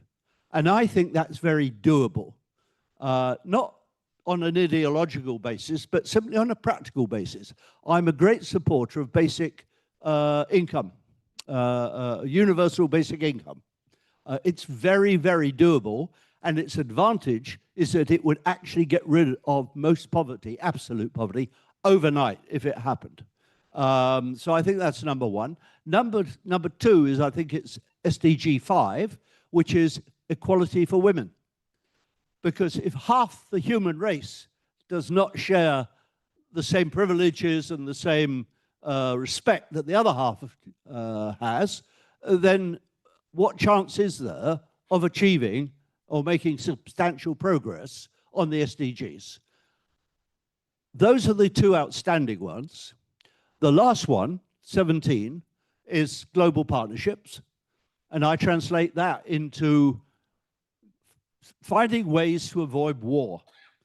Because if there is war, there is no progress with SDG. There cannot be, for obvious reasons. And therefore, one further SDG, which will be my next book coming out in December, is climate change. In here, it's all the SDGs relating to environment. I've clustered them together in a chapter here. And I've then done another book called Climate Change and Carbon Markets. As I say, that is thankfully coming out next month. And I'll just finish on this note, and it may be something you'd like to take up later. There's a huge gap between the funds available for climate mitigation and the needs. And what funds there are do not go to where the major needs are, which is in developing countries, in the global south. I have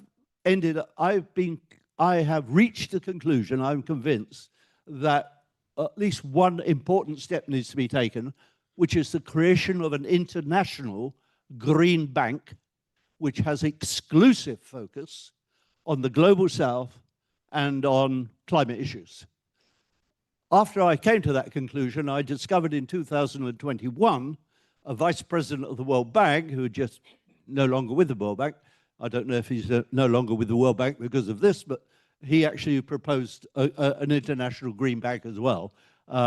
So that, I think, would be a really important step.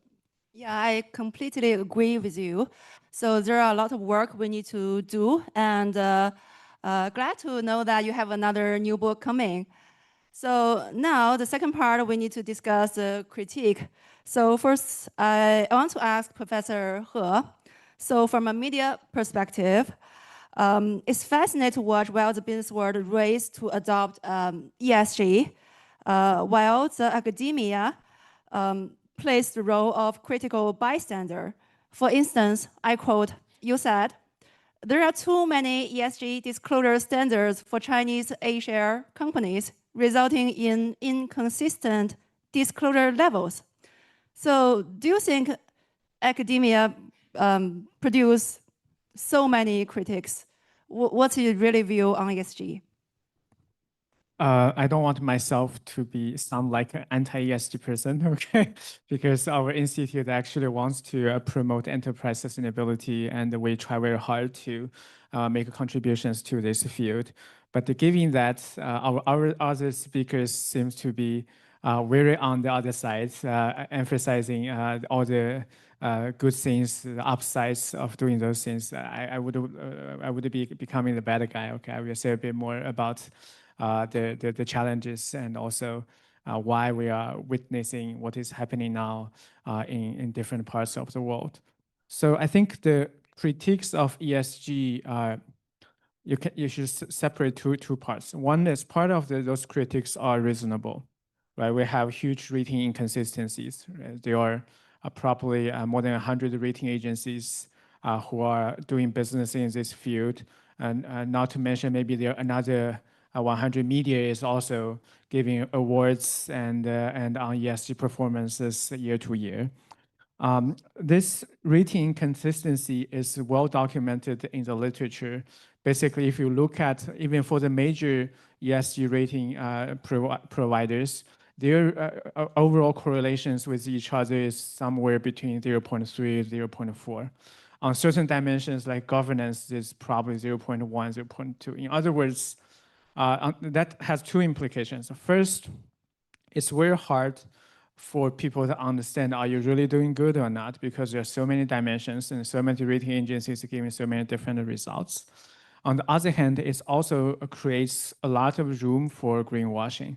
So basically, any company is able to find some of their friends, agencies, or friends in the circle to give them some type of high ratings and give them rewards, and they all put that on their wall, and that's indicated that they have doing something good, right? That's the first key critic. Those ESG data and ESG rating results are highly inconsistent and make it very difficult to use. And then meanwhile, we also have the problem that, for example, if you look at those rating questionnaires, there are probably 1,000 or even more questions in those questionnaires, which give the companies a lot of burden to just fill in those questionnaires. On the other hand, even if you ask those rating agencies, which dimensions are more important? How do you weight those different dimensions? At least so far, I talked with many of them. None of them actually give me a convincing answer why this dimension is more important than other dimension. Why we should give, for example, reduction in carbon emissions a less weight or more weight than another dimension. Say we are going to have one more female board members in the company, right? So as a result, it gives a huge room for different rating agencies to create results that favor their friends, which in the long run damages the reputation of this entire business and make a lot of people just think they probably should disregard this whole thing altogether.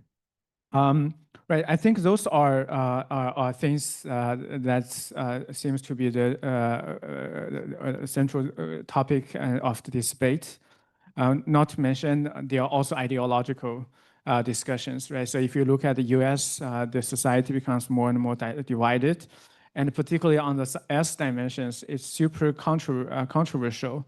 And sometimes a lot of those discussions are not really about whether they are useful or not at all. They are more about whether I agree with you or not from ideological perspective. That drives a lot of changes that we are seeing now.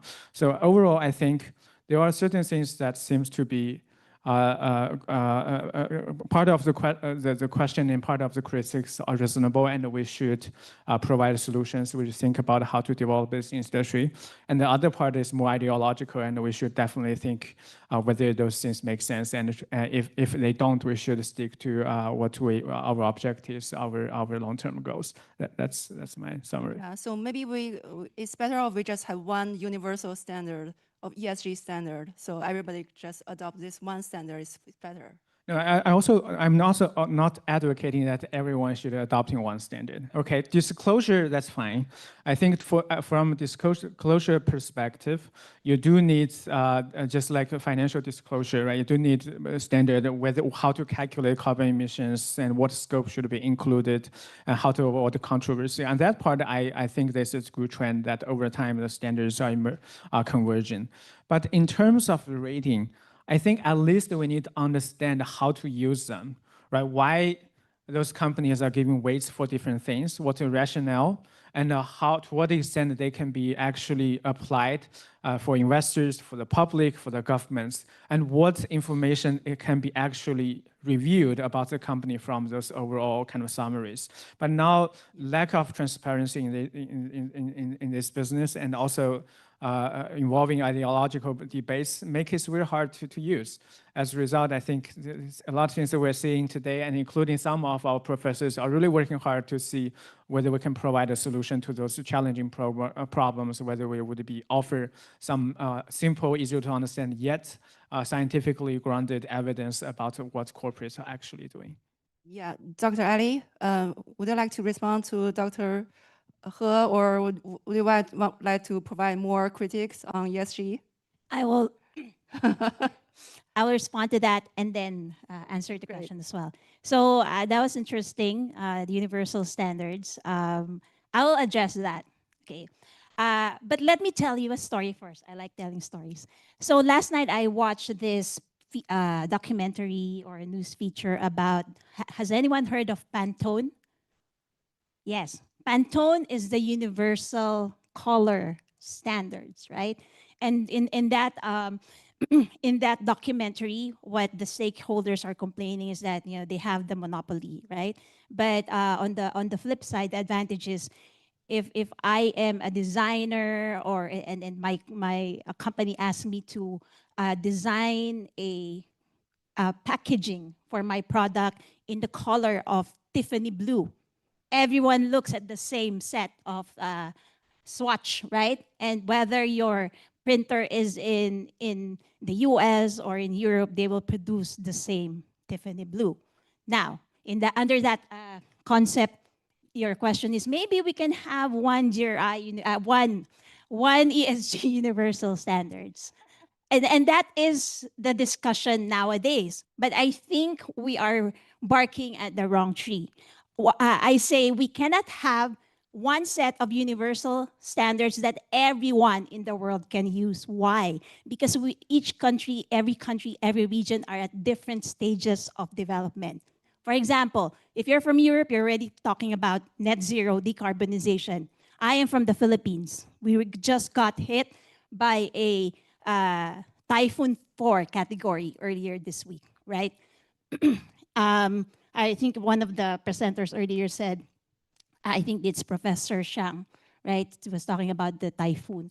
The strongest wind is 200 kilometers per hour. In the Philippines, the typhoon we had was 285 kilometers per hour in terms of gusts wind.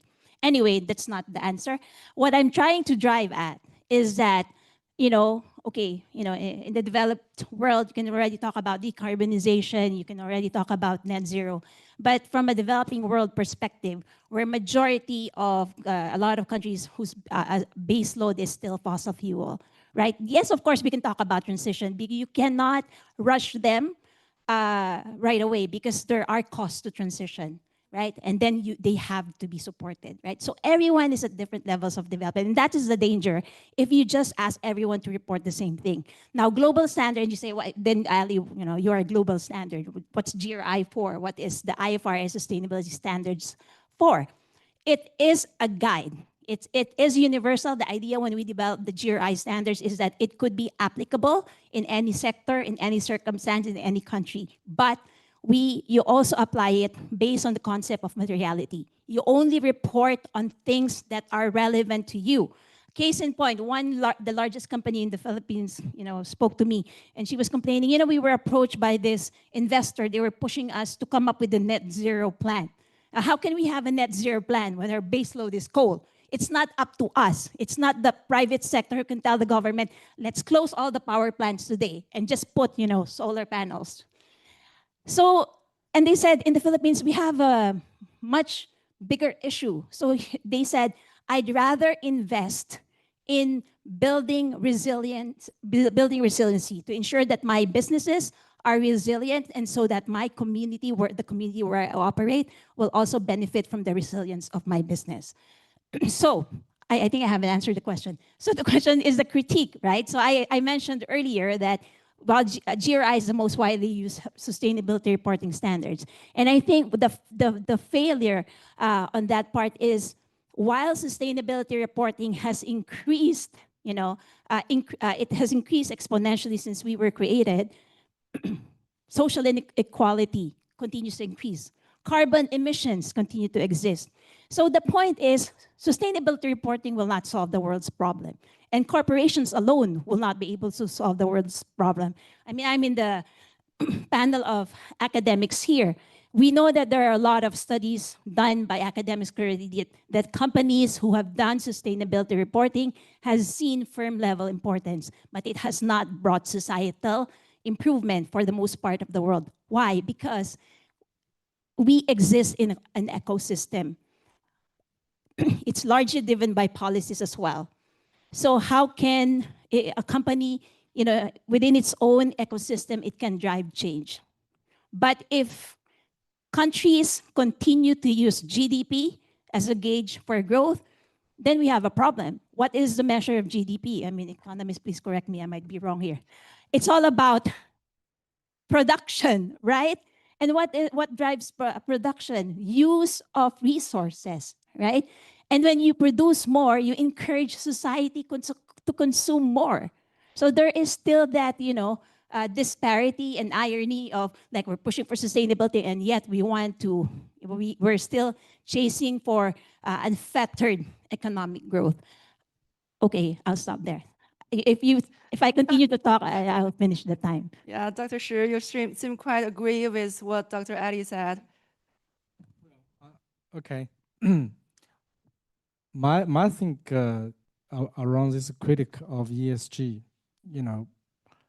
I think it's a maturing process. It takes time. Okay, so and yes, could be too long, and unfortunately, as a society, we are in a growth process. So is a painful process, and for example, we all have children, right? When they grow up, and all even including ourselves, we can be successful, we can be failure, and but we cannot give up our goal.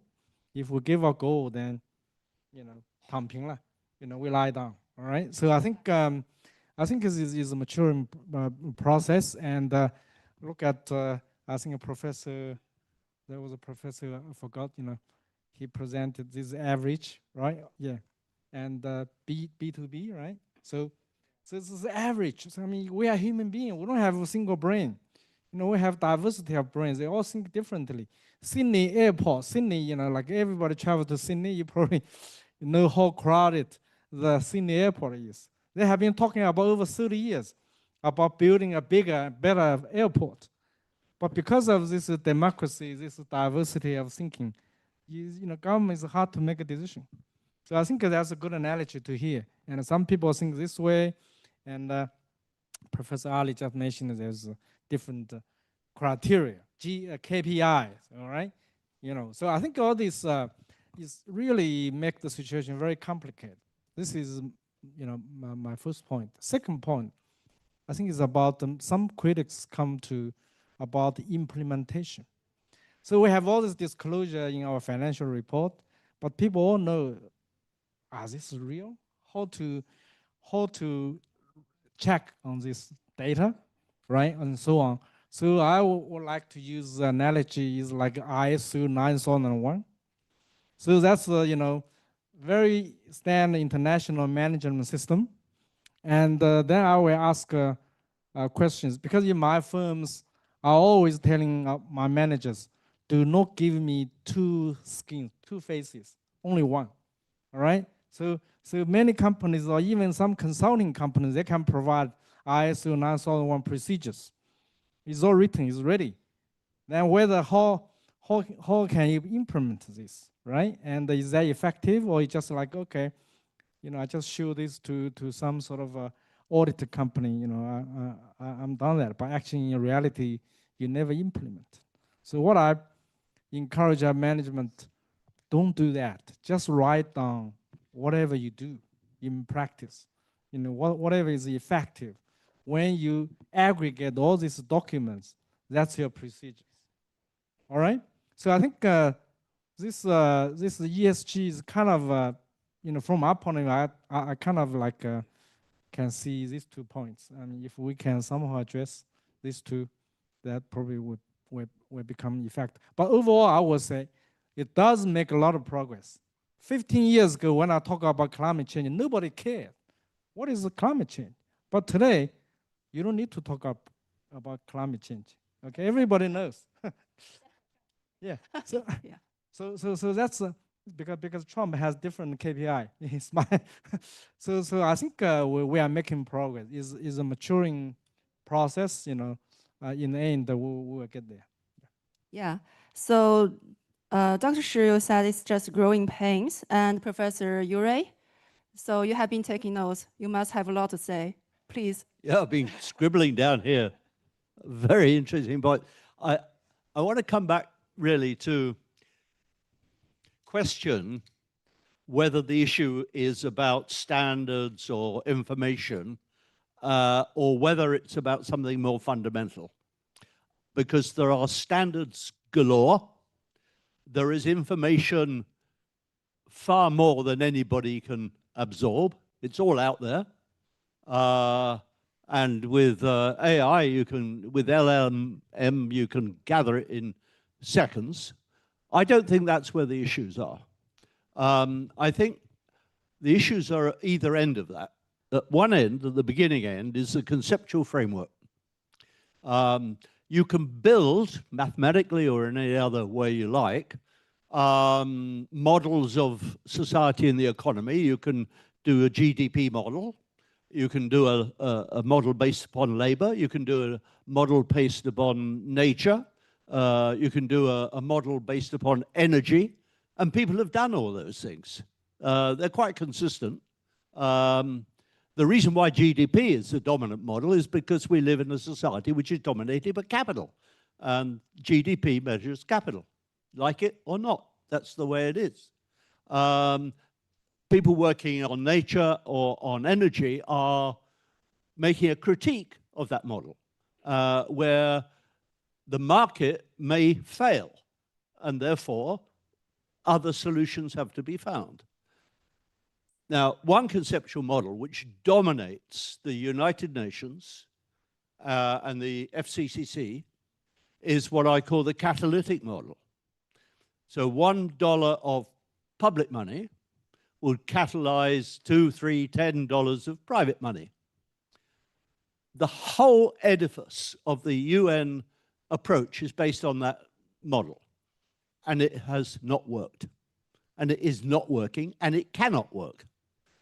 It cannot work because corporate risk and societal risk are not the same things. So corporates won't invest in, for example, many global southern economies because of management risk and capital risk. And the cost of capital is very high, and there's often no way to get insurance and so on and so forth. But from a societal point of view, that's a disaster because you can't isolate the greenhouse gases in the Philippines from people suffering from global warming everywhere else on the planet. So action based upon understanding what is right or wrong about models is a critical thing. And this is why I think that the framework that makes sense with regard to climate is a risk uncertainty model. The risk may be high or low, the certainty may be high or low. So if the certainty is that there's going to be an absolute disaster, even if the risk is low, it has to be taken seriously. If there's a very high risk, but a complete certainty that the damage won't be particularly great, then we don't have to take it that seriously. And most things are somewhere in between, and we have to focus on those. So I don't think it's about the standards as such, many of them are out. I don't think it's about the information as such, it's about decision making. And that's a crucial thing. Yes, thank you. So we have heard about the critiques, the problems of current ESG system. Maybe now we can discuss the course correction. So Dr. Ali, so maybe from GRI's global view, what should international organizations do? Maybe we can do more to harmonize the standard or to gather the community to break the current deadlock in ESG. What do you think? Reporting will not solve the world's problem. Actions will. And I think there's so much ado about reporting standards. Companies, if you speak to companies, they've been complaining because depending on the stakeholder, each stakeholder would ask for different types of report. 500 data points, 1,000 data points. So I remember a few companies I've spoken to, they already have a GRI report, and then they have other stakeholders, and they submitted GRI report because when they map the requirements of the stakeholder, for the most part, it is aligned with GRI. And then they were told, no, but you have to use our format. Right, so there's so much focus on compliance now. So a lot of companies. I remember I was speaking in Bangkok last year. The regional director of Toyota, he said that, do you know that my sustainability reporting team is much bigger than my team who implements and formulates sustainability initiatives programs? So I think it's really more, as Dr. John said, it's also the quality of information. But again, that also poses another challenge for regulators, right? Well, how can you ensure that companies are reporting credibly and reliably? Well, one solution is assurance. But assurance costs a lot of money, and it also creates another set of problems, right? For one, in a given country, of course, the government has to ensure that you already have, again, a set of methodology, a set of assurance standards. So if you have, usually it's, I don't know if there's anyone here from the Big Four, but normally it's the Big Four who dominates the space. So if you have the Big Four, then they would have their 4 different methodologies. So if I'm a company, I will just go to the auditor that will give me the best result. That's one, right? The methodology itself. And then the second is cost. And the third, if assuming that the regulator would require assurance, would there be enough experts to do it, right? So those are the challenges. But the good thing about, because for GRI, we always encourage transparency. So when you do a GRI report, if you do a sustainability report, it has to be public. And with everything accessible now, it's easy to fact check your reports. There have been a few cases where, some vigilant citizen would check a report and see that they haven't reported. So that's my point. It's not about reporting is a tool. It's not the end all be all, right? So for GRI, for us, the goal really is for companies to integrate sustainability in the business operations. Because before you can reach the point that you can report accurately and reliably, a company has to go through that transformation process. So reporting would be step 10, but you have to go to step 1 to step 9. But what happened is that sustainability was flipped on its head. So as I said, GRI was created in 1997, but you had the Millennium Development Goals in 2000, the Sustainability Development Goals in 2015, and everything else in between. So companies had to scramble, and this is what I hear from companies. Compliance came first. I have to do a report before we even understand how we can translate that into our business operations. Yeah. Professor He, we know that you give a lot of critiques about ESG. So now we want to hear that how, your constructive role in fixing the problem of ESG, like academia, industry collaboration.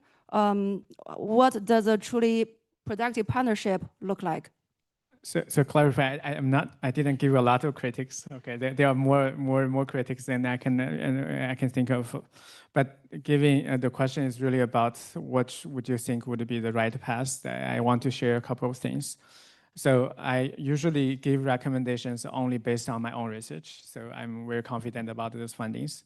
So this morning, for those who attended this morning's session, I just shared with you about demand for ESG actions and how firms address them and what would be the return. So based on that study, I can say the following. First, not all the companies should do that. That's, for example, your company are barely survival. And your primary goal, of course, is to make sure your company runs well and make sure your employees are going to have salaries right, back home. So only productive firms should do that. Productive firms should do that because they can harvest reputation, they can attract investors, and also other benefits. So the second is that very transparent firms should not do that, People already understand what company are doing. Your sole responsibility is actually produce high quality products that people understand and people buy. That's the biggest social contribution. But due to business nature, some business have very complicated network, supply chain, and R&D intensity. So people don't really understand what you're doing.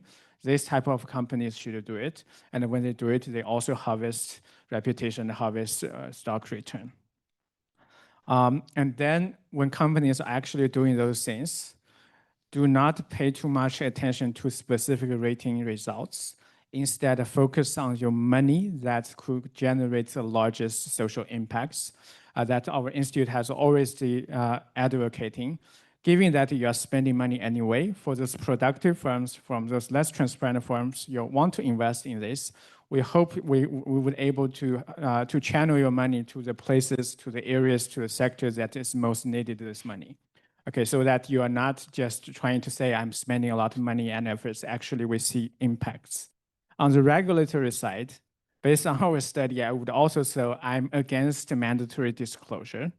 The reason is the following. Part of the reason is following Ali's discussions that different countries, different firms have different situations, they are in different development stages. This could be very costly, say, for example, for small and medium-sized firms. And then if you make it mandatory, the only consequence is that you incentivize a lot of the firms to do greenwashing. They are going to just pay 5,000 Chinese yuan hiring an AI company write up some reports that no one is able to verify. We do not want that, because with more and more such information, it further makes other firms to say, I actually have good intentions to do this, but now I wouldn't be able to differentiate myself from other companies that actually reduce their incentives to do that. Okay, last thing I want to say a bit more about climate policies, and particularly when you kind of in the morning and just now you talk about Trump. So we tend to kind of make fun of Trump's climate and energy policies. And with, of course, all those changes are devastating for climate scientists and this sector, renewable energy in the US. But meanwhile, I want you to think, why is there a possibility all those policies actually make sense? In economics, we have a concept called green paradox. Basically, it says the following: if you try to retire fossil fuels, the more stringent, the more strict timeline you have set, actually you incentivize the owners of those resources to exhibit the resource extraction. And why? Because they know in 20 years, in 30 years, all those resources will be valued at zero. And the US has the world's largest shale gas reserve, maybe also the largest shale oil reserve. And think about if it's now investing all the things into renewable energy, basically all those reserves will become zero, have zero value in 30 years. Would that be a rational response for the United States? Right? I'm not trying to say Trump is doing things right. What he does actually is very damaging to the global collaboration for humans to fight climate change. But there's underlying driving force behind that. Of course, China now is leading all this sector. We want all the countries to copy this model, but we should not forget there are a lot of resource-intensive countries who hold a lot of money into it. And it's very hard for them to say, I'm not going to do it. I'm going to just drop all the resource extraction. I'm going to all of that to suddenly translate to what we hope for. Okay, those are the few comments I want to make. Yeah, so Professor He mentioned about greenwashing, and Dr. Shi, the media now pay a lot of attention to what happened in China's PV industry, because we see the price war happening. It is unsustainable. So what would you say about this paradox? Do you see there's a way out? Well, I guess, as I said, it's a maturing process. Okay, so what's that word? Nature intolution. You know, that's a special word is for this severe, vicious competition. It's not just in PV, also real estate, right? Price dropping and many others. So I think that's like yeah, I always believe self-correction, you know. So of course, if with guidance, that would be good, or if with some sort of warning mechanism, that even better. But if we look at Wall Street, is we have all elites working in Wall Street. They probably only can maybe smell something 6 months or 12 months earlier than general public. So I think you know, as business school, you probably have a lot of courses, you know, teaching students, you know, you know, be aware about these cycles. So I think you know, from capital point of view, capital always flows to where the profit is, but not for too long. You know, I mean, look at PV industry 3 years ago, company makes billions of dollars profit, but now they're losing billions of dollars. So I think is cycling, and also in particularly for PV and you know, look at the battery storage, now it's booming, okay?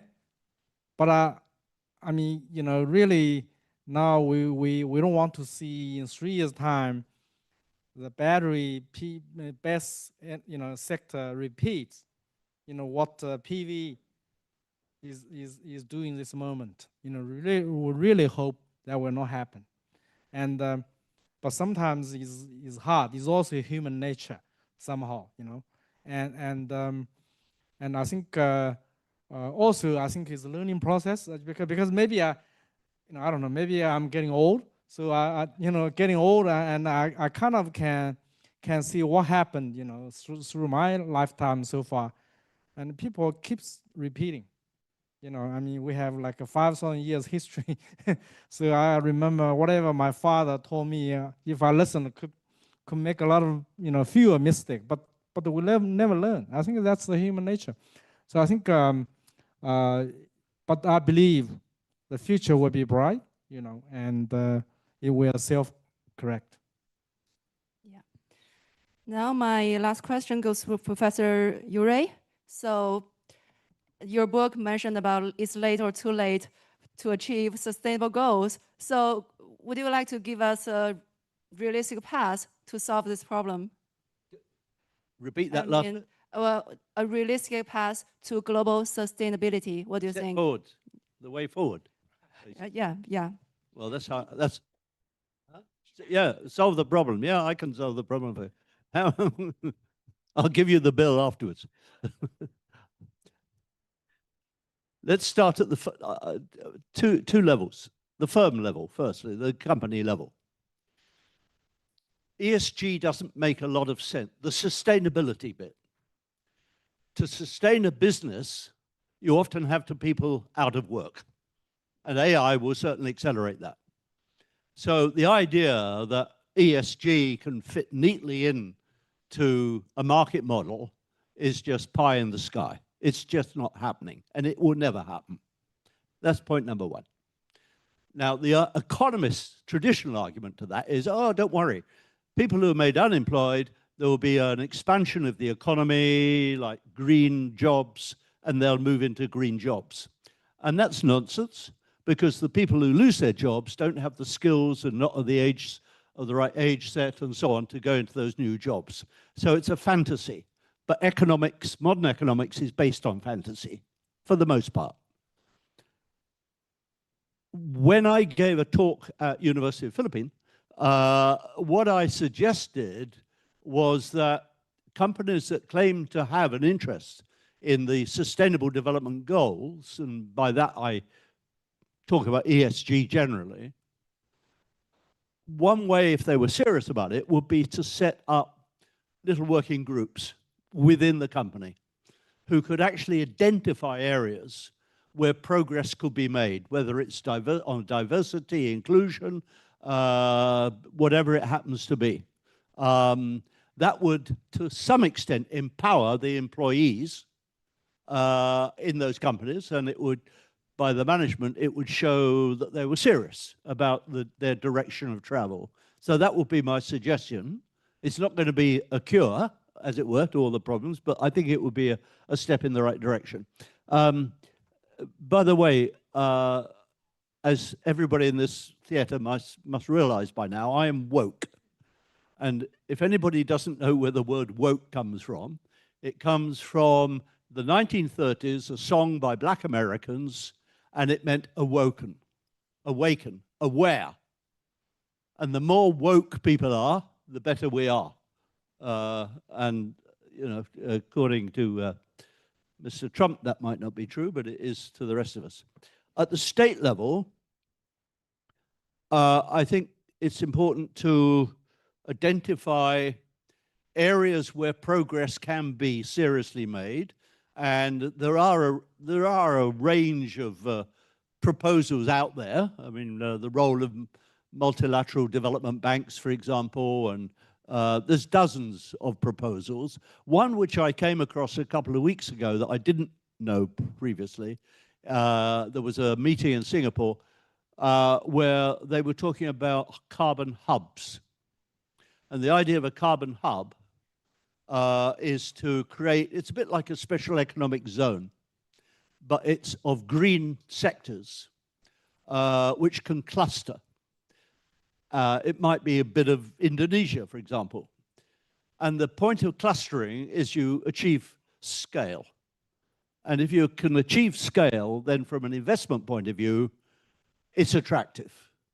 And for scope 3 emissions, which is the supply chain, that could work backwards through the local economy or the regional economy.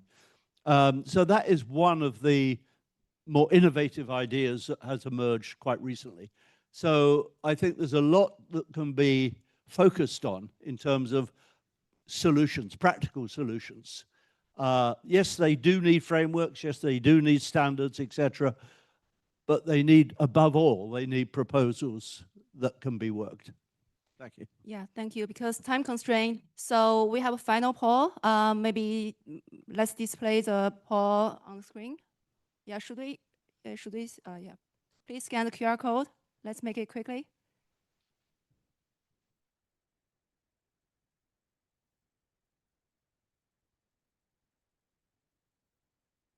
Yeah. What do you think is the most important action needed to fix ESG? So please give us the result.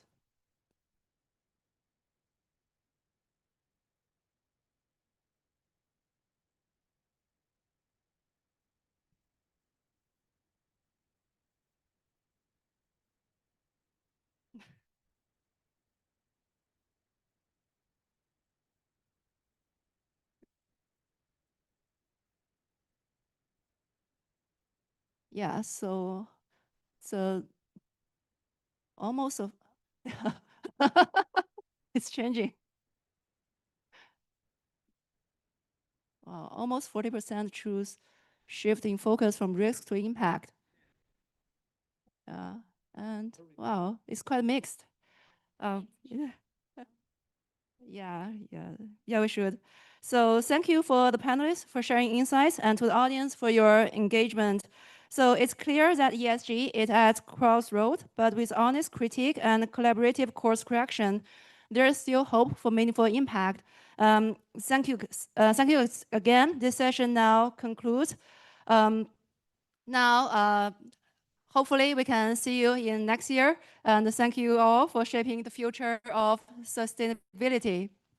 Thank you very much to all of you. And before I have all of you return to seats, can I please have you take a step forward and take a photo before wrapping up? And thank you very much for that meaningful exchange. And thank you for your presence.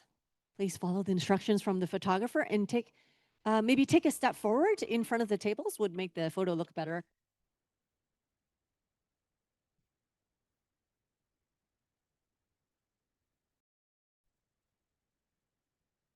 All right, let's do a few more pictures. Wonderful. And thank you for everybody that's participating in all of our polls. Thank you. Everyone, please be seated. Thank you for that discussion. Very dynamic and insightful discussion indeed. Now, we've been truly privileged to hear such passionate exchanges. And with that, we want to say thank you. And can I please invite everyone to take a seat? Everyone, please take a seat. Thank you. Thank you. Thank you. Yes, we've been truly privileged to hear such passionate exchanges, as I just mentioned, from the diverse perspectives on ESG and from our distinguished industry leaders who face these challenges daily to our renowned scholars who provide the critical research backbone. Now, this vibrant dialogue between theory and practice is what our institute has always strived to facilitate. And not only that, for years, we've been committed to bridging knowledge with industry. What it was that for? Now that's for transforming academic research into actionable strategies while grounding business practices into rigorous scholarship. Now, today's conversation beautifully exemplifies this mission in action by creating this unique platform where cutting edge research meets real life implementation. Now, we hope not only to advance the ESG disclosure, but to also catalyze the tangible process. So I just want to say thank you again to all of our speakers for sharing their invaluable expertise. And I think that deserves a big round of applause. Thank you. Thank you to all of our speakers. Now, ladies and gentlemen, as we are drawing a close to today's forum, we have been privileged to explore the profound connections that's happening between the businesses, sustainability, technology through your distinguished speakers and everyone's participation. Now, to bring our discussions to a fitting closure, now it is my great honor to invite Professor Guojin He, the Hong Kong Jockey Club Professor in Economics and Director of the HKU Jockey Club Enterprise and Sustainability Global Research Institute, to join me on stage and to do the closing remarks. Thank you. Yeah, thank you. I just want to say thank you and thank you and thank you. Okay, so thanks for staying late with us. Now it's almost 6 o'clock and we still have a bunch, I would say, ESG enthusiasts joining us for those discussions. And I also want to thank our partners, our collaborators for making this possible. As you can see, we're actually live streaming these events across multiple platforms. We also have a lot of media friends and supporting organizations for these events. So I think from today's sharing, you get a sense about what we do. Basically, we want to bridge more between academia and also the industry. I think often if you attended a lot of ESG forum organized or corporates, there's very little sharing from academics. While at the same time, if you're attending an academic conference, most of the time it's very hard to understand. It's boring, it's lengthy, and there are a lot of tables. It's very hard to know the exact message. So we try to blend these two. By first, we do have industry relevant sharings, corporate leaders and the representative from different organizations. At the same time, hopefully our sharings from our faculty also demonstrate the research capabilities of Hong Kong U Business School, where we have endowed professors sharing their research. And we also have these very short sessions in which some of our young faculties are taking us to a journey of understanding their most recent work. So with that, I think I have maybe just one key takeaway from today's whole day events. That is, despite with controversies, despite with debates, we are making progress. Right? People are making progress along different dimensions and trying to promote sustainability using their ways. Our institutes have our own approach, and other organizations and approach have their approach. I do hope that in the end we would be kind of force all those join all those forces, combine all those forces together and drive meaningful changes. So we plan to host these events every year.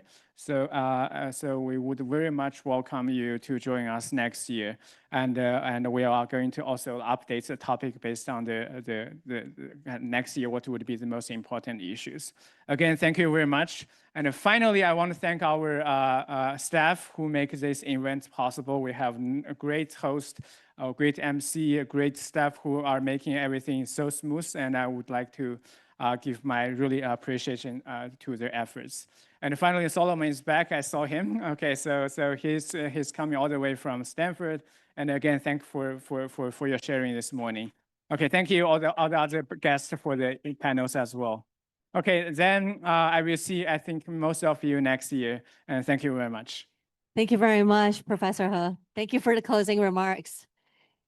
Well, ladies and gentlemen, it looks like the 2025 HKU Sustainability Forum has now sweetly come to a successful conclusion. Now, on behalf of the HKU Jockey Club Enterprise Sustainability Global Research Institute, I would like to extend our deepest gratitude to each and every one of you that is here with us in the audience, and of course, that's watching our live stream. And first and foremost, I would also like to say a special thanks to the Hong Kong Jockey Club, of course, as we mentioned many times, specifically the Hong Kong Jockey Club Charities Trust, whose visionary support made this entire forum a great success. And we're also profoundly grateful to our exclusive media partner, which is Yitai, and also to all of our supporting organizations. Now, there's quite a list, so bear with me. Just want to say thank you to all of them. Capacity Building Alliance of Sustainable Investment, also known as CASI, Center on Contemporary China and the World, ClimeMind, Hong Kong Productivity Council, HKPC, HKU Business School Alumni Department. We have the HKU Beijing Center, HKU Shanghai Center, and also the HKU Shenzhen Center. Now, we also have TVB, and if you actually paid attention to the backdrop outside, there's Xueshuo and Beijing Zhongzhencun Academy. Now, to all of our distinguished speakers, insightful panelists, and to every one of you that's in the audience that's with us all day long, thank you very much. Once again, your very passionate engagement and also participating in our polls, of course, has been the heart of this event. Now, we also hope that the ideas that are shared today will inspire action, and it will inspire collaboration long after you step out of the venue today. Now, the conversation today does not just end here. In fact, it is only the beginning. So everyone, please, and we do also look forward to continuing this critical journey with you all, and we'll see you next year's forum. And not only that, if you would like to learn more about the Institute and join our future events, please do follow us on WeChat and also on LinkedIn. And for today's photos, please obtain via the QR code that should be on the screen anytime. And again, I can't say this enough, but thank you very much for being an essential part of this meaningful journey. And we wish that you have a great evening and safe travels home. Happy weekend. And my name's MC Melody Kwan. I'll see you in no time.